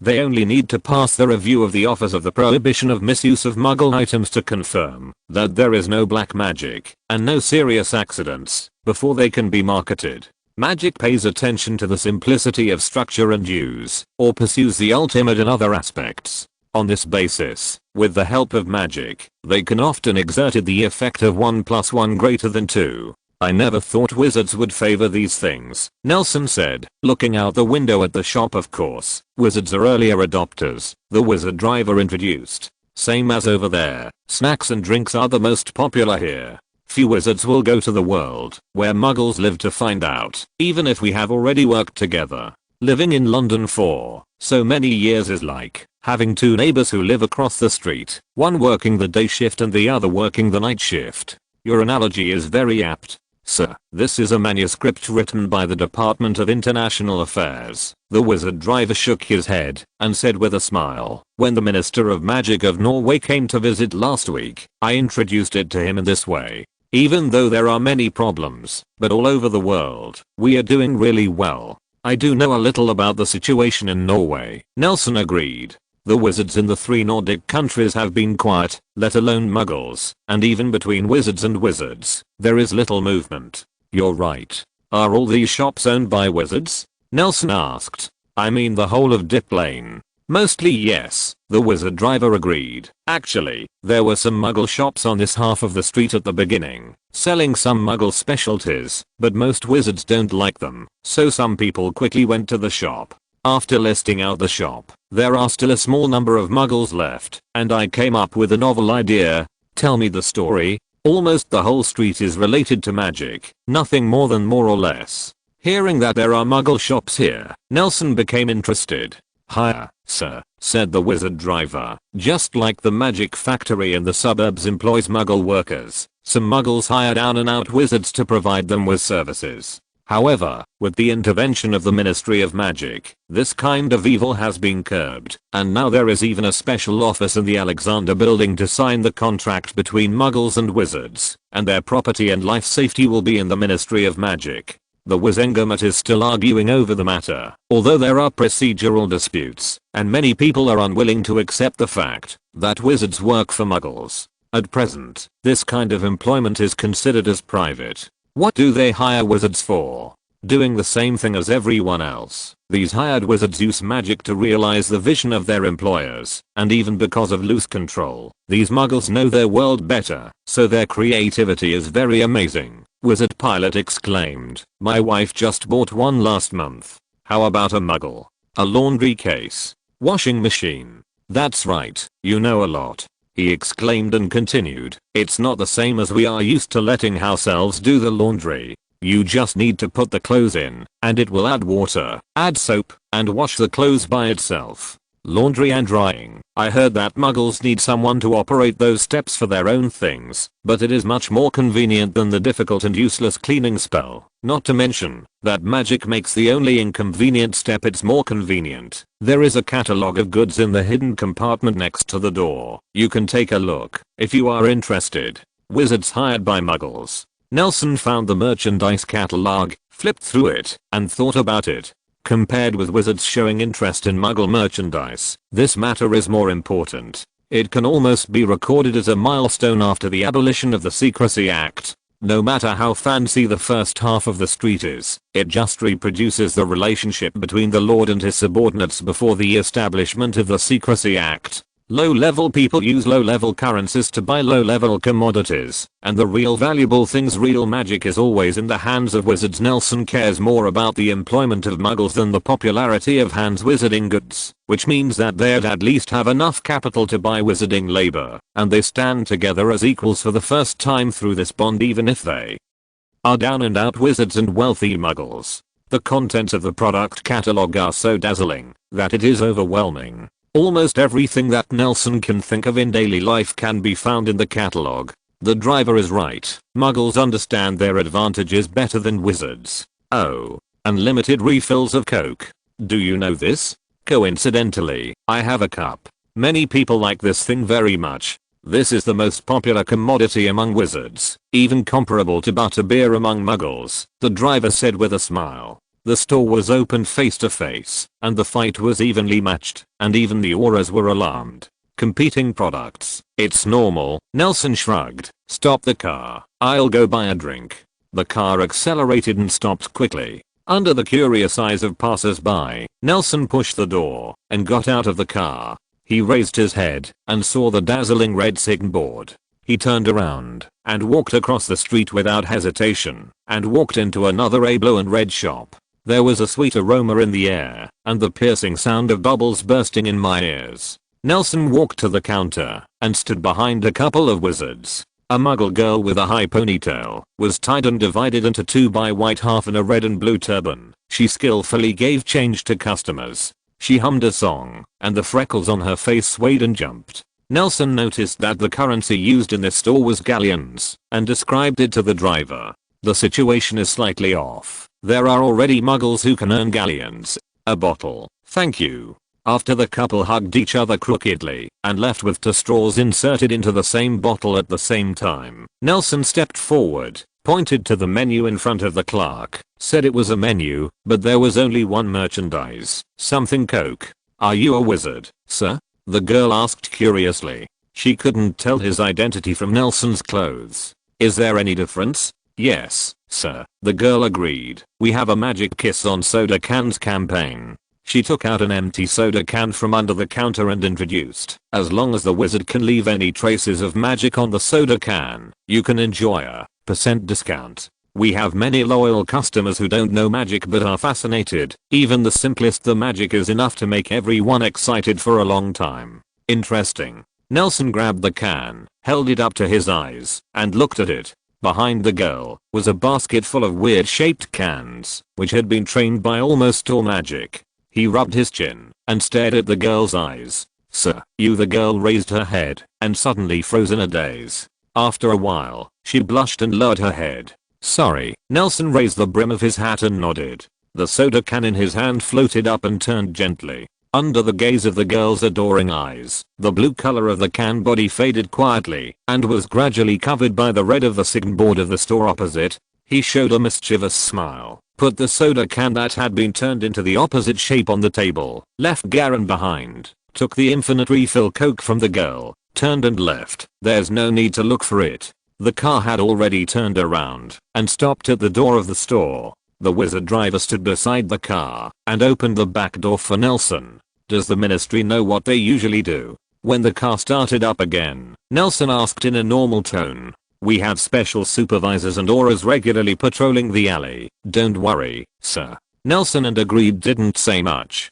Reporter Wallace, chocolate frog cards, and even cans with traces of magic spells. Muggles are not as passive as most people think. On the contrary, they are moving from being closed to in the suffocating cocoon room. He tried his best to pass through the airtight walls, casting a searching gaze on the wizard outside. What's the matter, sir? Nothing. Where are we going next? Chapter 543 Arrival. The car slowly drove into an industrial area in the suburbs, and the driver's voice slowly sounded from the front seat. The wizards in London are probably a few thousand people less than the elderly and children, and now there are more than Muggles serving them.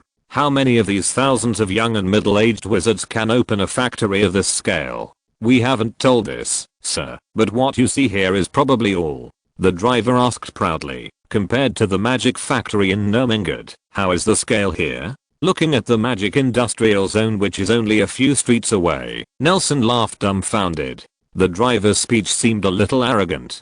He thought for a moment, then avoided the topic and said, the Ministry of Magic can make statistics and set up a special department to manage these factories, and formulate corresponding regulations. Muggles have a lot of theories to learn.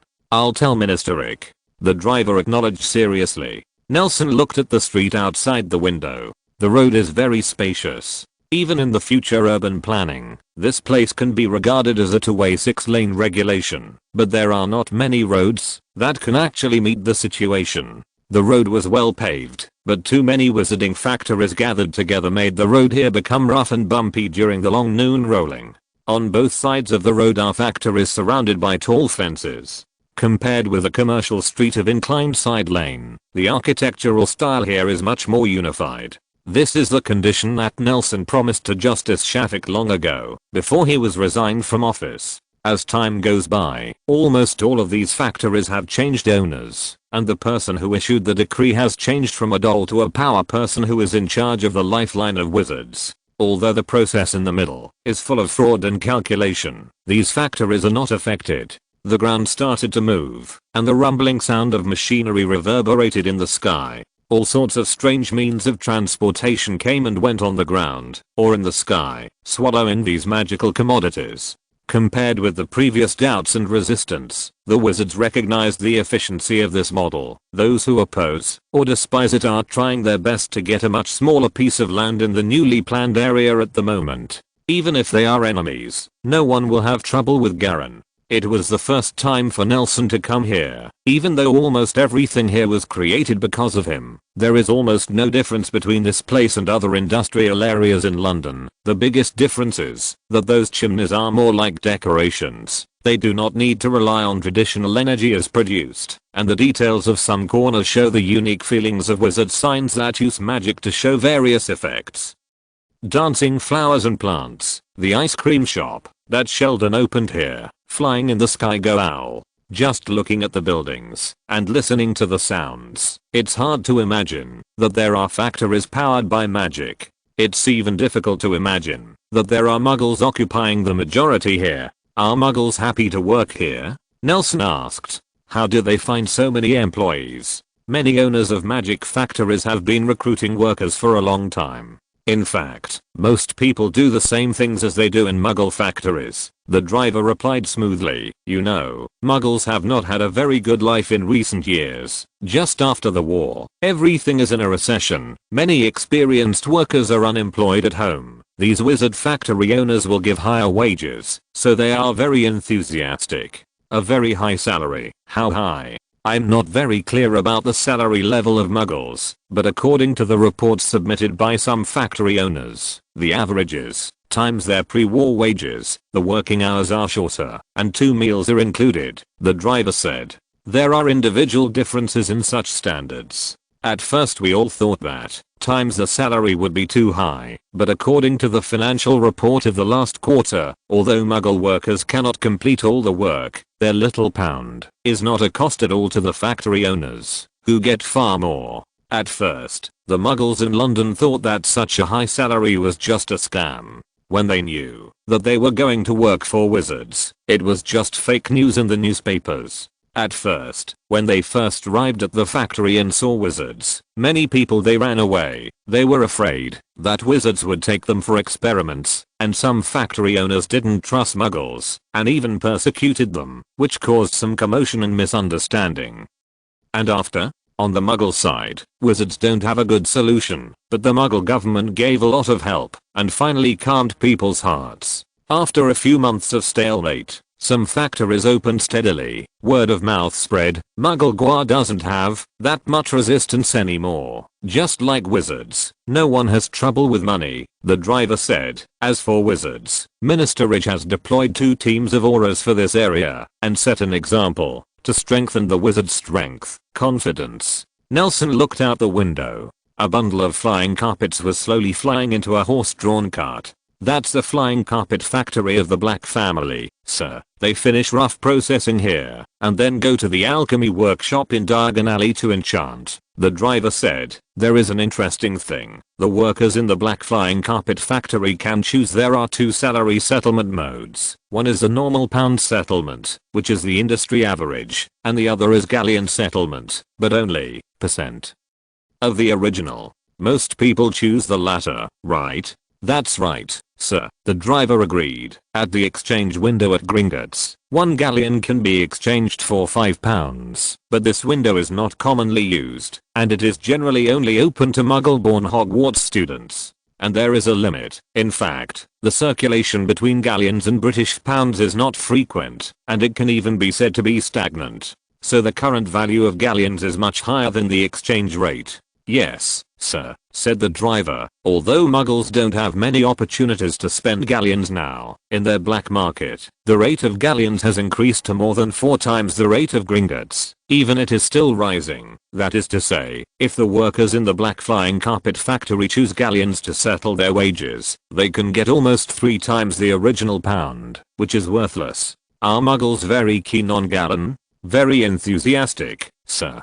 Previous experience tells them that, if trade continues to expand and open up in the future, they will reap huge profits, the driver said with a smile. Someone has done statistics, and now many Muggles have mastered it. No less rich than most wizards. Oh. Gossip, sir, whispered the driver. The wealthiest is a Scotch lady whose late husband was a vampire. Next in line is a lucky boy who got his squib-grown mother's inheritance. And number 3, it's even more legendary. Is there anyone more legendary than boiled vampires? 100 galleons for drinking a glass of Gamp's old society wine from the leaky cauldron. What's the matter, sir? It's nothing. By the way, you just said that Minister Rich leads by example. Did he also open a factory? Can I go and have a look? He didn't, sir, said the driver, shaking his head, turning around. He hired a Muggle driver to drive for him. I'm not a wizard. Huh. Nelson had a surprised expression on his face. He hadn't noticed the identity of the driver. Thinking about it now, he seemed to have never pulled out a magic wand, and he only relied on special buttons to control the car. Sorry, I don't see that wizards are just like most people, as long as they don't hold a wand.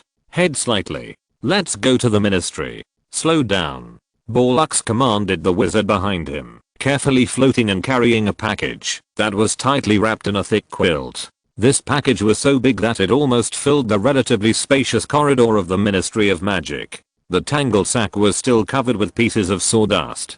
Seeing these dazzling sawdust, the corners of Boraux's mouth couldn't help twitching. That morning, after washing up under the service of the young house elf creature, I spent 3 to 10 minutes finding the fat delivery bad in the illustrated book of birds in the library. At first he thought it was a magpie. After eating fat, He didn't expect that it was really a penguin. After seeing the name of the penguin, it was difficult for him not to think of the man who was very active in the British wizarding world, but disappeared in recent years. He spent money like water and made everyone the 1,000-year-old man was obsessed. He held the treasured potion and top secret news in his hand. Standing behind him was Nermingard, which was far away on the other side of the strait, surrounded by layers of fog. The contact is increasing day by day, and Barlix and others know more and more about penguins. He knows that this enigmatic young man was just an ordinary wizard who hangs around all day in the center of Krakow, and the people he is loyal to, or represent. The target is not Grindelwald, who is in the tower brewing a conspiracy, but Williams, who is pushing the gears of magic to turn the first step. It's just that after the incident in Paris broke out, the group headed by Penguin disappeared as abruptly as when they appeared. Or maybe it was because he was so outstanding that he quietly integrated those people into the British people while he was active. The new faces among the wizards were hidden. In short, after that, there was no suspicion of their new neighbors and colleagues who had just moved in not long ago. But the penguin told Borax that at the moment Nelson walked out of Hogwarts, this incredible force returned. Thinking of this, Borax wanted to slap himself. He didn't have that much strength. Why should I be mean? Out of curiosity, while waiting for breakfast after washing up, he returned to the bedroom and stared at the small package on the bed, even though the package said please open it at the designated place. But out of curiosity, he picked up a small knife and scratched lightly on the packing tape, wanting to see what was inside. I also think about the safety of the ministry.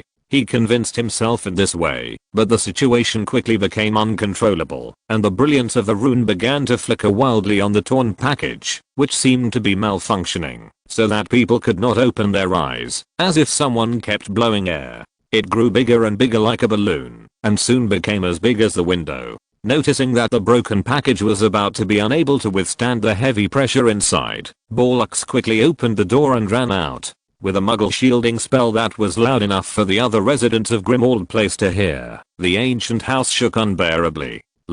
After an unknown amount of time, the sound of boiling water came from the kitchen, and Borax, who was a little bit ringing from the shock, ignored the protruding door, turned and walked towards the dining room, where Creature had already served his boiled eggs up the dining table. Borax, who was sitting at the dining table, looked at the bright yellow boiled egg in his hand because of the shaking just now. The yolk egg in the pot was shaken apart. He rushed upstairs, and what he saw was a square and heavy building, the iron cabinet, and a pile of broken wood under the iron cabinet. And that's where the package in front of him and the sawdust on the package came from. Something from the penguin and his bed. What's even more exasperating is that the opened package cannot be moved by apparition or the flu network, and can only be carried by the levitation charm. Blake, I heard that your house exploded 2 days ago. It also alarmed the Magical Disaster Emergency Response Office, a witch came out of the office next to him.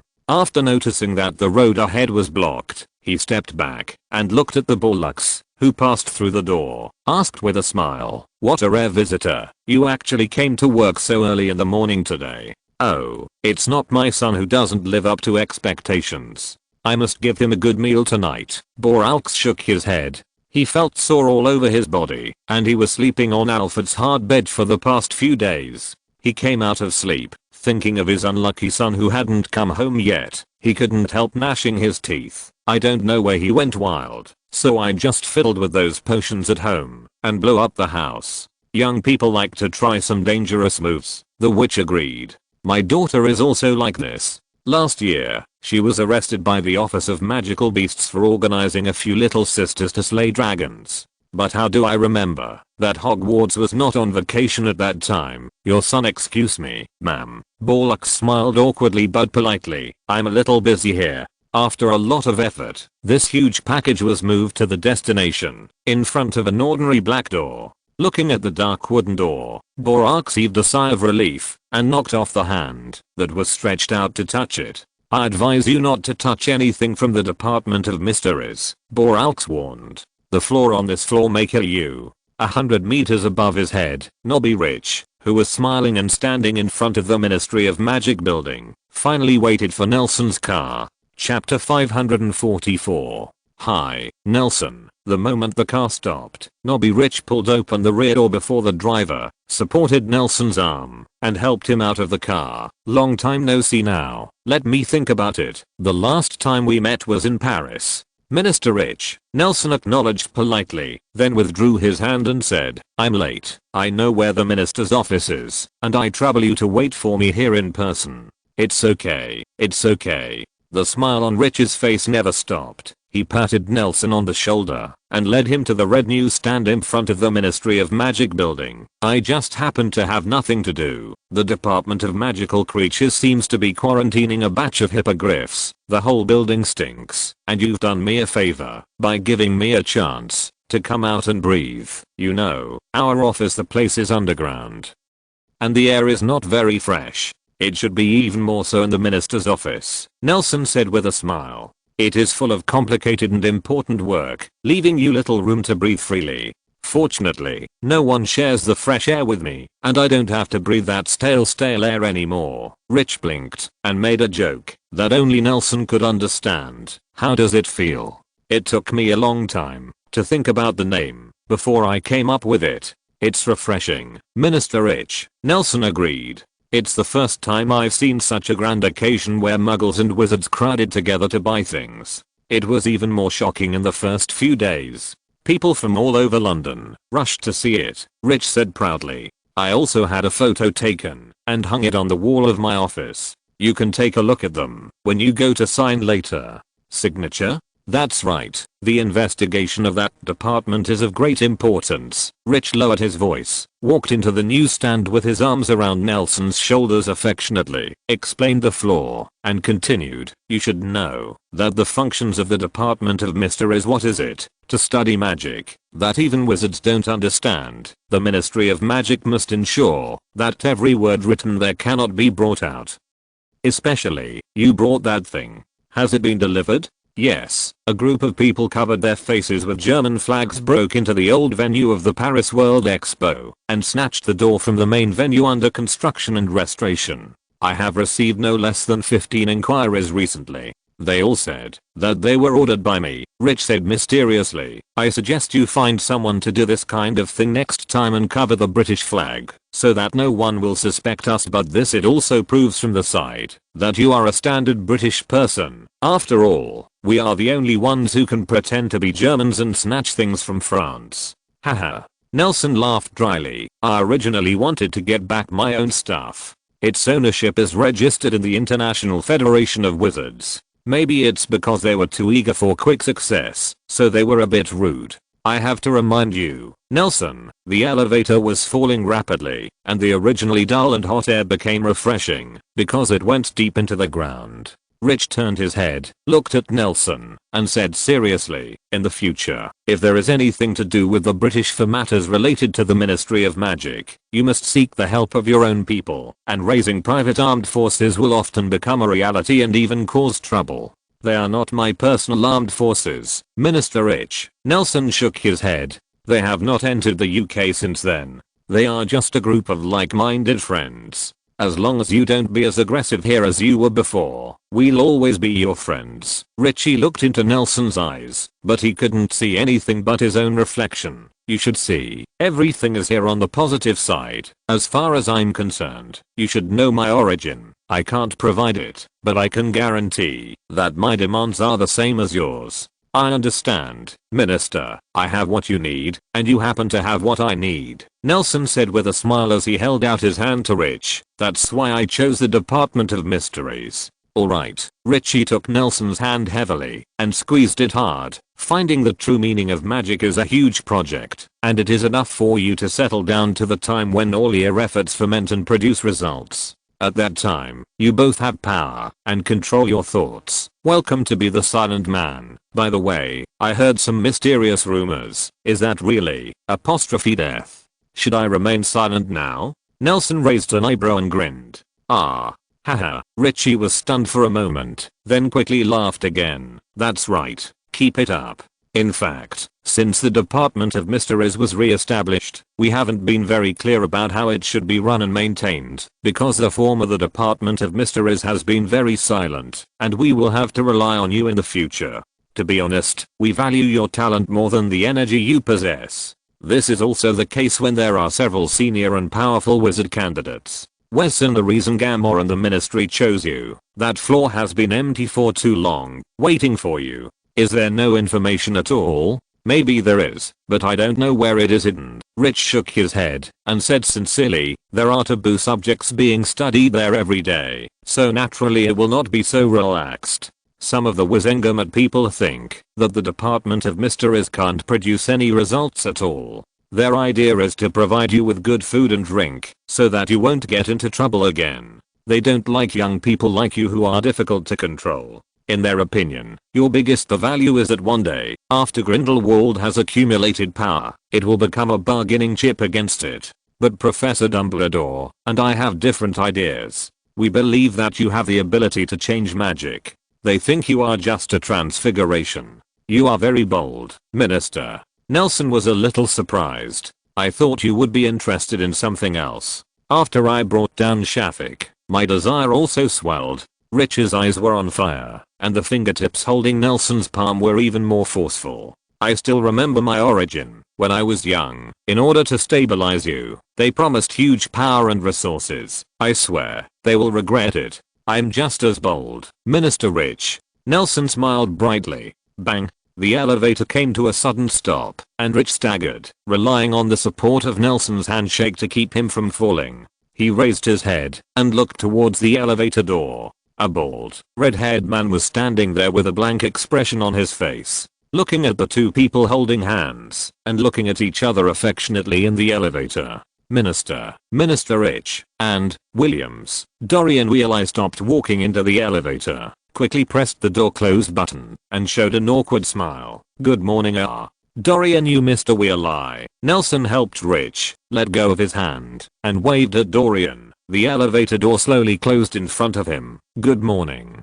Do you know Dorian? Richie asked curiously as the elevator continued to descend. Is it because of a classmate named Wheeleye? You should have a classmate named Wheeleye, right? I didn't have it this year, Nelson said while looking at Rich, who kept chanting weird things. I encountered a magical accident on the west side when I was in the first grade, and the wizard who came to deal with it was Mr. Wheeleye. He seems to have worked in the Department of Magical Accidents and Disasters before, Rich said, nodding, but now he's in the Muggle Liaison Office, which is funny to say, and that's the head of Wizengamot named Shafik at that time. Old Malfoy did not know where to find the evidence of Dorian's passive sabotage. It seemed that he did not come to a meeting with Shafik when he was away on official business. He took this opportunity to knock him down and send him to the Muggle Liaison Office. Although the rank has been raised, it is a casual job that he has been like this in his life. Shafik's downfall is Dorian, the Muggle Liaison Office instead. It has become one of the most popular departments, and many people have sharpened their heads and want to get in.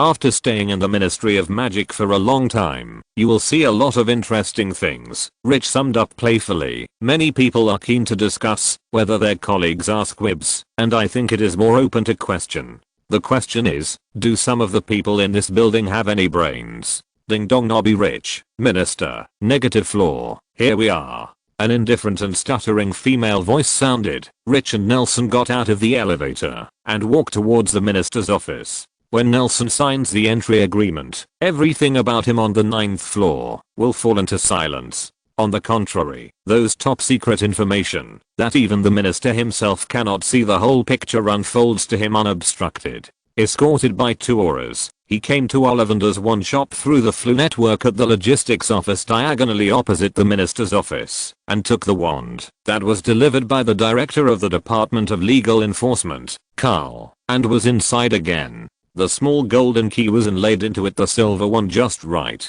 In the pattern of the hoop, it looks more like a delicate work of art than a wand that can perform magic to take life or bring the dead back to life. When Nelson returned to the 9th basement of the Ministry of Magic with his wand, he saw several wizards holding wands in full battle, and Borlux who wanted to punch and kick the black door of the Department of Mysteries. He raised his head and saw the huge package wrapped in a thick quilt. It stood there quietly and could not be shaken. Even through the package, it was enough to feel a kind of coldness that one didn't want to get close to. Hiss, Nelson gasped. Why didn't he send it in the small package he prepared? It was really hard for him to imagine how the penguin and his party send it across the ocean. Is it pulled by a ferry? Here you are, Nelson.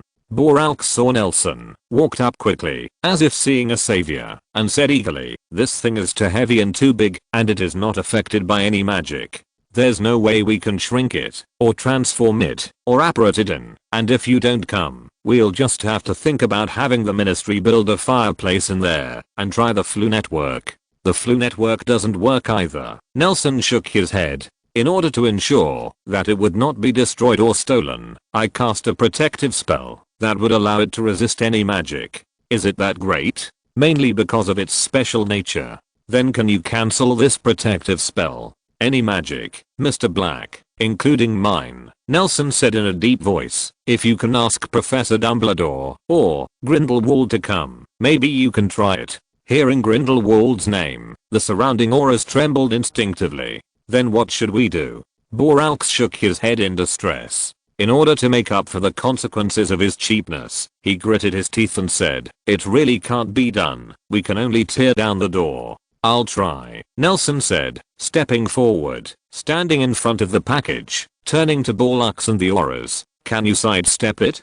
I'm going to open it. I'm not sure what to do next. Will it be confidential? After bluffing away the people crowded in the corridor, Nelson looked at the package standing in front of him, and the shock from many years ago resurfaced in his heart again. No one will forget the towering black stone door and its magnificent scene of accepting all the souls of the dead. Looking back, he didn't know if he had eaten a bear's heart and a leopard's guts, and what kind of mentality he had to tear off a corner of the veil. He stretched out his wand, and after sensing the key on the handle of the wand, the plain black door opened, and the cold air inside the Department of Mysteries blew onto Nelson's face, making him feel refreshed. His hand slowly melted away, revealing the black stone door that swallowed a young life in the main venue of the Paris World Expo, and the veil hung on the doorbeam that is automatic without wind-up or imitation, but it seems to have the same power.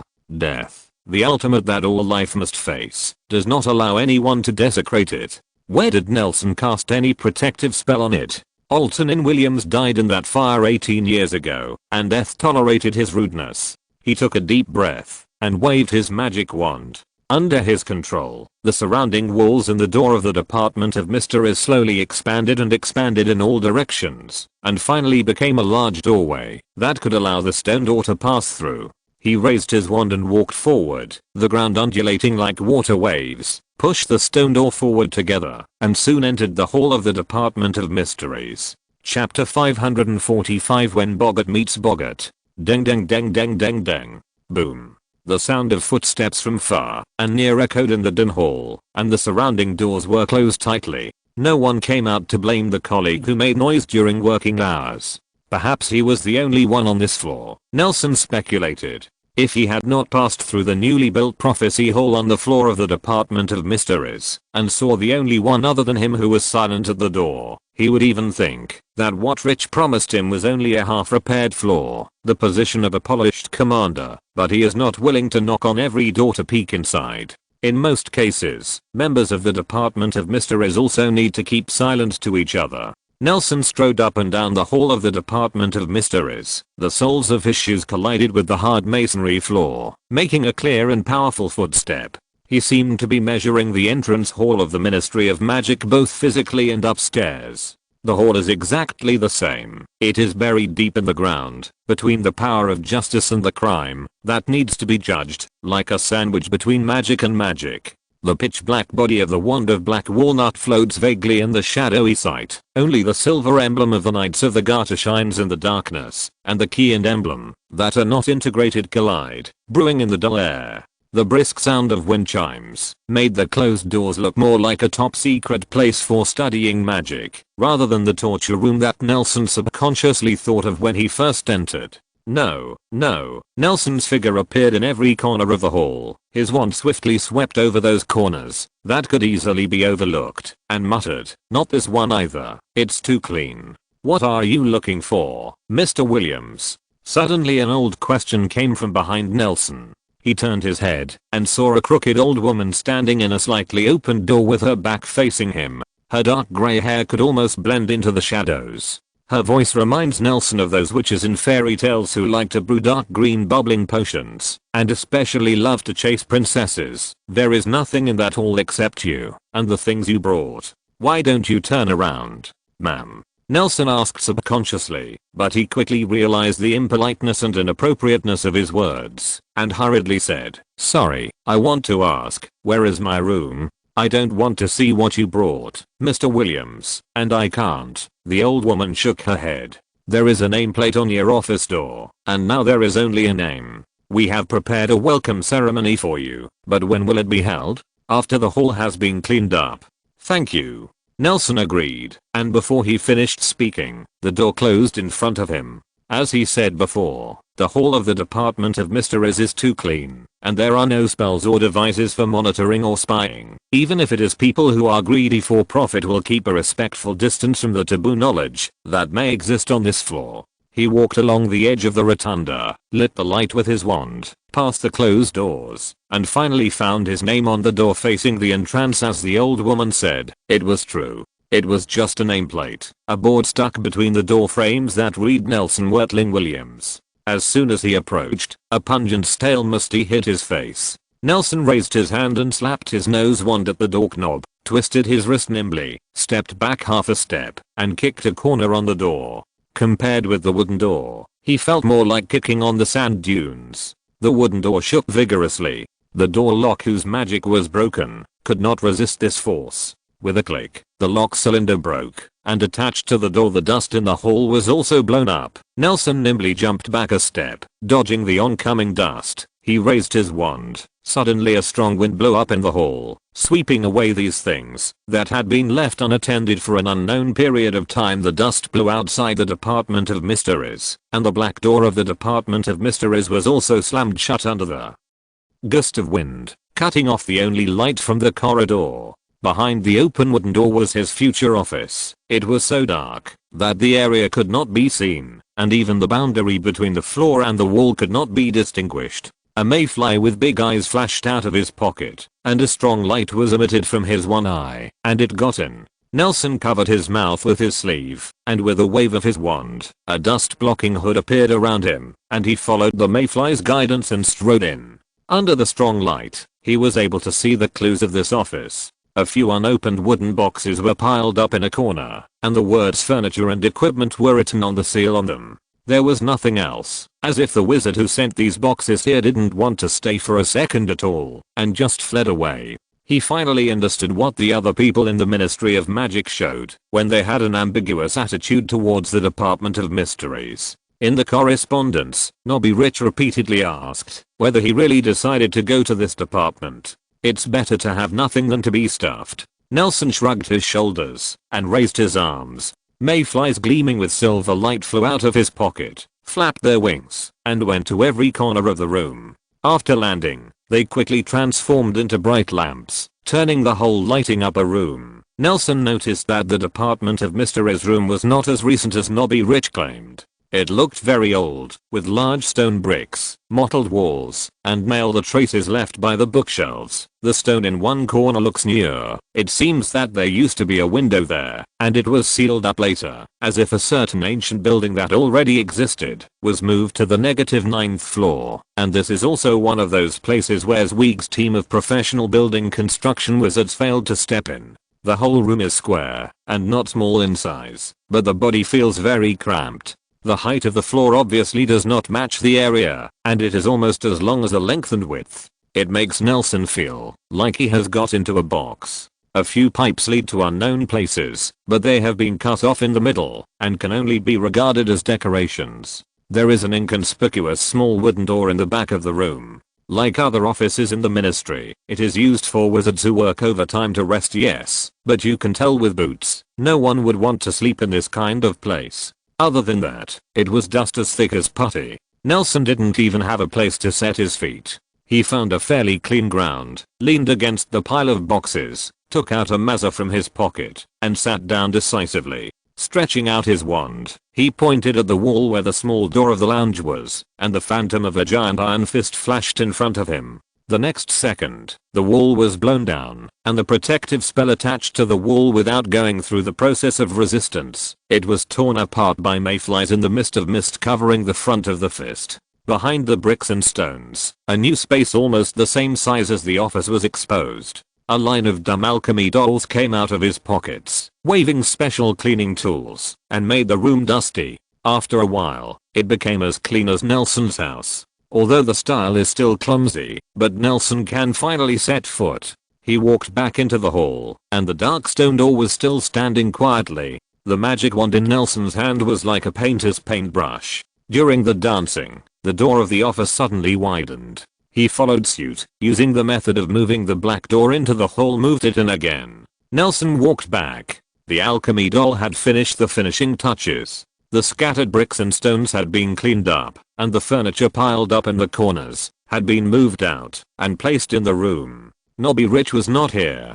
To fool people, the cinnabar-colored desk is so red that it exudes a thick texture. The materials and workmanship are extremely exquisite, and it looks very expensive. A high-backed chair with a sharp point like a sharp sword was placed behind the desk, which looked a bit like the one he had shown at the Triwizard tournament. The desk was neatly arranged with manuscript paper, ink bottles, and some other stationery. A bookshelf covering the entire wall stood empty by the wall. Nelson walked to the high-backed chair and sat down. Behind him, he built a high platform similar to the underground of Auschwitz, and placed the black door tightly. Go up. An alchemy puppet that had completed its task climbed up the desk, trying to get back into his pocket, but was held down by Nelson. He shook his head at the puppet and threw it on the bookshelf. You all stay here. As soon as the words fell, those little things that were still running all over the ground disappeared in an instant. Nelson took out a small silver ball from his pocket and cracked it on the desk.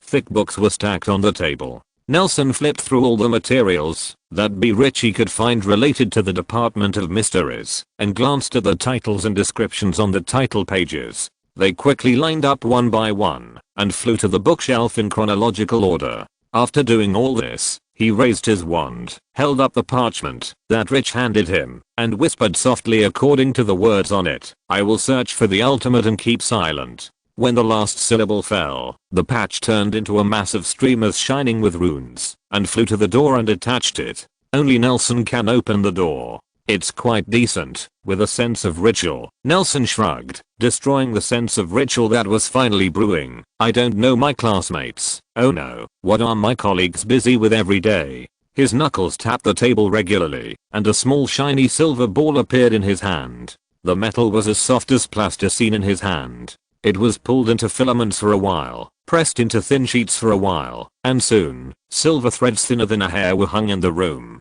They gently brushed over the desk and bookshelf, doing the final inspection, until the silver thread passed the high-backed chair. A puff of smoke rose, and the chair he let out a moan as his magic power dissipated. Since everyone's curiosity can't be curbed, Nelson smiled and squeezed the new small silver ball into various shapes. The silver thread came out from the crack in the door, and walked in all directions along the cracks in the stone wall. Nelson, who was sitting in the middle, was like an acromantula in the forbidden forest, waiting patiently for the web to be woven. I can't be exempt. I'm so curious. I think it's just to strengthen the building structure. By the way, the small silver ball in his hand is like a real life, looking for the fastest and most hidden path, extending towards a higher or deeper direction. Is it time for dinner? Nelson stuffed the small silver ball in the drawer, stood up, and walked out of the office. Looking at the still dark hall, he frowned, stretched out his wand, and pointed at the center. The goblet of fire appeared in the center of the hall, and after being thrown into a spark, the bright flames ignited. Crunch! The sound of the door opening came from the rear of Nelson's side. He turned his head and saw the boggart who had met once, the manager of the prophecy hall, who was lucky enough to see his prophecy on the spot, and the only silent man he had ever seen. The moment he saw Nelson's face, Boggart was like a rabbit seeing a natural enemy. He turned his head and was about to go into the Hall of Prophecy, but one hand was already pressing on the door. He raised his head with a bitter face and looked when it came to the smiling Nelson. Mr. Williams, long time no see. Nelson could feel the palpable voice in his heart. My God, this is so unlucky. This is the first time that this kind of experience of being considered unlucky, which made Nelson feel very novel. He looked at Boggart's eyes rolling around and said with a smile, "Mr. Boggart, I said we will meet again of." "You didn't say that." As the manager of the Prophecy Hall, Boggart has a memory far beyond ordinary people. He instantly recalled the experience of the day he met Nelson, shook his head seriously, and said with an emphasis, "You really never said that." "Oh, really?" Nelson waved his hand. "Then I should have said you would be promoted?" "It did." "You're welcome." "Why do I?" Boggart shook his head dejectedly. It could indeed be regarded as a prophecy, and it came true. "Okay, thank you." The first time he met Nelson, he just had an extra workload of prophecy, and it was still so explosive.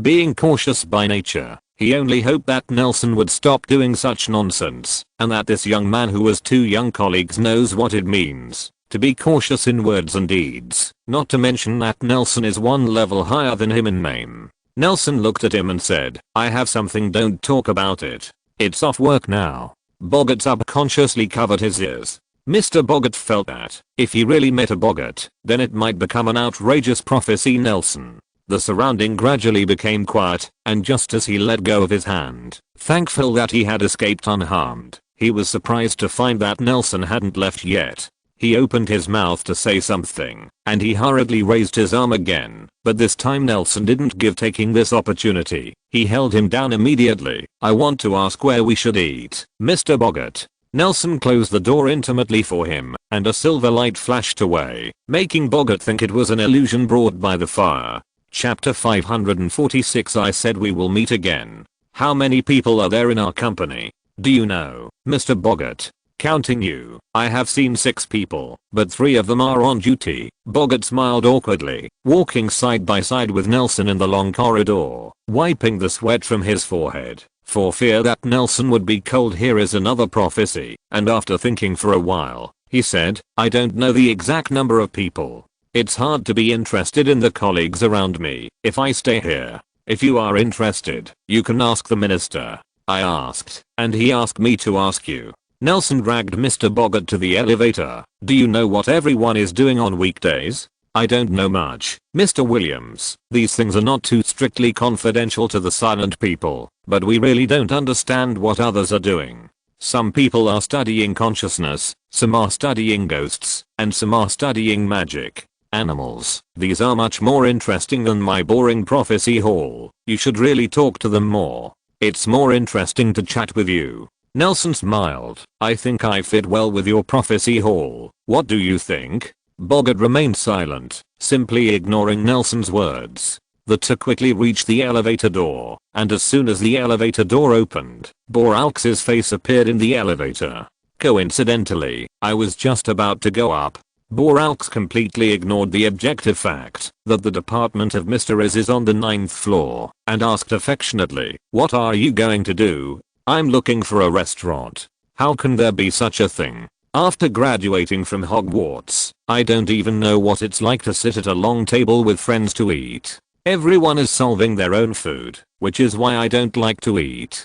Getting away. "I know a very good French restaurant, definitely the top in the world." Boralx blinked and said, "Want to go together?" "It's better to obey, Mr. Black." Nelson agreed. "I'm really hungry." It suddenly occurred to me that the door was unlocked. "Excuse me, Mr. Williams." Boggart seized the opportunity and slipped away. Director Black. "We will meet again soon, Mr. Boggart," Nelson said with a smile on his back. "Let's go." Boralx made a way for him through the elevator in trance. "Want to have dinner at my house tonight? Wahlberger has prepared a family dinner. I have to clean up the house next time. I heard that the Hogwarts Express has been attacked," Boralx said in a low voice as the elevator slowly started to rise. "Is it? It doesn't make sense. They are supposed to be out of luck. Those British wizards are just accomplices." Nelson narrowed his eyes and took out a package tightly wrapped in oilcloth from his arms. "I took some photos, and they all looked like faces."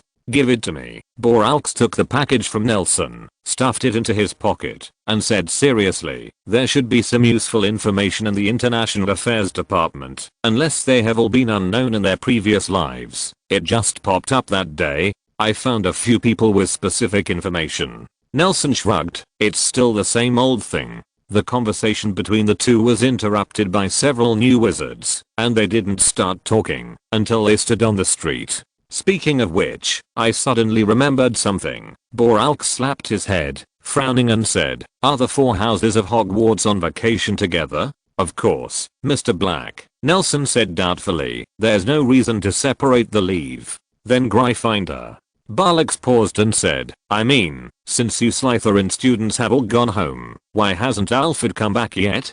"So I thought Gryffindor was on vacation at late, but now that I think about it, he probably didn't go home, because he didn't do well in the Newts exam. When he can't bear it outside and comes back, there will be good fruit for him." "Alfred didn't go home?" Nelson's mind was messed up by Boralx's outrageous remarks. He took a lot of effort to straighten out Boralx's logic. After a moment of silence, he turned his head and looked at him said, "But Mr. Black, isn't Alfred a Slytherin?" "Ah."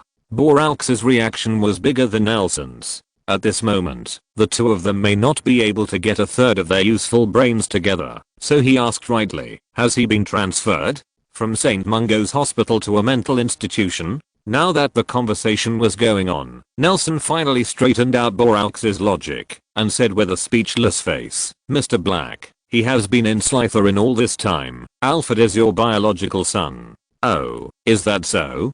Boralx rubbed his chin and seemed to have regained his senses. "I always thought he was in Gryffindor. After all, his behavior style is very similar to the one I hated when I was in school. Those guys even have the same habit of skipping home if they fail the exam. He does look like a Gryffindor, but..." Nelson blinked and finally grasped the point. "Hasn't Alfred come home yet?" "Yeah, I said it at the beginning. Didn't you repeat it too?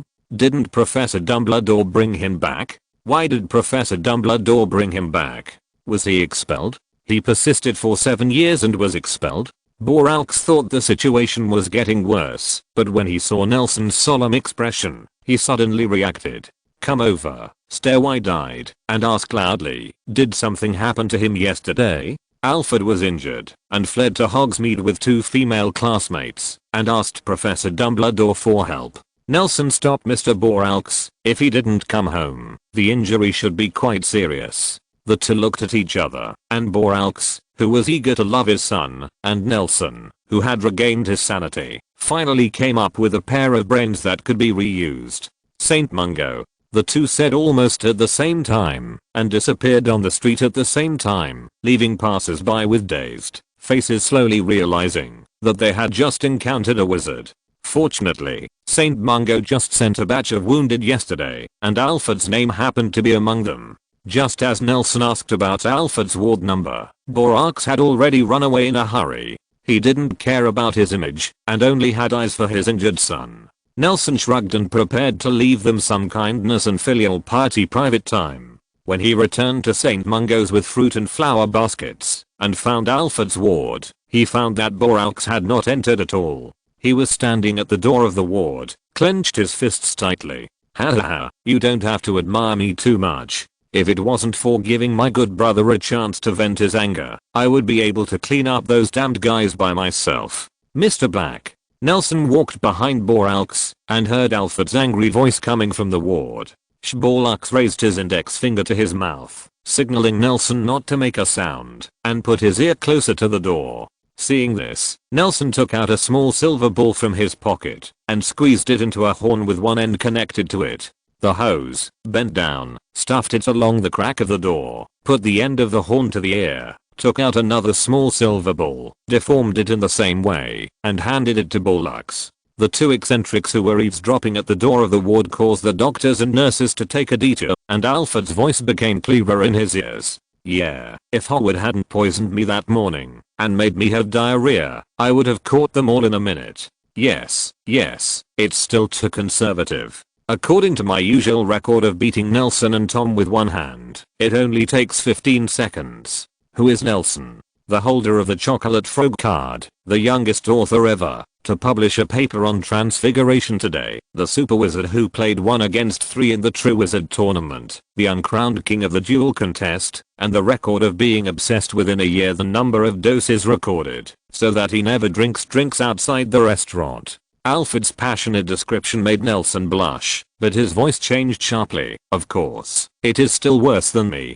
Why are you chirping like my unlucky old man? He is noisier than the old man hanging on the wall in our house. Every day he wants to teach me how to eat and sleep, even the frequency of my snoring. No, I don't snore when I sleep. He snores, so I feel like the whole world sleeps and snores like him. I swear on Merlin's panties, if we are destined, maybe you can verify it yourself later. Girl, you are much gentler and more beautiful than my sister. Nelson raised his head and noticed that the headmistress Delicido and suddenly appeared in the empty picture frame hanging on the wall directly opposite. She was a therapist and had a portrait of herself in St. Mungo's. After seeing Nelson, she showed a surprised expression, and when she noticed that the two were eavesdropping on the voices in the ward, she crept into the frame near Nelson. After listening for a while, a meaningful smile appeared on her face, and she walked to the picture frame and disappeared. Nelson wanted to appease the blue veins on his forehead, Borax, but finally gave up the idea that this might be a bad idea, and continued to listen in silence.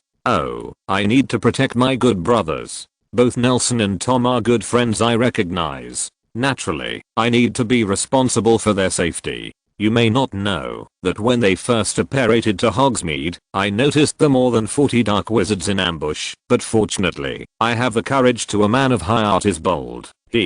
Nelson suddenly heard a sinister cold snort. He raised his head, and there was a figure of Phineas Black in the picture frame beside him, and when he heard Alfred at the moment of the sound, his face became stinky. And he snorted indifferently to Borax, who was greeting his grandfather, and squeezed out a sentence. Borax, why is there such a rebellious son in the Black family? Mr. Black. Nelson bowed his head and welcomed. Give me one of those things. He pointed to the simple bugging device hanging on Nelson's ear and let Nelson transform into a new one and paste it on the painting. Soon, the two of them dropped on the wonderful scene in the ward together and appeared in the corridor of St. Mungo's. These doctors and nurses no longer took a detour and simply stayed away from here and even went to call the security personnel. When Alfred began to tell how Dumbledore cried and begged him to enter Hogwarts 7 years ago, St. Mungo's security personnel finally rushed up with their wands. They huddled around the corner of the stairs, watching the 2.5 suspicious people in the empty corridor. Shouted sharply, "Who is it?" "I'm Aurora Scott, the Ministry of Magic's resident St. Mungo's Hospital for Magic and Magic. Put down your wand and accept the examination." The Aura's voice was loud, and Alfred, who was talking loudly in the ward, quickly fell silent. But seeing Nelson looking left and right in front of him, Borax with a stinky expression that people can't look straight at, and Phineas with a funny horn on his face in the portrait, the Aura and the wizard behind him, suddenly he didn't dare to approach, but kept issuing warnings. After a doctor joining in the fun recognized the older man in the middle as the Director of International Affairs, the Aura's voice disappeared immediately. Sir Director must have his own reasons for doing this. There was an awkward silence in the corridor that was enough to freeze the air until the sound of heavy footsteps from the ward broke the embarrassment.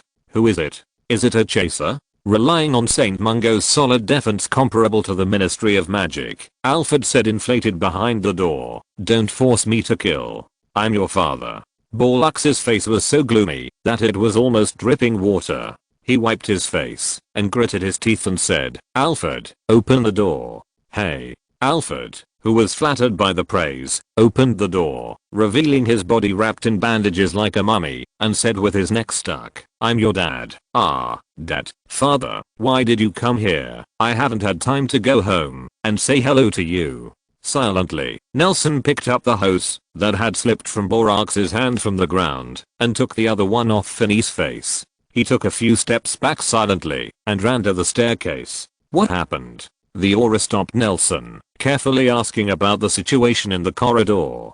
"Do you know the soundproof spell?" Seeing that the Aura agreed, Nelson said, "Put one in the corridor, or it will have a bad effect." After finishing speaking, he left the fruit basket to the Aura, clutched his growing stomach, and quickly left here. What a coincidence, Mr. Boggart. Just when Boggart, who was lucky to have escaped Nelson, was eating in the small restaurant at the entrance of the magic department, while thinking about how to make Nelson not to prophesy casually, Nelson's voice suddenly appeared in his ears.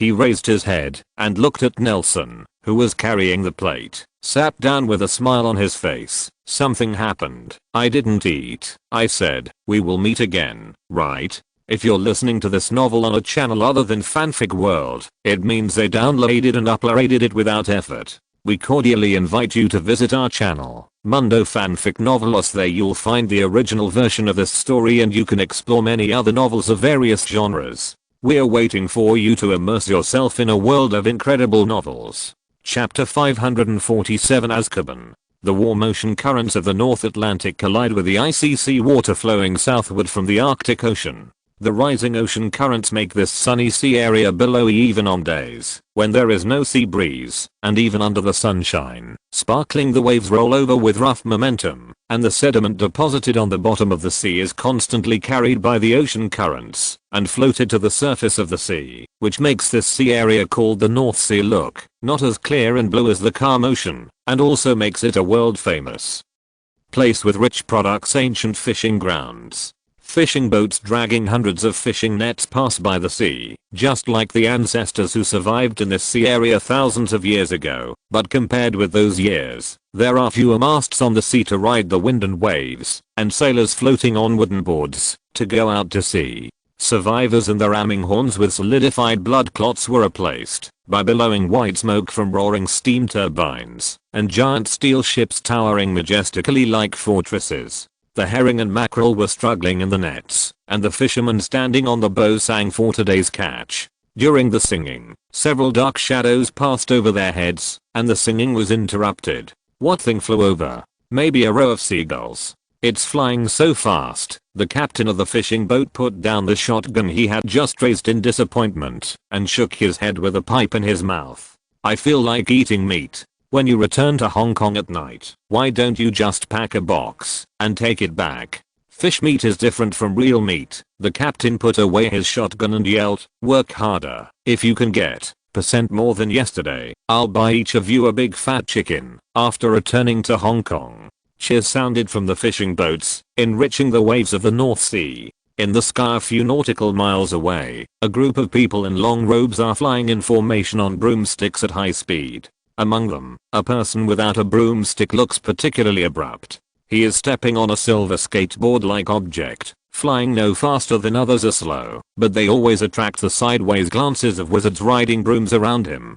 Mr. Williams, you can easily be spotted by muggles like this. An aura on a broom lowered his head to persuade the maverick young officer. Look, Minister Rich rides his own broom. Ah, I've been having some pain in my hips lately, Nelson said, and it took only a second for him to come up with a great excuse. It's not slow anyway, is it? And I cast the disillusionment charm on it, and muggles can't see it.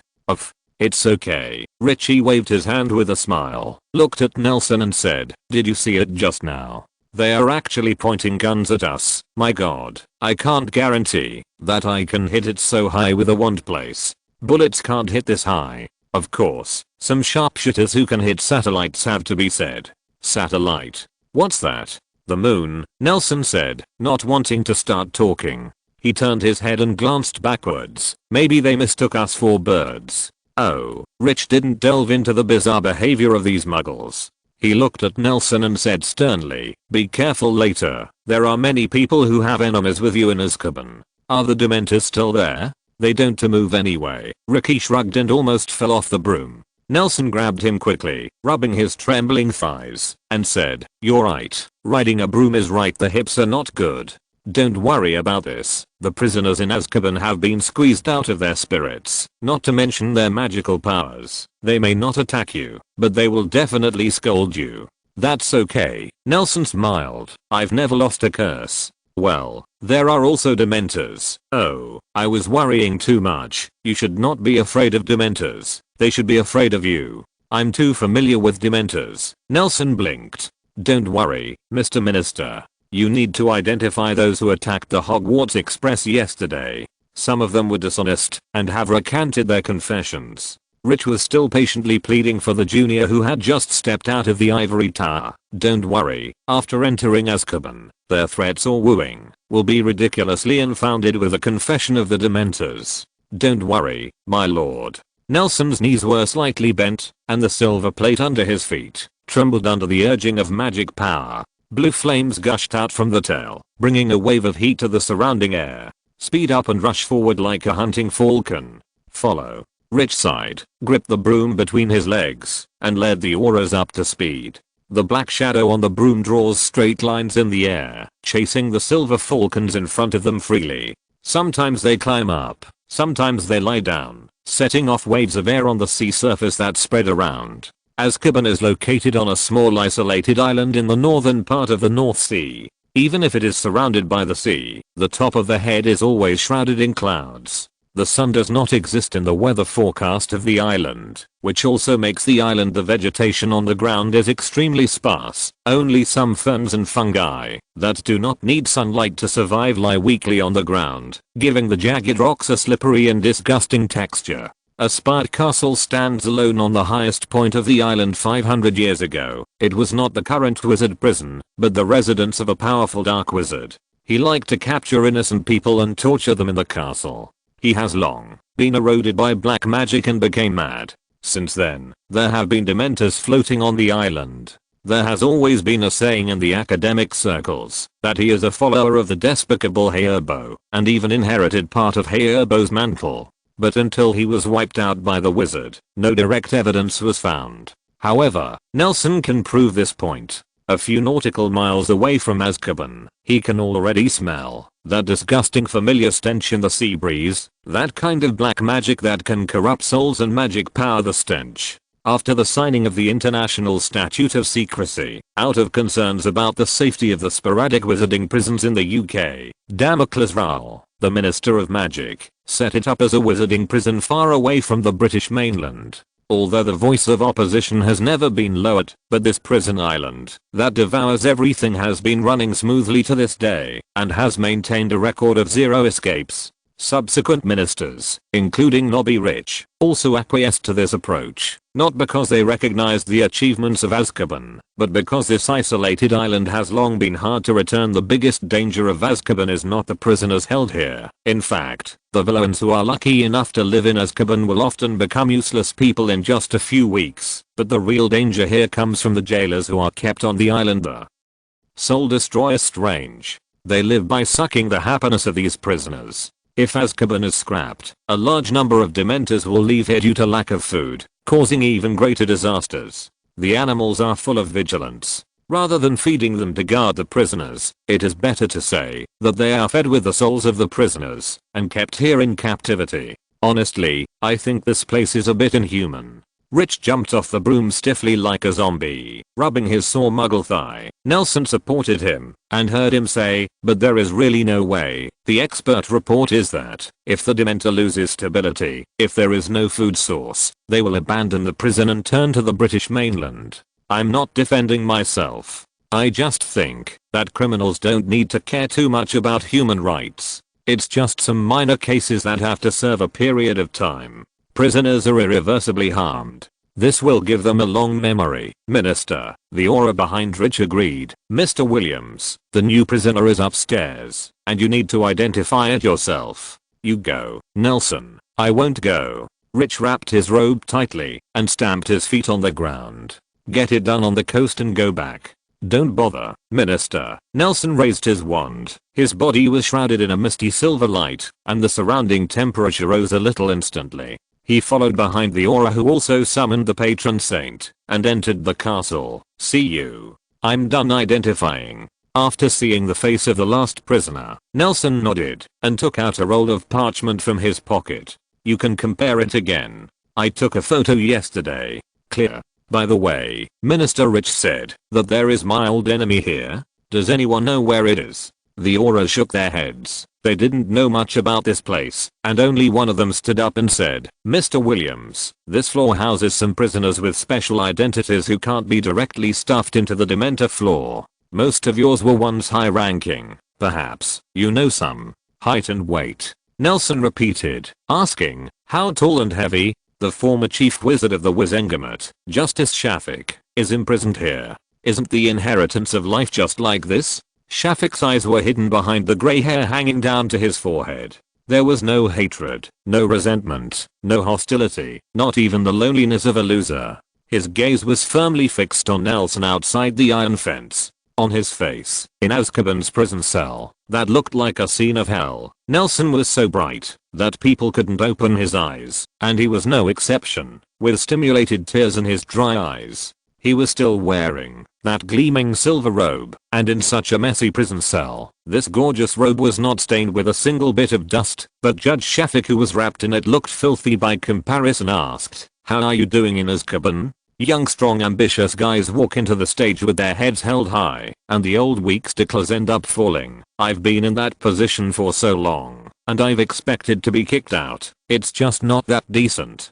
Do you care about decency? Justice, Shafik? Nelson emphasized the word justice. In his opinion, the conspirator who once caused the tragedy was just using his pitiful appearance to win sympathy. Nelson even omitted the honorifics he used to treat people, and said bluntly, "Then why did you end up like that in the end? Is it indecent? I even lost my dignity. What's the use of such a walking corpse?" In the tradition of the Shafik family, those old wizards should have left their wands and walked into the mountains alone, or to die under the claws of a dragon, or to lie safely in the belly of a fish. But we are young and old, and power does not wait for a child who is still babbling.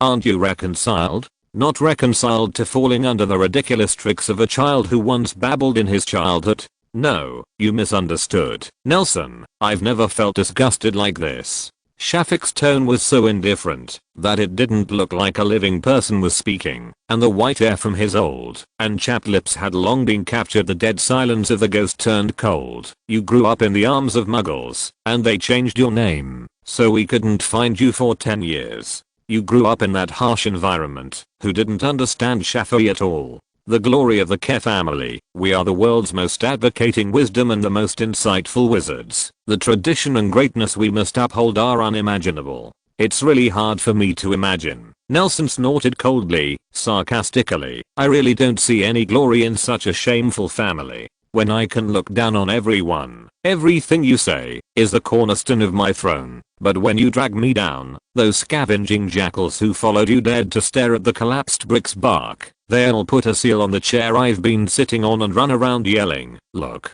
we beat a bad guy." And then what? There was a smile on Shafik's face, but it disappeared quickly. They will secretly move that chair to their own home, wear imitation my robes in the dead of night, and play the role of more imaginary characters in the dark room.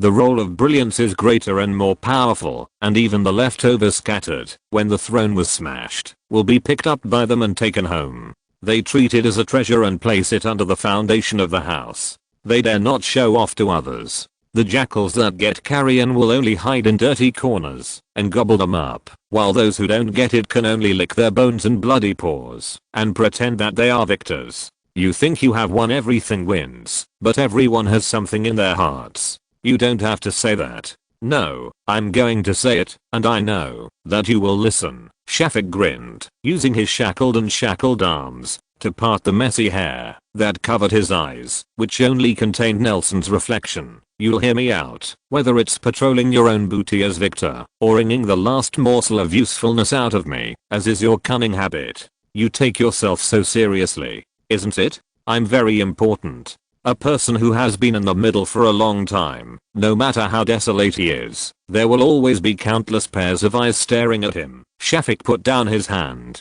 and his eyes were covered by his hair again. I know what's new here. Don't you want to know more? Chapter 548, A Gift. Really? Judge Shafik. Nelson smiled slightly, and said softly, you are so sure. Do you know more than me? I know where you've been in the past 2 years, when and what people you've spoken to, Nelson said, stepping forward, and the cold iron fence was like a phantom standing there, unhindered. He went straight through after passing by. He walked in front of Shafik, lowered his head, put his mouth close to his ear, and said softly, I know which vault in Gringotts every bribe you accept is hidden in, and I also know you like to hide the key behind the third portrait on the right when you enter the Shafik mansion.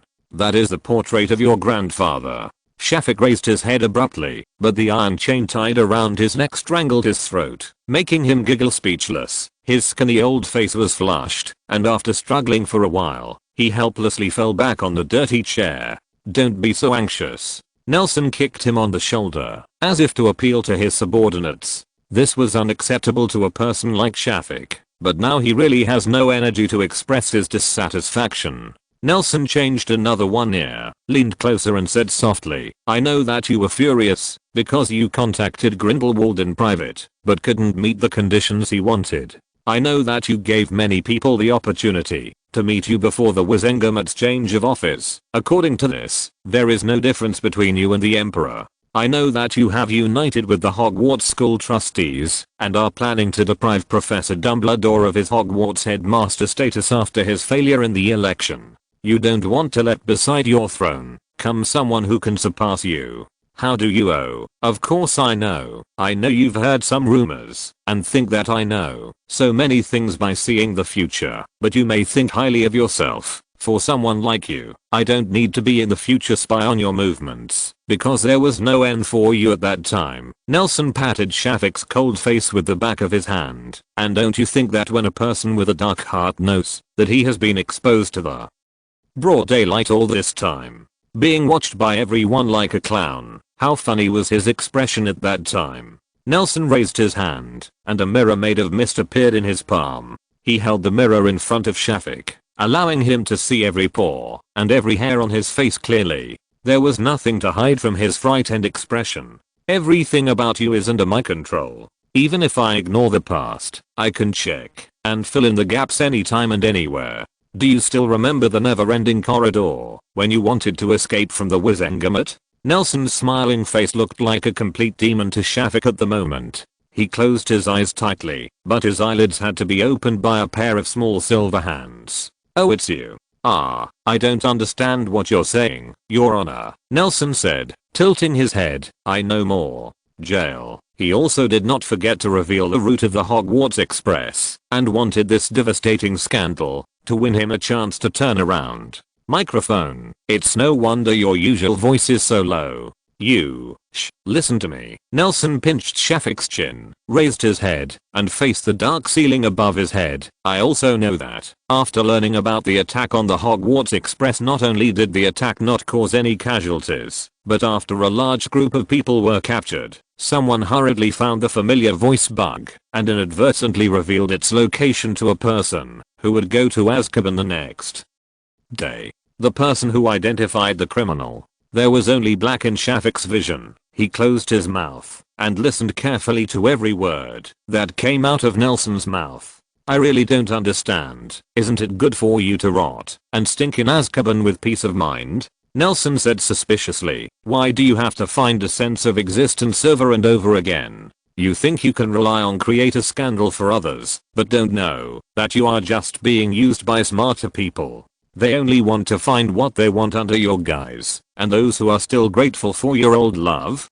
they are all next to you now, Your Honor. I understand. You are helping the Ministry of Magic to prepare for a big cleansing. Even in Azkaban you have not forgotten to help the Ministry of Magic. You are too gentle. Nelson raised his magic wand and pointed it at the ceiling. A milky white beam shot out from the tip of the wand and hit the ceiling. After turning it into a glass-like transparent texture, the spell continued upward, penetrating through the floor after floor. Make them all transparent up to the roof of the castle. The scene outside the castle appeared in Shafik's eyes. He looked at the long-lost sky. Even though it was cloudy, he felt much more comfortable. Haven't you always been curious about how I can play with the wizards in Diagon Alley with things you don't like? The magic spell shot out of the roof continued upwards, hitting the clouds directly, and the dense clouds rolled in all directions, and soon formed a storm as deep as it seemed to go straight to the depths of the universe. And a huge eye was also moving. The center of the eye of the wind opened slowly, and Shafik's eyes, which had been open for a long time, instinctively burst into tears because of dryness.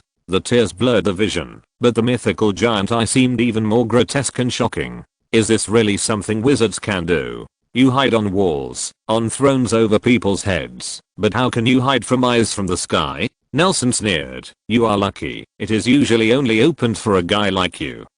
Shafik fell into silence. Although he didn't understand why Nelson had a lone eye looking at him from above the sky, he had already understood when Nelson mentioned the portrait of his grandfather who kept the key to the Gringotts vault. I have completely lost. When the result is in front of my eyes, the cause and process are no longer important. Abandoning Mergen may be the stupidest decision I've ever made in my life. Really? I thought you could enumerate 3 days and 3 nights. You don't know about our glory. It's something bigger than life, Shafik murmured. Nelson Wertling Williams. Any advice, Your Honor?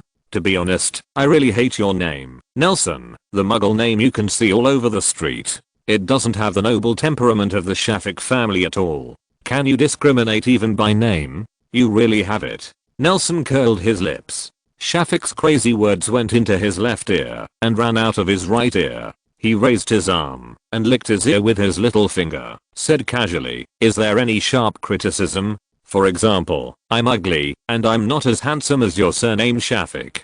Shafik shook his head. Besides, every inch of your body is worthy of Shafik's surname, even if half of your blood is polluted by muggles, but you're god enough to smooth out these small blemishes. I get the feeling you're talking about a piece of china on a shelf, who is not a piece of porcelain. I'm high above the sky, and I will fall to the clouds one day. So, you are obviously very annoyed, very regretful, very unwilling. As I said before, losers don't deserve such emotions. Only victors are qualified to sigh for the imperfection of victory. Shafik raised his head, staring at Nelson's face with deep-set eyes, and passed after a while. He showed a smile that was enough to make Nelson feel physically uncomfortable. I'm very happy instead. Our glory is about to end with me. In the last years of my life, I can wait for you. A gift from heaven. Why would you? Are you unwilling? I should be very grateful. By the way, do you know my name? Shafik? Nelson was stunned. Ever since I have heard about Shafik, he has always been called Justice Shafik, so that people always think that his name is Shafik and his surname is Nelson. Shook his head and said to himself, it doesn't matter, this old lunatic. Don't you think that at this time, I will come to a drama where I don't recognize my ancestors and return to my ancestors? I did have such unrealistic fantasies. Shafik laughed, looking nothing like a prisoner behind bars. I forgot my own name. So Nelson, although I hate you, it's an unremarkable name, but I'm still a little envious. Have you started playing the emotion card? What are you going to play next? The Mon card? Nelson clasped his ears, leaned against the iron railing, and crossed his arms. Go ahead, there's still more time anyway. I'm all ears. No matter how aggressive you are, I understand, because to you, I'm one of the enemies who killed your father. Even at this time, Shafik still never talked about Elizabeth. What happened during that time, but Shafik's attitude of course is enough to make people sick. I'm not trying to argue, since he insists on choosing a more extreme way to tarnish his blood than his mother, then I have no choice. At least let Shafik's blood be crowned with the surname of a Nordic pureblood wizard. Shafik can still accept it. No choice? Nelson shook his head. You are really hopeless. I have no choice, and neither do you. Nelson, Shafik said with a chuckle. You still have the blood of the Shafik family in your body no matter what. Your words remind me of my good friend's father. Nelson snorted and turned his head to look at the buildings in the distance that were busily comparing photos. Is your family going to inherit the throne? You didn't grow up in an environment of power and honor. Your aunt and uncle's protection of you made us miss the best time to teach you to be an elite. Fortunately, you lived up to expectations and became a well-deserved elite. Just lack common sense. Shafik, who admitted defeat, looked very relaxed, and he said softly, I believe that during your time in the Ministry of Magic, you will soon realize that common sense is not how sweet the taste of power worth mentioning is. You'll see. Like a donut. That's great. Nelson said calmly. I will give you a gift, Nelson. Shafik had a terrifying smile on his face. Actually, you have already started to accept Shafik's gifts a long time ago, and you thought you were going alone. Ermengarde was not hunted down as a traitor. Is it because of Dumbledore's protection, or because the Ministry of Magic is afraid of Grindelwald? Do you think that the academic achievements you are proud to jump into the newspaper so quickly because it is true? Much better than the top papers? You thought you had a fight with your friends in Nocturnally and no one got revenge because ridiculous your pseudonyms were hidden? From the day you were born, you've been enjoying the transcendent power and strength brought to you by Shafik's blood.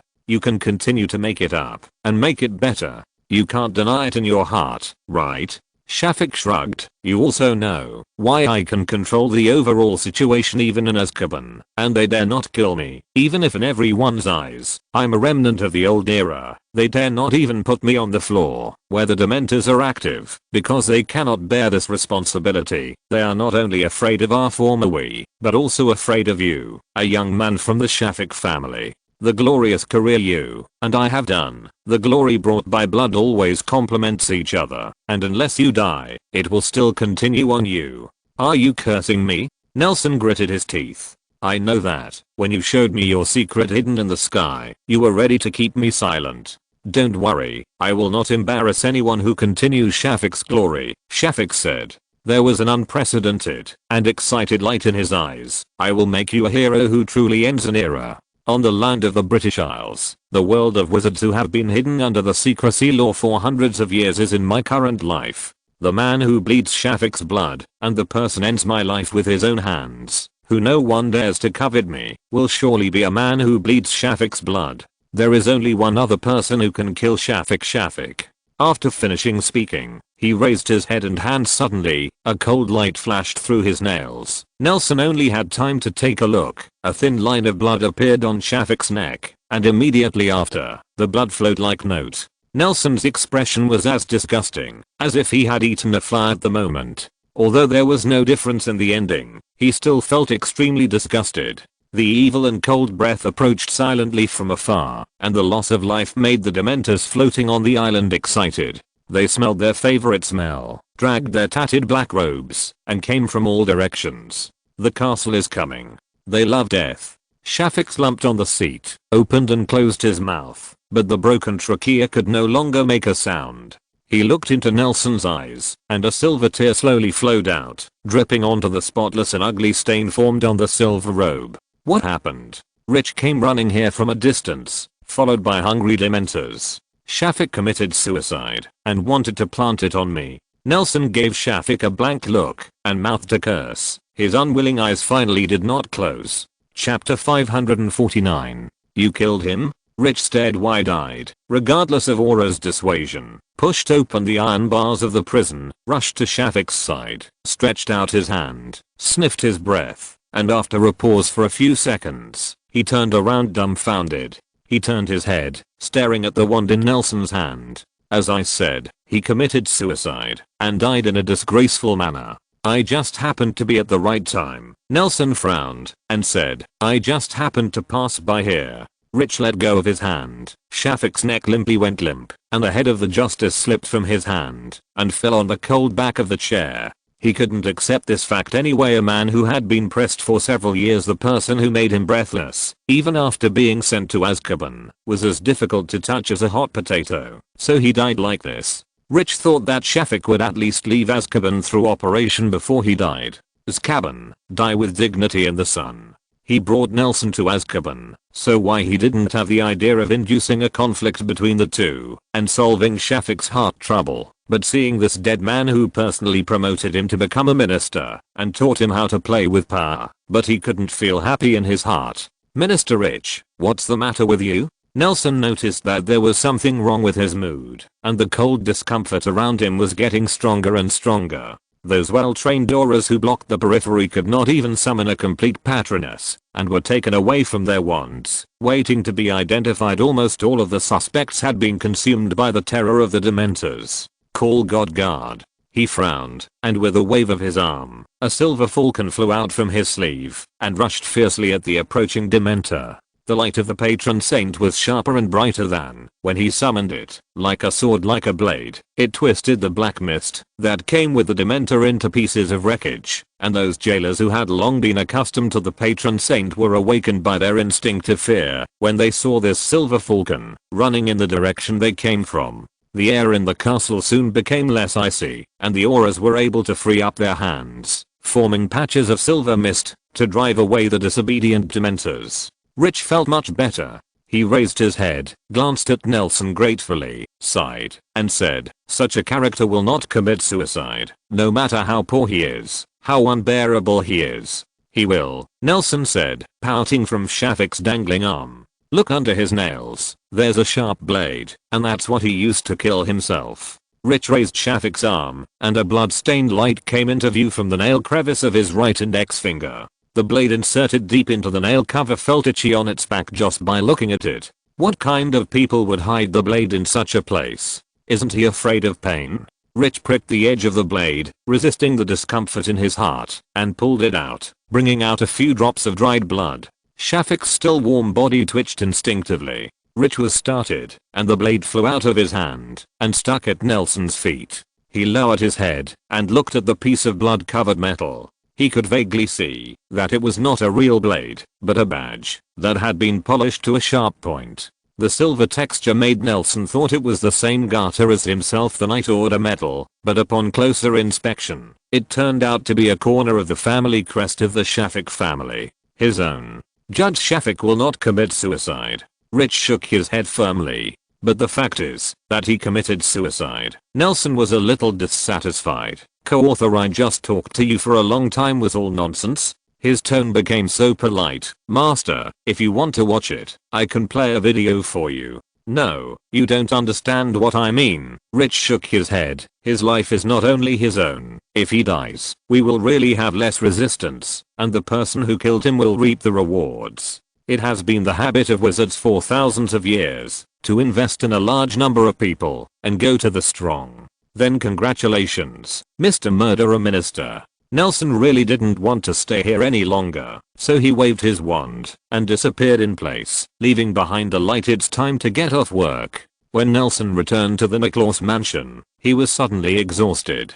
It was obvious that today he just cleaned the office, laid a net to wrap the Ministry of Magic building, and went on a business trip, but he felt more tired than going through an exam week at Hogwarts. Is this what it feels like to go to work? Room, surrounded by billowing dust, and the little alchemists waving brooms and mops were cleaning in full swing. He had almost nowhere to set his feet. The alchemy puppet holding the vacuum device passed by his feet and touched Tom's shoe with a handle.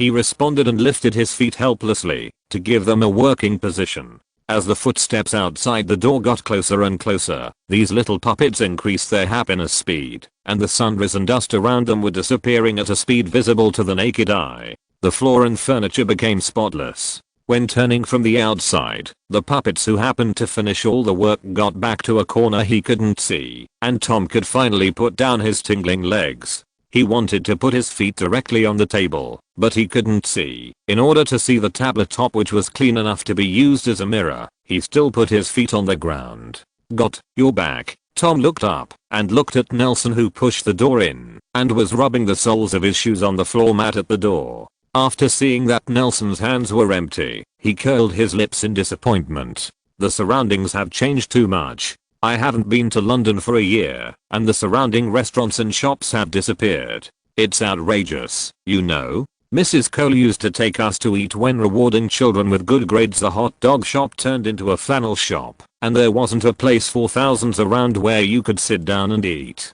The bombing here was the least before, so the land rent has increased more or less after the war. Nelson stood at the same place, looking at the clean and tidy house, showing a satisfied smile, and said, so those shops with low profits, it can't continue to open, but some high profit businesses want to set up a shop here, and many people think that this place can bring good luck to their business. Seriously? Tom found it difficult to understand. Can the surrounding residents afford the goods in those stores? What antique gold, what gem jewelry, none of them are usable in our block. Except for this row, there are only an orphanage and a church left for immigrants from France who will buy those things. At least one restaurant for us to eat. As you said, everyone's conditions are not good. Who would go outside for a dental festival? Nelson blinked. Didn't you eat all day today? He took off his coat and hung it on the coat hanger at the door. He used a feather duster beside him to shake the dust from Azkaban on the hem of the coat.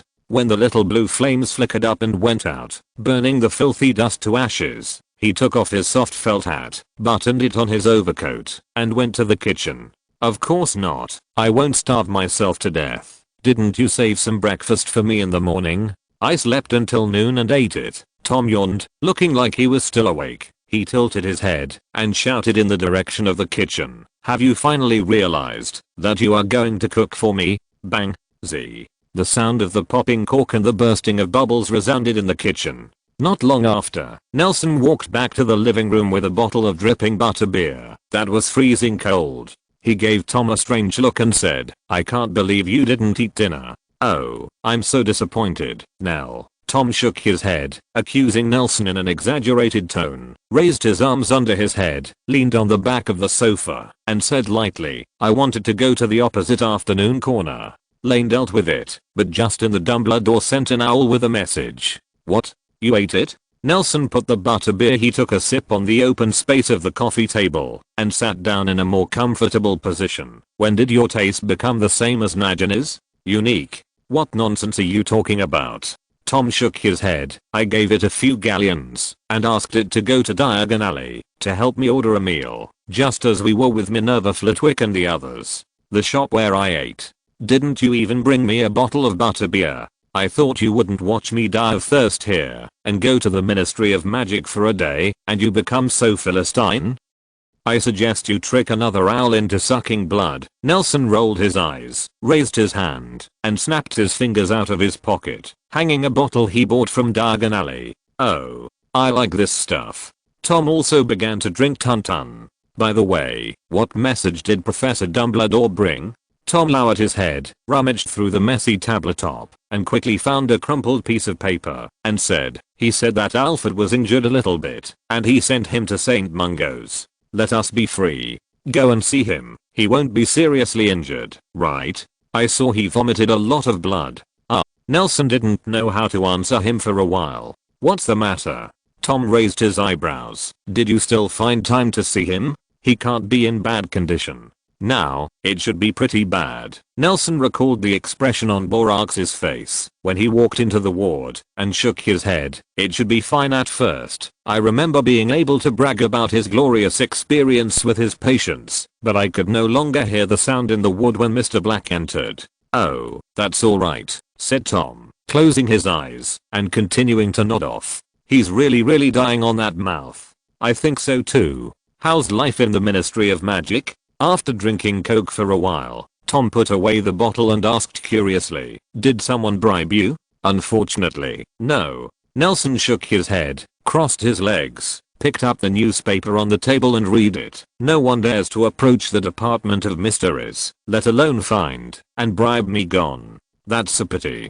Tom didn't just say it, he really regretted it. "I used to think that you would start from the position of ministerial secretary or something, and you will get the moon first, if you are close to the water, you know." Fortunately, Nelson scanned the first edition of Witches vs. Minotaur Ace News, and turned to the next edition. "I'm also happy to be free, which office is no different from a real chamber of secrets. I have already an eyeliner has been laid to monitor the Ministry of Magic, and many things can be done there in the future. Why don't you let those who are loyal to you do it?" Tom asked. "Umbridge told me before that there are many people in the Ministry of Magic who suddenly appeared in the past few years, and she wants to find them. I took credit for the evidence, but there has been no progress. I guess it is either a wizard from Nermingard, or someone from your side. They are not suitable for doing these things," Nelson said, shaking his head. "Since the Ministry of Magic can detect them, they will not be afraid of them doing things. That building is not a paradise occupied by fools, at least the one that holds most of the power.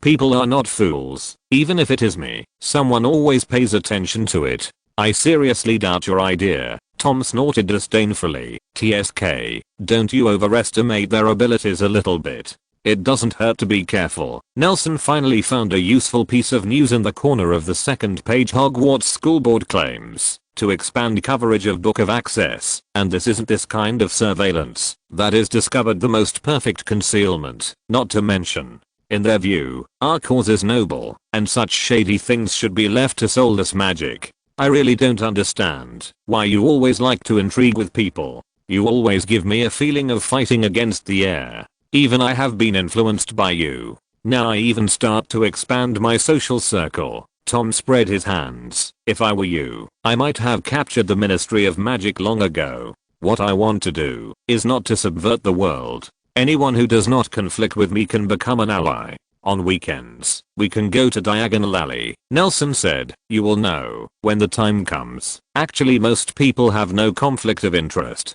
It just so happens that Hogwarts is on vacation. Oh, by the way, there is something I didn't tell you. When the dusk gradually came, Nelson poked his head out of the small room, where the dingling clang kept ringing, and said to Tom in the living room, "What's the matter? Shafik is dead." Chapter 550, The Hall of Prophecy.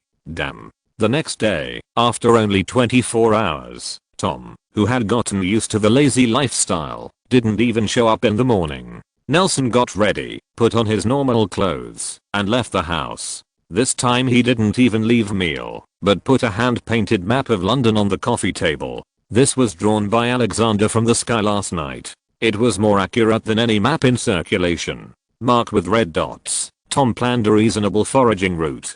"Mr. Boggart, good morning." Nelson saw the short Boggart in the elevator again. He shrank his neck, as if he was afraid that Nelson would pick him up.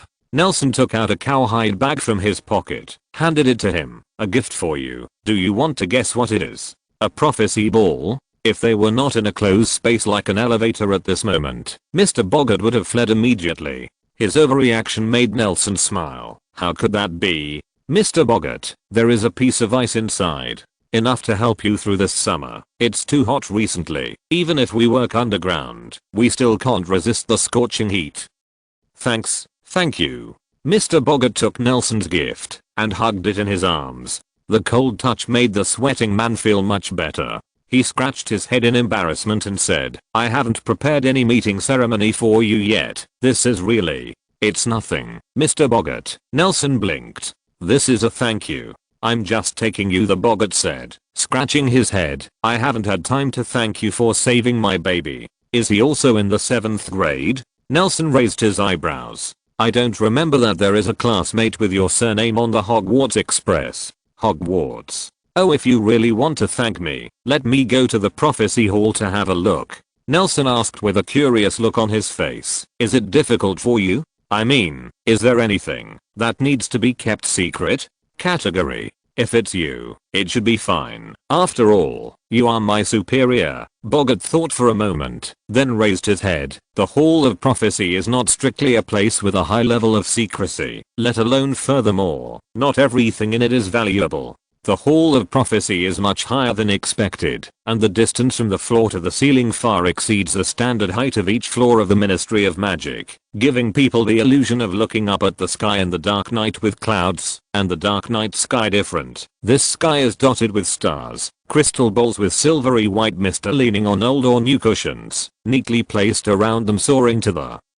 ceiling in wooden shelf." Nelson stood at the door of the prophecy hall. Mr. Boggart's small desk looked like a miniature model used by children playing house with dolls on imaginable loneliness. No wonder the department of Mr. Is a place where everyone respects and stays away. Nelson walked through the dazzling array of prophecy balls. At first, I found it interesting. The further he went, the more boring his vision became, and he was even dazzled by the dots of light. He rubbed his eyes and asked, "Usually how often do you buy goods here?" "Purchase?" Boggart's doubtful voice came from the door. "It's sending new prophecy balls," Nelson explained. "How often new prophecies will be sent?" "Oh, you say this. It can happen at any time," Mr. Boggart said. "In the earliest days, there were only a few bookshelves that were not full, and that was before the Ministry of Magic was born. Because many wizards would, after some big events happened, they jumped out and pretended to be ghosts, saying how long ago they had predicted the occurrence of this event. These charlatans fooled some superstitious guys around. In order to prevent this from happening again, there were a group of highly respected the Wizards of Glastonbury built a library of prophecies in Glastonbury, which was called Avalon, to store the prophecies made by some who call themselves prophets." "Library?" Nelson's hand slid across the side of the bookshelf. The original texture of the tree and the marks left by time on the furniture were vividly visible at his fingertips. "Book. That's right." Mr. Boggart's voice receded further and further away as Nelson went on. "At that time every person who calls himself a prophet will have a book of prophecy, which will record their daily flashes of wisdom. There are very few prophecies that can be fulfilled, so I don't know who made a bad start. He stored the prophecies one by one in the crystal ball. If they were fulfilled, he would take them out to prove himself. Fulfillment, and don't worry about ruining your reputation in the same book." TSK, so smart. Nelson sighed. His eyes flickered across the crystal ball in front of him.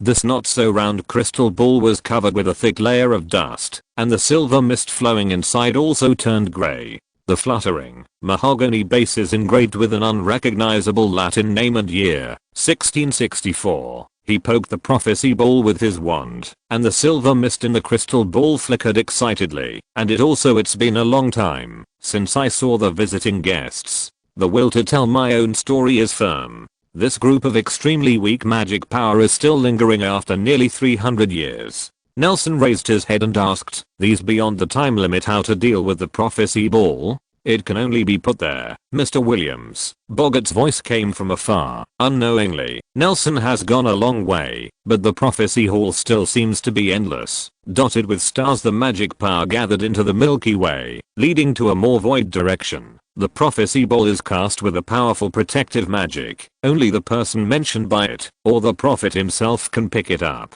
The hundreds of years you have seen the previous prophecy balls, not only did they not come true, even the related parties and creators have long since died. No one can remove them from that position. This kind of worthless prophecy can only rot there, occupying more and more cramped space. It's cruel." Nelson stretched out his hand and wiped the prophecy ball in front of him. The bumpy surface brought a texture that was very different from ordinary crystal balls. Perhaps in 1664, a wizard who thought he had captured the future recorded the ravings in his sleep. It came down, but the vicissitudes of life, not to mention verifying the authenticity of this prophecy, even this voice was sealed in this rough crystal ball, waiting for the endless future in the dark cage. The light in the crystal ball became more intense, and Nelson could feel its urgency to express, but no matter how hard his wrist was, the prophecy ball seemed to grow on a wooden frame, unable to move at all. Perhaps just like Borgast told you, the 300-year-old prophecy, the throbbing, exciting magic, may never be heard. Some people even use prophecy as a blessing activity. Nelson could hear the resentment in Boggart's tone even after a long distance. "I receive dozens of these prophecy balls every year, especially during Hogwarts graduation time. People are always polluting my office with mentally retarded prophecies of so and so will work at the Ministry of Magic. You have worked hard. But compared to these rags, I'm most afraid of the kind of real prophecy." Boggart's voice floated faintly. "To tell you the truth, Mr. Williams, I have been working here for 10 years. Before the establishment of the Department of Mysteries, I worked as an administrator in the Hall of Prophecy, which was still called the Hall of Prophecy. After so many years, I have never heard of a real prophecy, let alone your heavyweight one." "I was joking." Nelson laughed. "Why don't you tell me where it is? I'll smash it, so that after hundreds of years, people will not be confused by what nonsense I said at that time."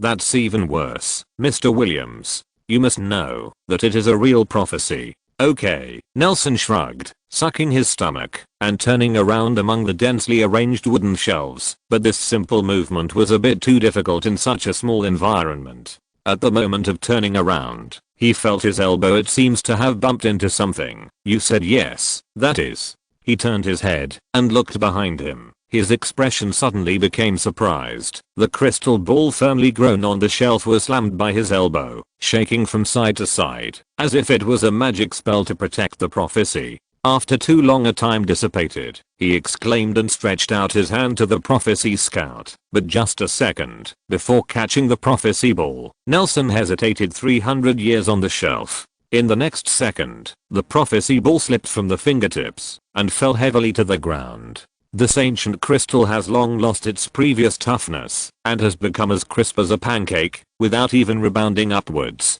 The moment it hit the ground, it shattered into fine glass shards with a bang. The silver mist rose slowly from the debris, and a young female voice with an awkward pronunciation whispered in Nelson's ear. But the magic power of this prophecy was too weak. Her voice was not only soft, but also intermittent, covered by the footsteps of Mr. Boggart running wildly, and she couldn't hear what she was saying for a while. Nelson saw Mr. Boggart's shoes on the back of the bookshelf not far away. Despite his short stature, he was like a fish in water in such a tight maze and ran fast. The moment he saw the leather shoes emerging, Nelson stretched out his magic wand. With a light finger, Mr. Boggart's body suddenly flew up lightly. He lost his balance and waved his arms like a landlubber being pushed into the water. The noisy footsteps immediately disappeared, and Nelson finally heard the passage clearly. The last word of the prophecy. He'll be with me forever. Nelson shook his head, put Mr. Boggart down, and said in Boggart's questioning eyes, "There are glass shards under your feet. Mr. Boggart, this crystal ball seems to be too old.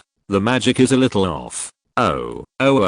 Mr. Boggart's eyes quickly turned into gratitude, and he looked at the shards of glass under his feet thankfully. He was wearing soft-soled leather shoes today. If he really ran over, I'm afraid he will go to St. Mungo soon, to listen to Alfred's bragging. He glanced at the number on the shelf, reassuringly, and said, "It's okay, the Hall of Prophecy has just moved here, and it's normal for some malfunctions to occur. As long as you didn't destroy those important prophecies. By the way, Mr. Williams, have you heard the contents of the prophecies just now?" "I can't hear clearly." Nelson shook his head. "I don't know if it's a comedy or a tragedy. Usually such stories are tragedies." Boggart stopped Nelson, who wanted to sweep up the debris, and said, "Leave these things to me, and you can continue to browse inside. This thing is broken. You have to register. I'm afraid you don't understand." "Can these residues be left to me?" "Of course you can if you like," Boggart agreed, "but what do you want this kind of rubbish for?"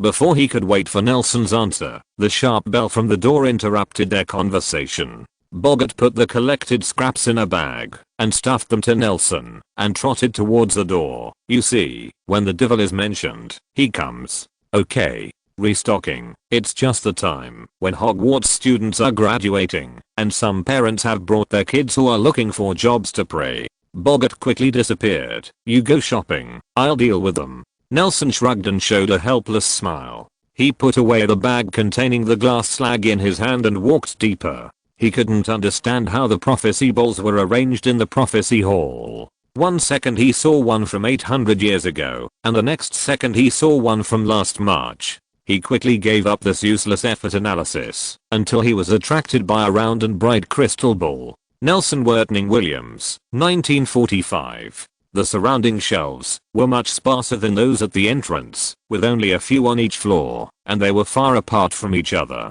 He walked straight towards the crystal ball, but the crystal ball was held by the other hand before he approached. The Dark Lord will use his thoughts and incomparable power to sweep the world and change everything. The only one who can fight against him is his blood-linked lover, but his resistance has failed, and the two parallel worlds will be destroyed by the Dark Lord.